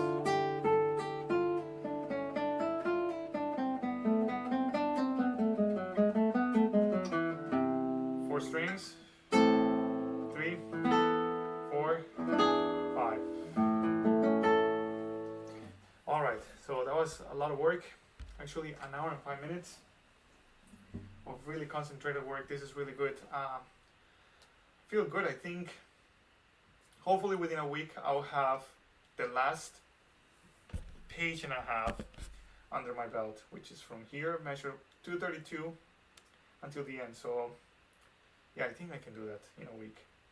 And then I was looking through this, and there's so much music. Look at that. Then one more page that I haven't even looked at. One more page that I haven't even looked at. One more page that I haven't even looked at. 5 pages that I haven't looked at. And then I kind of looked right here. So basically 6 pages and a half still to go. Wow, so much work. I'm starting to get worried that I might not pull it off by March. 6 months might not be enough. Of course, I'm looking at this. I started like daily for like 4 days. Then I didn't do it for like 2 or 3 days. And the last 3 times, it's been like every 3 or 4 days. So it's been very slow. It's just been very busy. We're nearing finals at the University of Louisville, where I teach currently. So things have been very, very hectic. And I'm also preparing for a chamber music concert that requires a lot of my attention. I'm relearning the Siete Canciones, and then I'm also going to be doing some the Tedesco Concerto, a little bit of Vivaldi, and then as well as premiering a work by a jazz pianist, Gabe Evans. So lots of work, and that's why I haven't been able to look at this as much as I can. Of course, on top of teaching and trying to maintain my technique with etudes and what else. But this process hopefully gives you an idea of what I usually do when I'm learning a piece from scratch. And it's very detailed because a fugue is very detailed. Every line has substance, every line has meaning, every line has to communicate something. So it has to be studied that way. Alright, so see you guys on the next one. Bye-bye. Hello everyone, this is Carlos here. It's been a while. I've been preparing for a concert coming up on December 19th of chamber music, so I haven't been able to look at this piece too much. But time is going to allow me to kind of like let the piece mature little by little. I do have to do a lot of maintenance, and I do have to try my best to still look at it as much as possible. So right now, while I prepare for the recital, my goal is to at least look at it once a week, hopefully. But in any case, this is day 10, and without further ado, let's get into it. So I think today I'm going to do a lot of maintenance and hopefully maybe start a new section. Alright, so how I do maintenance is I just try to make sure that I remember kind of like the mental cues I have selected, and make sure that that the piece remains in my fingers, kind of like within my grasp. So let's see what happens.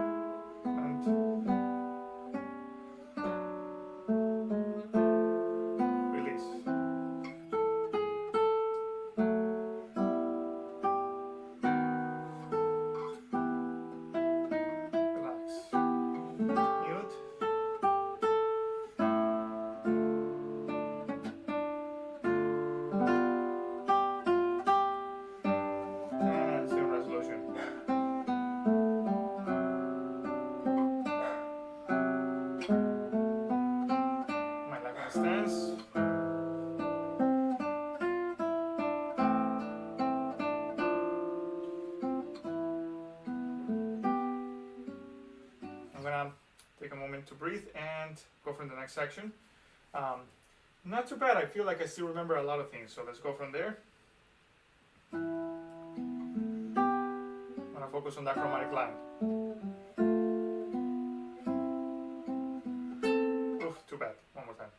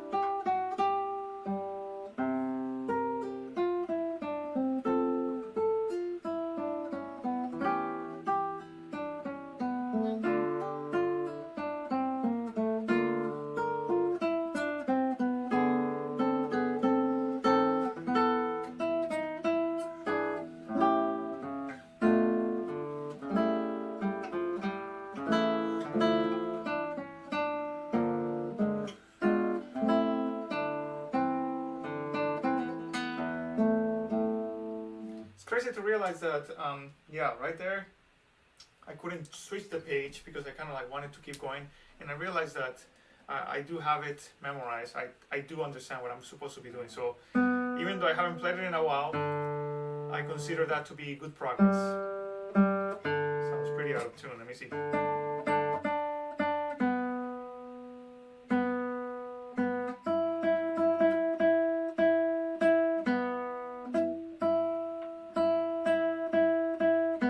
It's time for me to change the strings.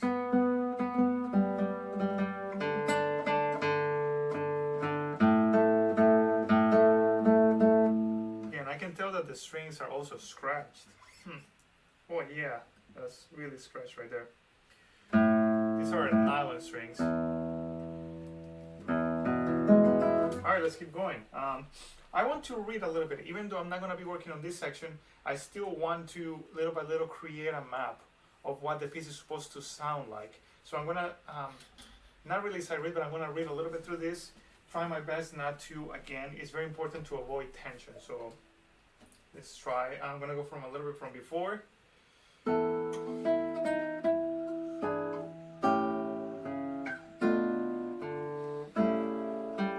it go. No, what's next? Ooh, I forgot. One more time. Look at the music.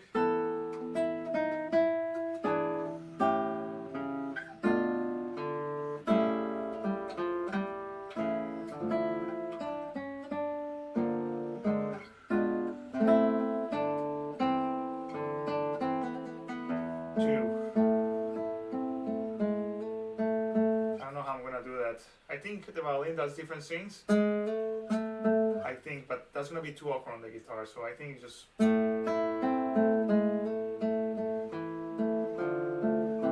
relax. Same thing.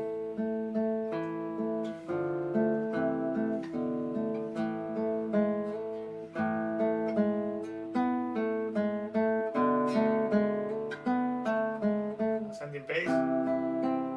Same thing. Diminished chord. E minor. That's supposed to be a D sharp, I'm pretty sure.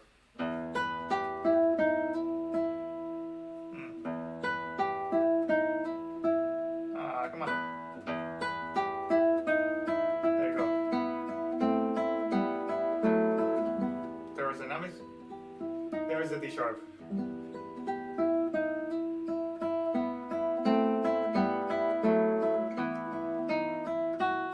Ascending bass. So I'm already creating a map little by little. So notice how when we were in A minor, we have that ascending. Oh, what is this? We had an ascending bass line. La, ti, do. While there was a chromatic line. And that now that we're in E minor, we get the same ascending line. Mi, fa, sol. Let me make sure. I'm using red to point some of these things out. Let me see. Or not necessarily. I don't have a color for pointing some of these things out, but let's see. Blue for sections. Blue for sections. No. So let's just leave it yellow for now. Oh my god, there's so much music to learn. Okay, so let me talk about that again. Chromatic line.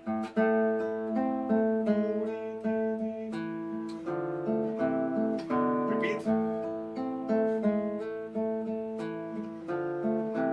Ascending, bass, chromatic.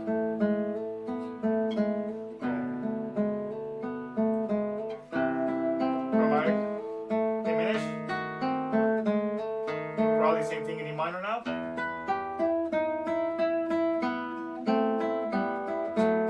So we also have a descending bass line right there. Let me see. So same descending line, descending bass line. Let's do a different color just for fun.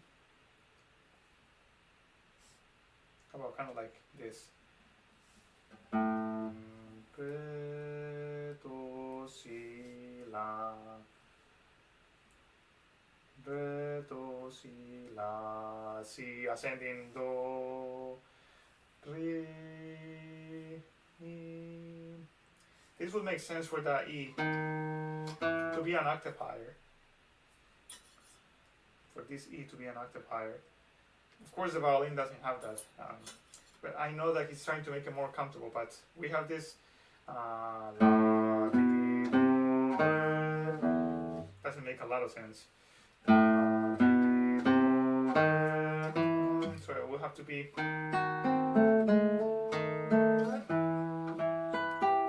I'm gonna worry about that later. I'm not even supposed to be learning this, but I'm still creating a map, and these are the sort of things that I like to think about when I'm learning something for the first time.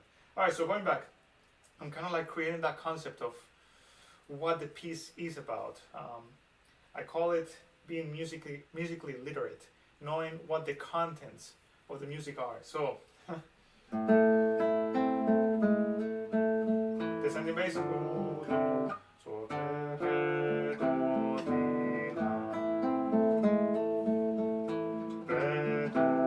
ascending,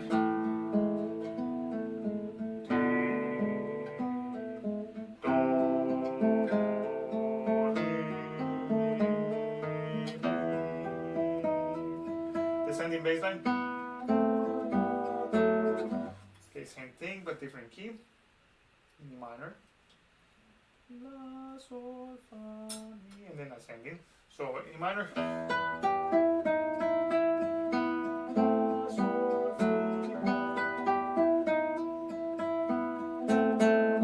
Sorry, la, sol, fa, mi. Chromatic, and then ascending bass.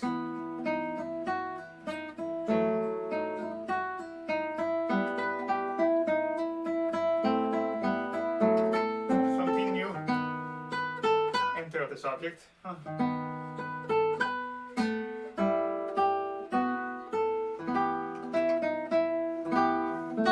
Let's notate it because we're aware of it. Sometimes I've been ignoring it, but I need to start creating a map little by little. So after all of those sequences, we have a subject entrance. Si, la, si, is that right? Si, mi, sol, fa, mi, la, sol, mi, la, do, si, re, do,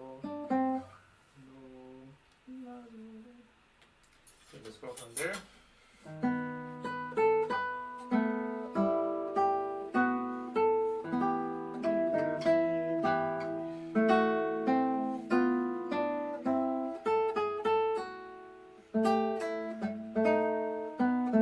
Playing with the head of the subject.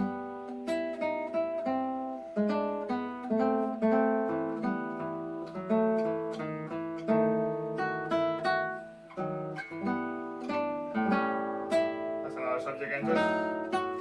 Okay. Fi, mi, fi, fi, ti, re, ti, mi, fi. Keeps going.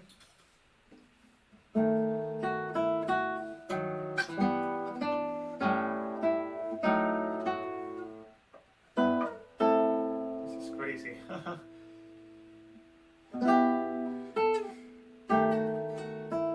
E minor, subject enters.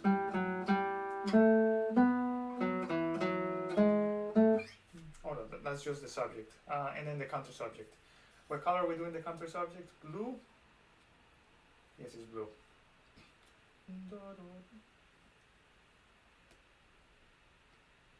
Blue. Mi, re, ti, mi, la, si, sol, fi, re, di, do, ti, sol, fi, fa, mi. Subject entrance. Wow, this is great. Sol, fa, sol, sol, do, mi, re, fa, mi, sol, fa, la, sol. It seems like they keep building this up. It happened before and now it kind of continues. I'm I'm gonna keep doing it. Just it's kind of like an extension of the subject, which also happens here. Let's see. Right here was.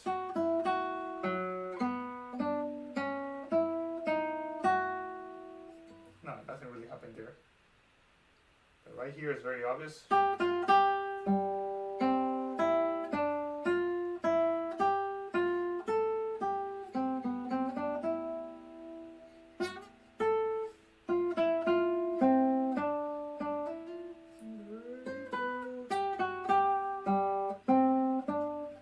There's another subject enters right here with F sharp. Fa da di do mi re fa mi.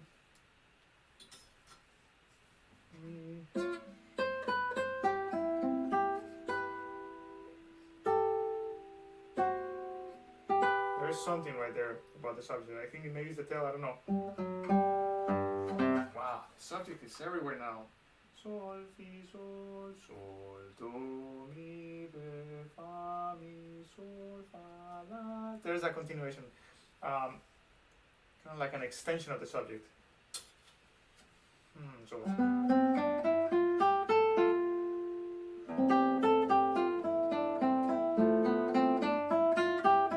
Circle of Fifths.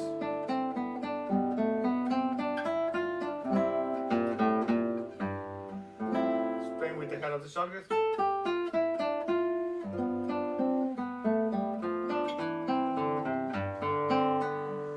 This section sounds a lot like the third fugue. Third fugue from the third violin sonata. This is the head of the subject for sure.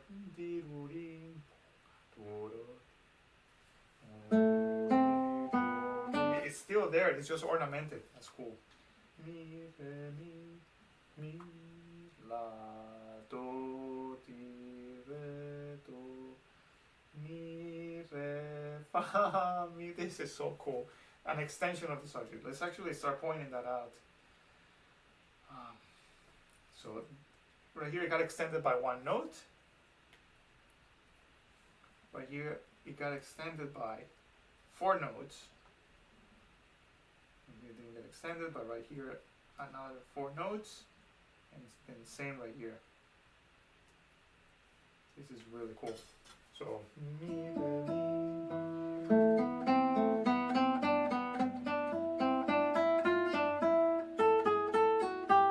Playing with the head.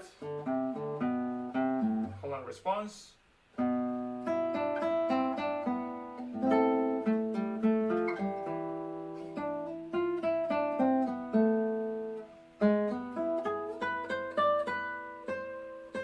Free counterpoint.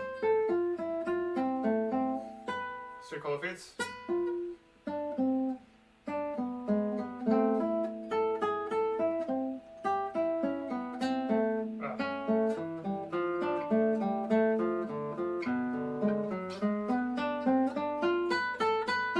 So cool. Circle of Fifths. Descending fifths, I guess.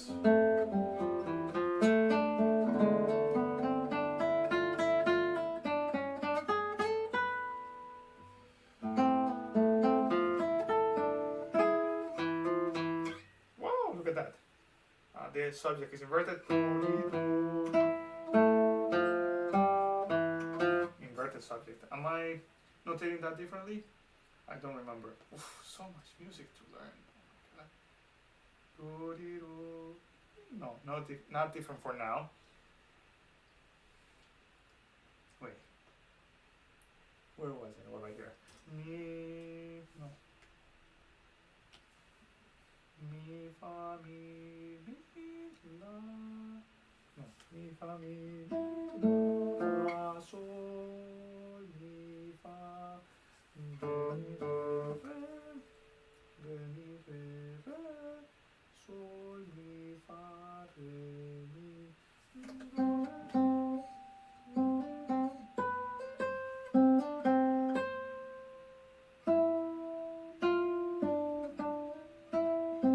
Is that a,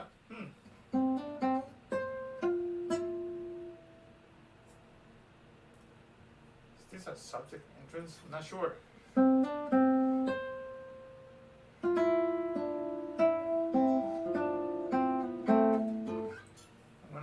question mark right here.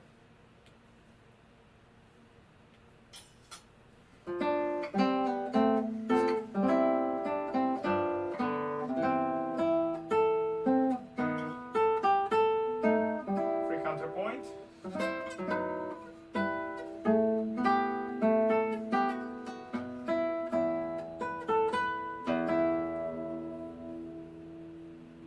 Subject entrance.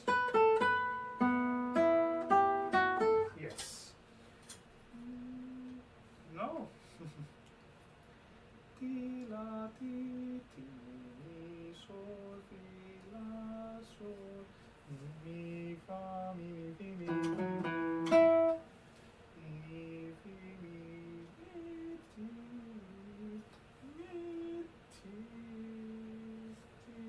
mi ti.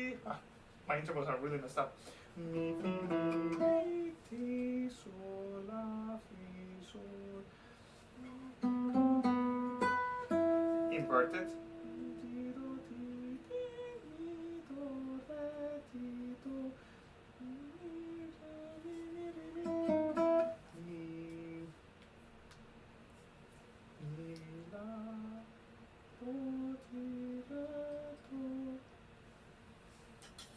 Okay, this is getting really thick. Huh? Same right here. In thirds. Okay, I knew it was going to disappear at one point. 1 second. And I'm not really following my plan at all, which was to basically do maintenance and review. No, do maintenance and maybe start a new part, but it's okay. We can just go with the flow. I kind of feel excited right now, and I feel like that's what I need to do currently to really start to create a map for the piece. So this is really thick. In thirds. So let's follow at least the bottom line. So la, so la, so just the head.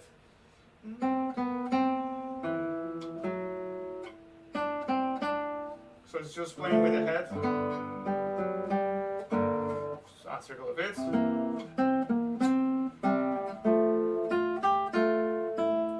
And here is the counter subject.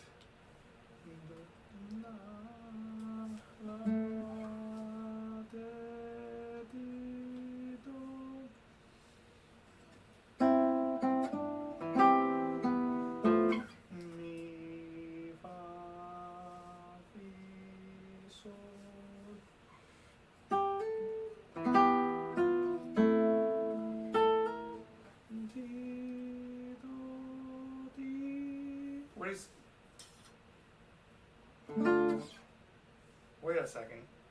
That's supposed to resolve to D right there. Let's find out from the original. So this is 153. I'm not sure I'm gonna be able to find this on the violin score. 153. Measure 154, 155. Let's see if we can. Or 155. Yeah, it's gonna be really hard to find. I don't know the score that well yet.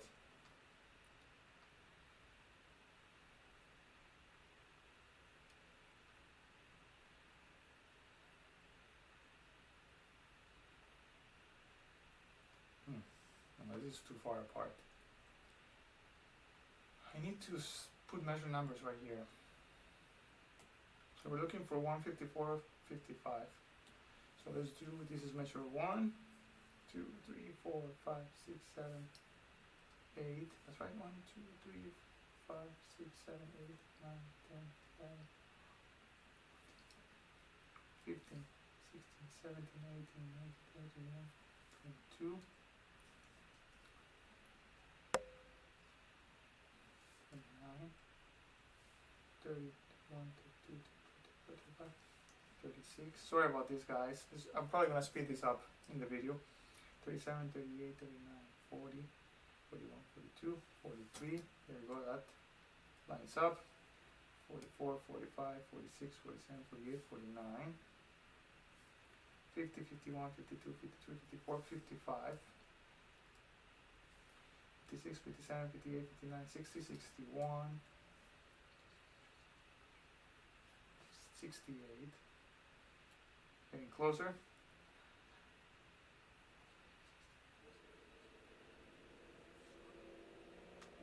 75, 76, 77, 78, 79, 81, 82, 83, 84, 85, 86, 87, 88, 89, 90, 91, 92, 93, 94, 95, 96, 7, 88, 89, 100, 101, 102, 3, 4, 5, 6, 7, 8, 9, 10, 11, 12, 13, 14, 15, 16, 17, 18, 19, 20, 6,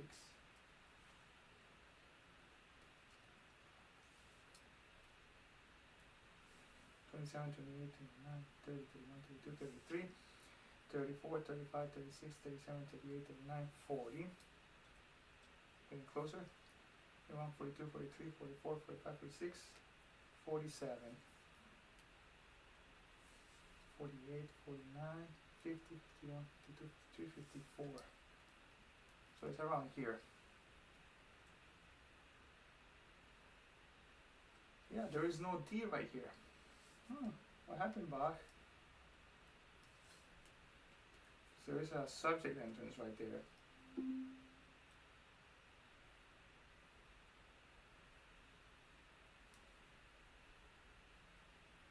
What is this? Start right here. Di, do, di, re.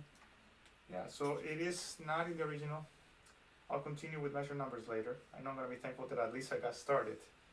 Okay, so I wonder why they didn't do a D right there.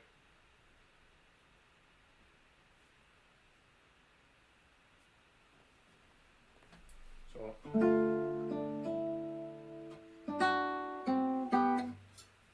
maybe because of the stretto. Well, I was supposed to be blue. It's okay. Fa, fa, fi, sol, si, la.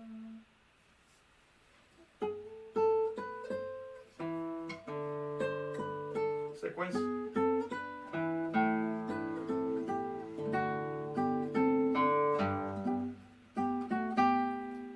Subject head in sixes.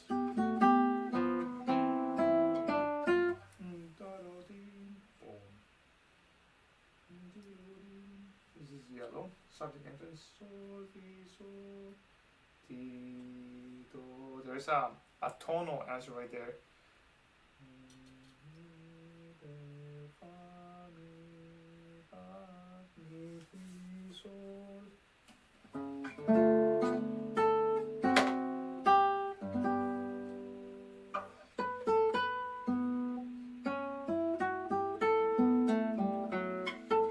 Subject head.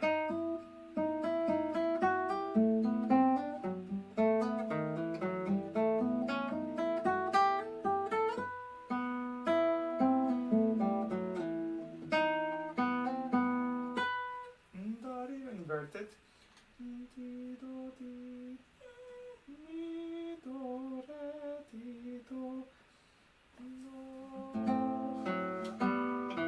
Continue it.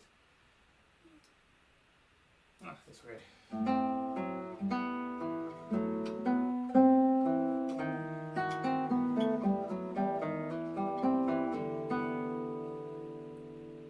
So much music to learn.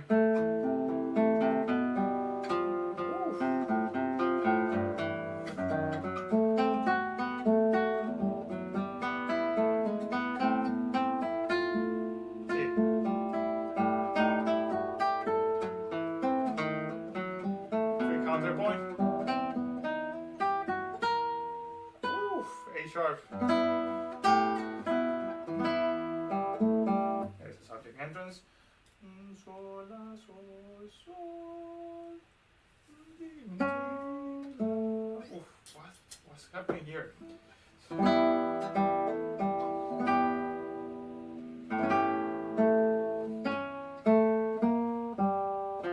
This is interesting. It's still a subject entrance, I'm pretty sure. Di, la, de, sol, fa. Di, la, de, sol, fa.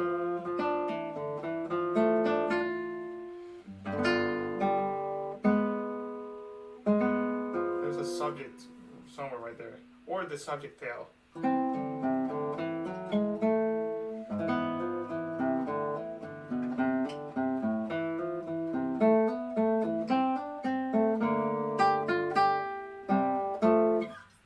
Subject entrance, sol, fa, sol, sol, la. What's going on here? It's an ornamented.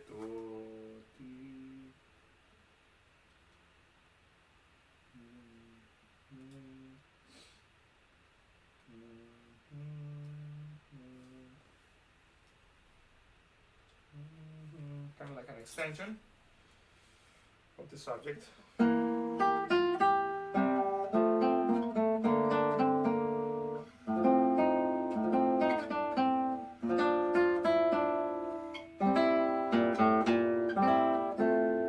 Subject head.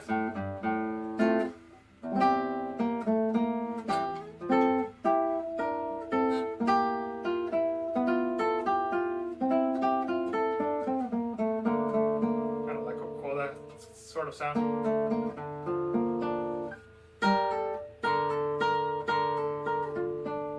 Oof, my reading sucks.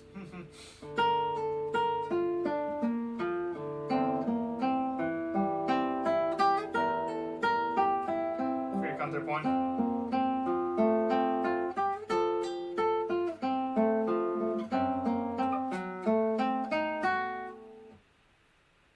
Oh, finally we're getting close to something that we know.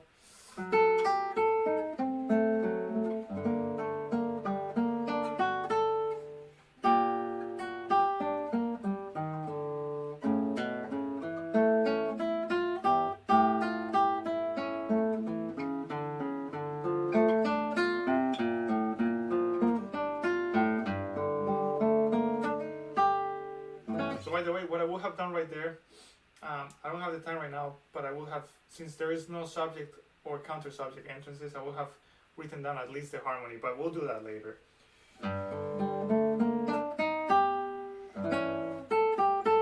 Subject entrance. So that's a long episode. Remember, when we don't have a subject entrance, we call that an episode. So, la, sol, la, is that right? La, sol, la, la, re, fa, mi, sol, fa, re, di, re, sol, re, di, re, sol, de, la, do. This is incomplete right here. Should resolve to la.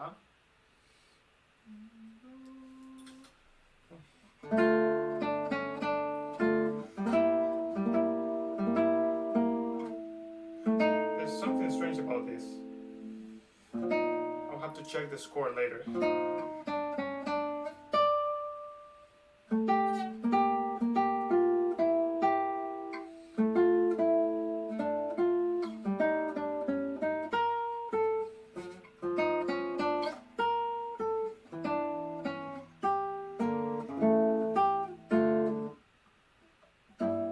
Okay, so somewhere we know finally.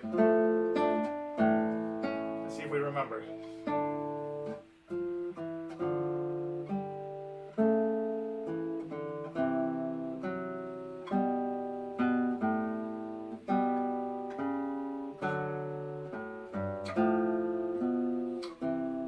I don't remember this.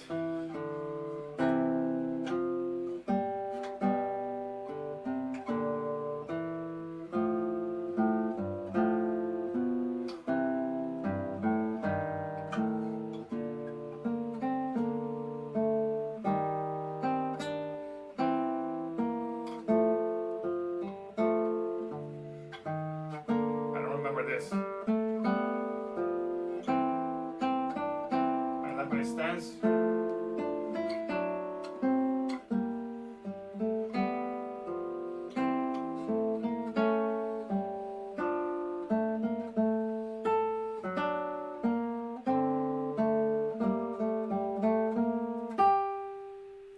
I haven't seen this. Third.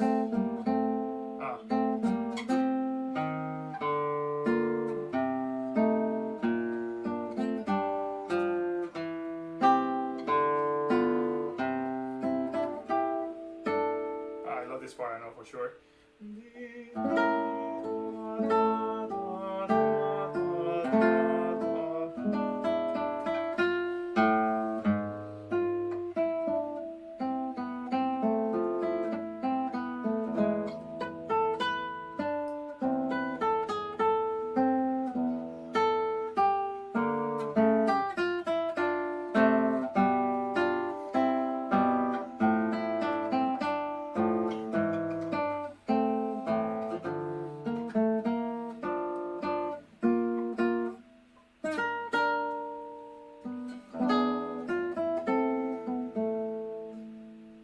1-4.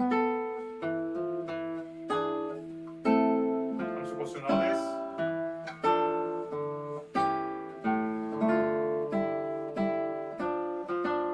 Is that the end? Oh yes, let's just finish.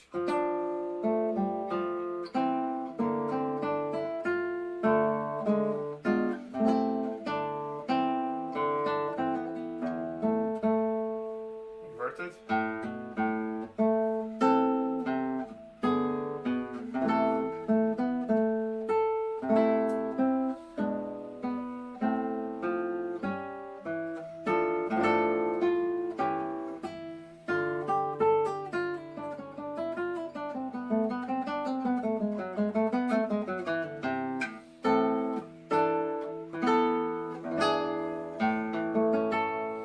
This is so gigantic. Wow, that took 35 minutes of review. Oh my god.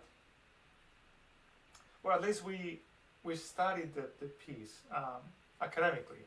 We're starting to create a map, and I know I repeat that word a lot, but it is very important to have a very clear idea, mental idea of what the piece is made out of. Okay, so all right, so in this little bit, I still have a little bit of mental view. I'm gonna work on this part that I'm supposed to know. Okay, so because I feel like I don't really know what is going on right here, so I'm gonna work a little bit on clarifying fingering designs. In fact, let me write it down so I need to keep track of things. So far,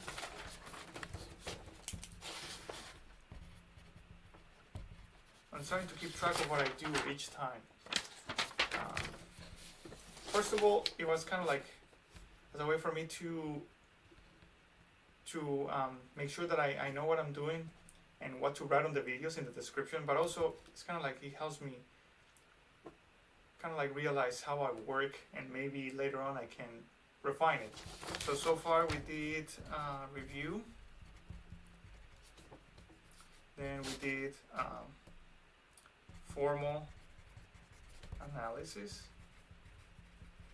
preliminary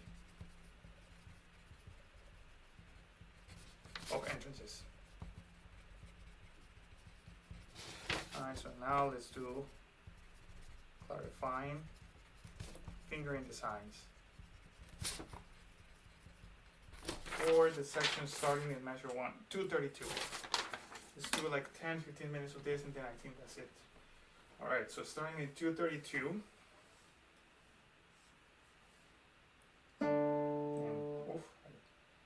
I have my ring finger planting on the second string right there after this. And I can let go of 3. So that's what I mean exactly about clarifying fingering designs. I need to understand what my fingers are going to do so that I can command them, and so that my brain is commanding my fingers and not my fingers basically doing whatever they want. So that's really essential. I need to make sure that everything is planned. I need to make sure that I lift my third finger. Lift. And that can become part of my choreography. Remembering that I'm going to lift the third finger. Lift. Plant on second. Bar. That's not clean. 4. Okay. I really don't understand what is going on. I forgot completely this part. I probably only looked at it once, so that's why.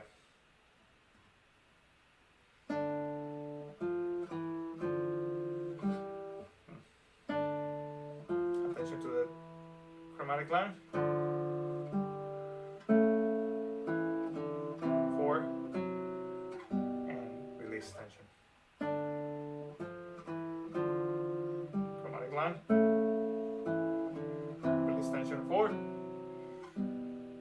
had that.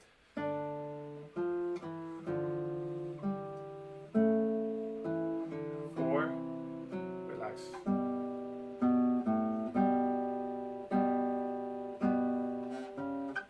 That's a stretch right there. We need to be aware of that stretch. Okay.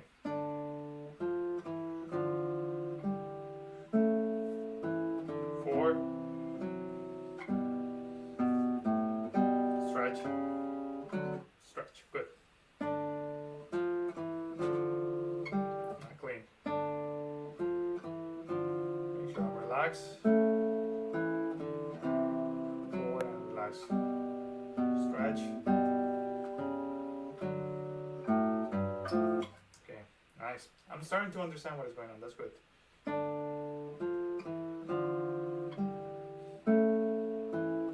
4. Stretch. Now that next chromatic line is the descending one.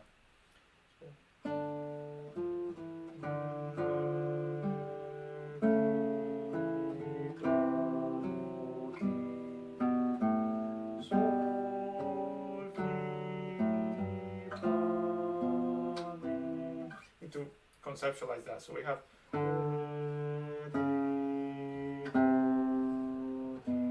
then a 6 above. Sol, fi, fa, mi. Let's see if I got it.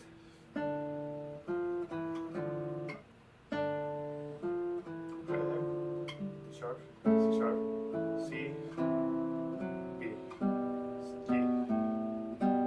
Stretch F sharp, natural, C. Okay, nice.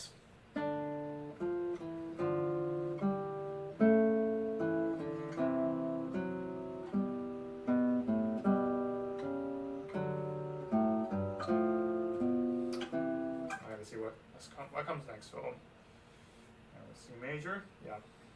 This is the part that it's hard to conceptualize. Ring finger on the third string.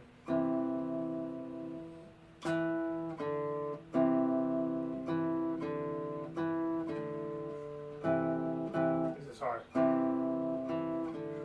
think I need to write down the fingering too.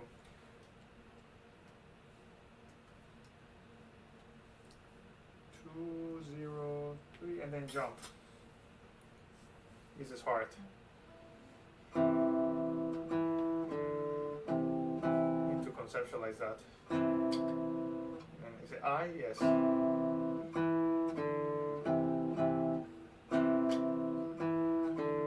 Let's try only right hand alone. So I have strings 5 and 4. Then plant right away on the third, and then 4, 4, 6, 5. So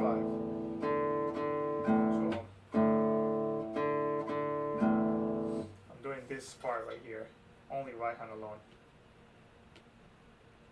That part. So 5, 4, plant on 3, 6, 5.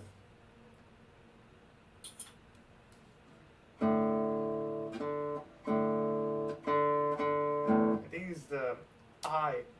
And planting the ring on the third string is a little bit awkward for the right hand. Do I really need to plant on the third string? Why am I doing that?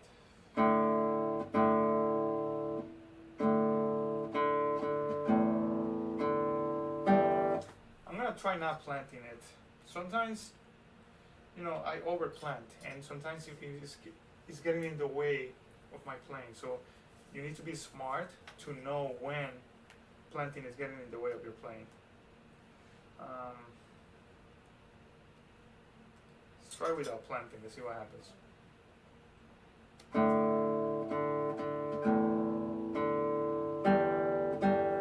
Go next in that.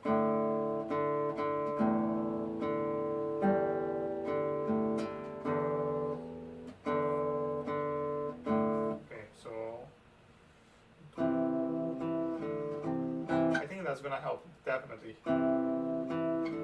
I forgot why I wanted to plant right there. I know I'm gonna play eventually the ring finger on the third string, but there is no need to plant so soon, unless it's providing a big benefit that I'm not finding right now. I just need needs to be cleaner.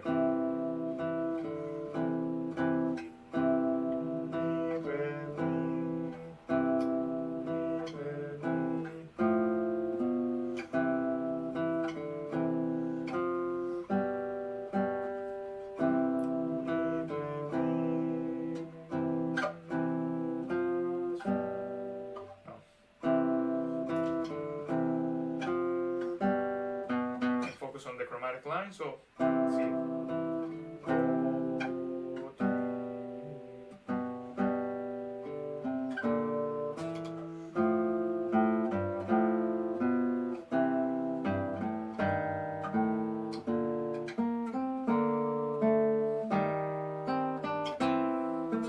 Hammer. Stretch.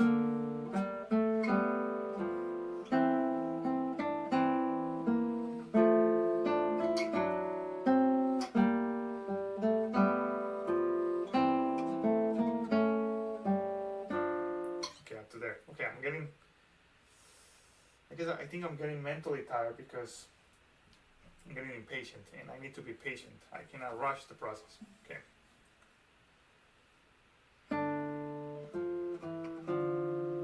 I already forgot what I'm doing right here. So, chromatic line, 4 and relax. Stretch.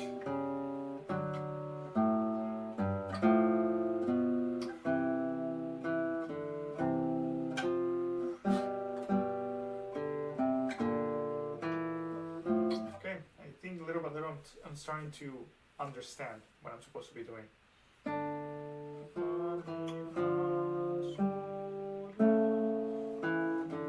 Okay, so 4 and relax. Stretch with 1. Now releasing to C without planting.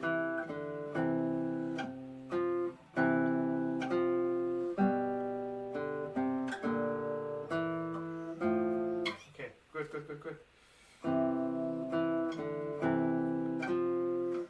And then right there, not planting can become my mental cue, which is cool. Not plant.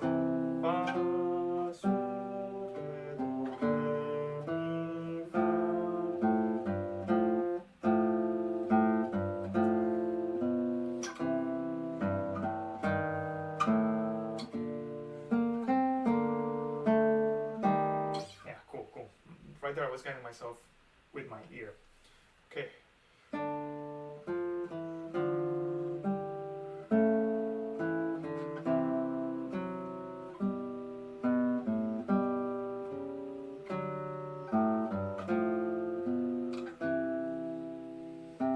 Here's the part. Now plan.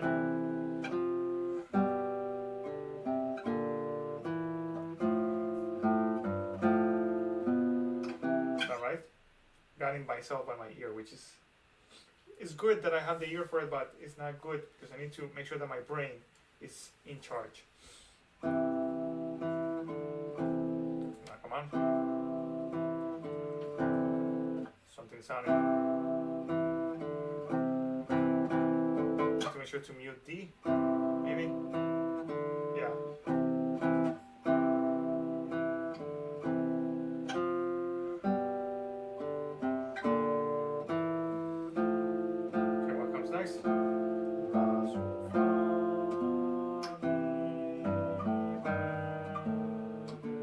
To conceptualize that, I need to understand what's happening with the counter subject. So, sol, sol, fa, mi, now do, ti, which is here, fa, which is so a 6 and a third sometimes. So D, then a major 6, which would be actually a third down. So 6, now a third down, or a 6 up. Okay, so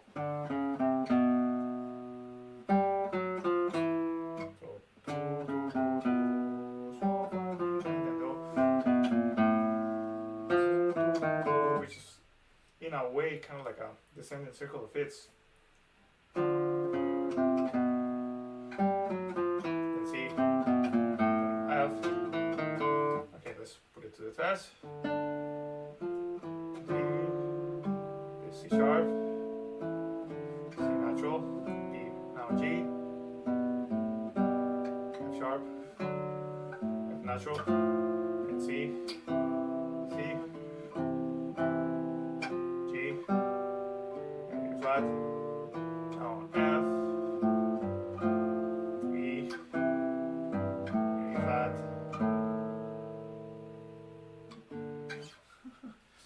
This is cool, yeah. So I understood the make-up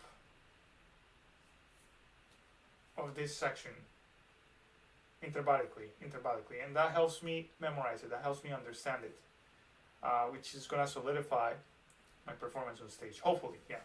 I need to make sure that I train myself to performing it while thinking about this, so that it is part of the muscle memory, even though it is mental. It's kind of like exercising the brain, even though the brain is an organ, I know, but organ memory, look at that, a new term. I'm gonna write it down. Organ memory.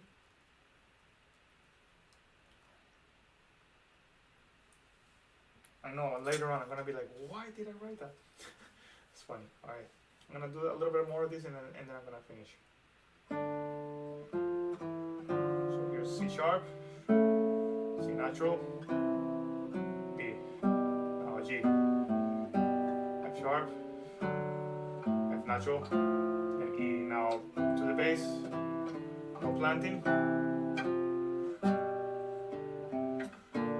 Now to F, which goes to E,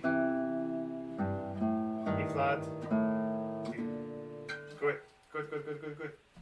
Alright, I think I got that. I just need to reinforce it in the next couple of days, but I'm not sure when I'm going to be able to come back to this.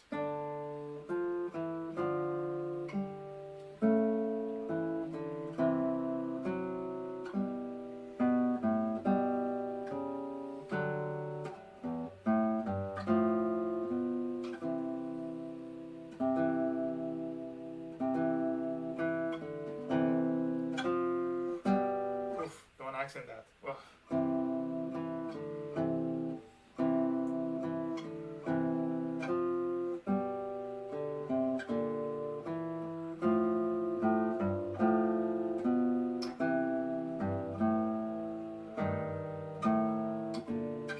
I'm getting myself on my ear right there, and by what I understand, but my fingers are not, they don't really know what they're doing, so I need to understand what choreographically I'm doing. So from here, no planting.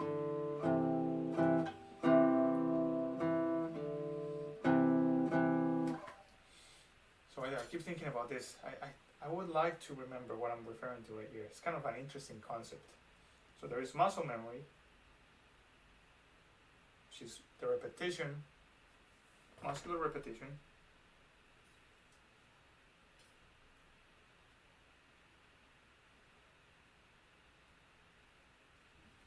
equals muscle memory. So organ memory means, talking about the brain, okay, I know it collapsed right here.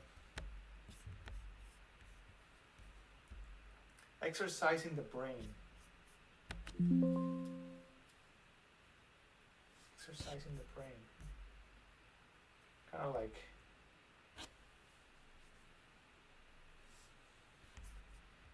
thinking about thinking. Metacognition.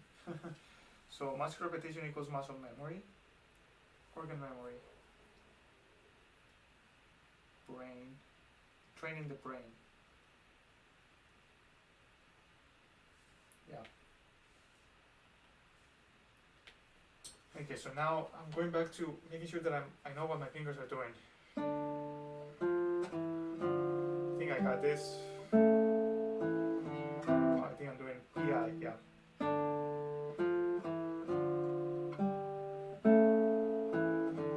Don't accent that. scratch. Here comes that part.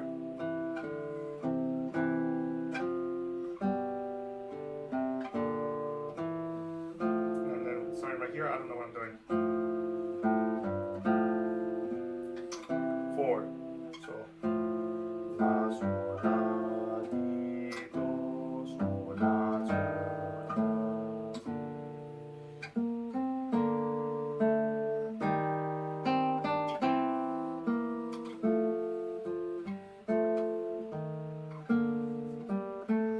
I'll work on this next time.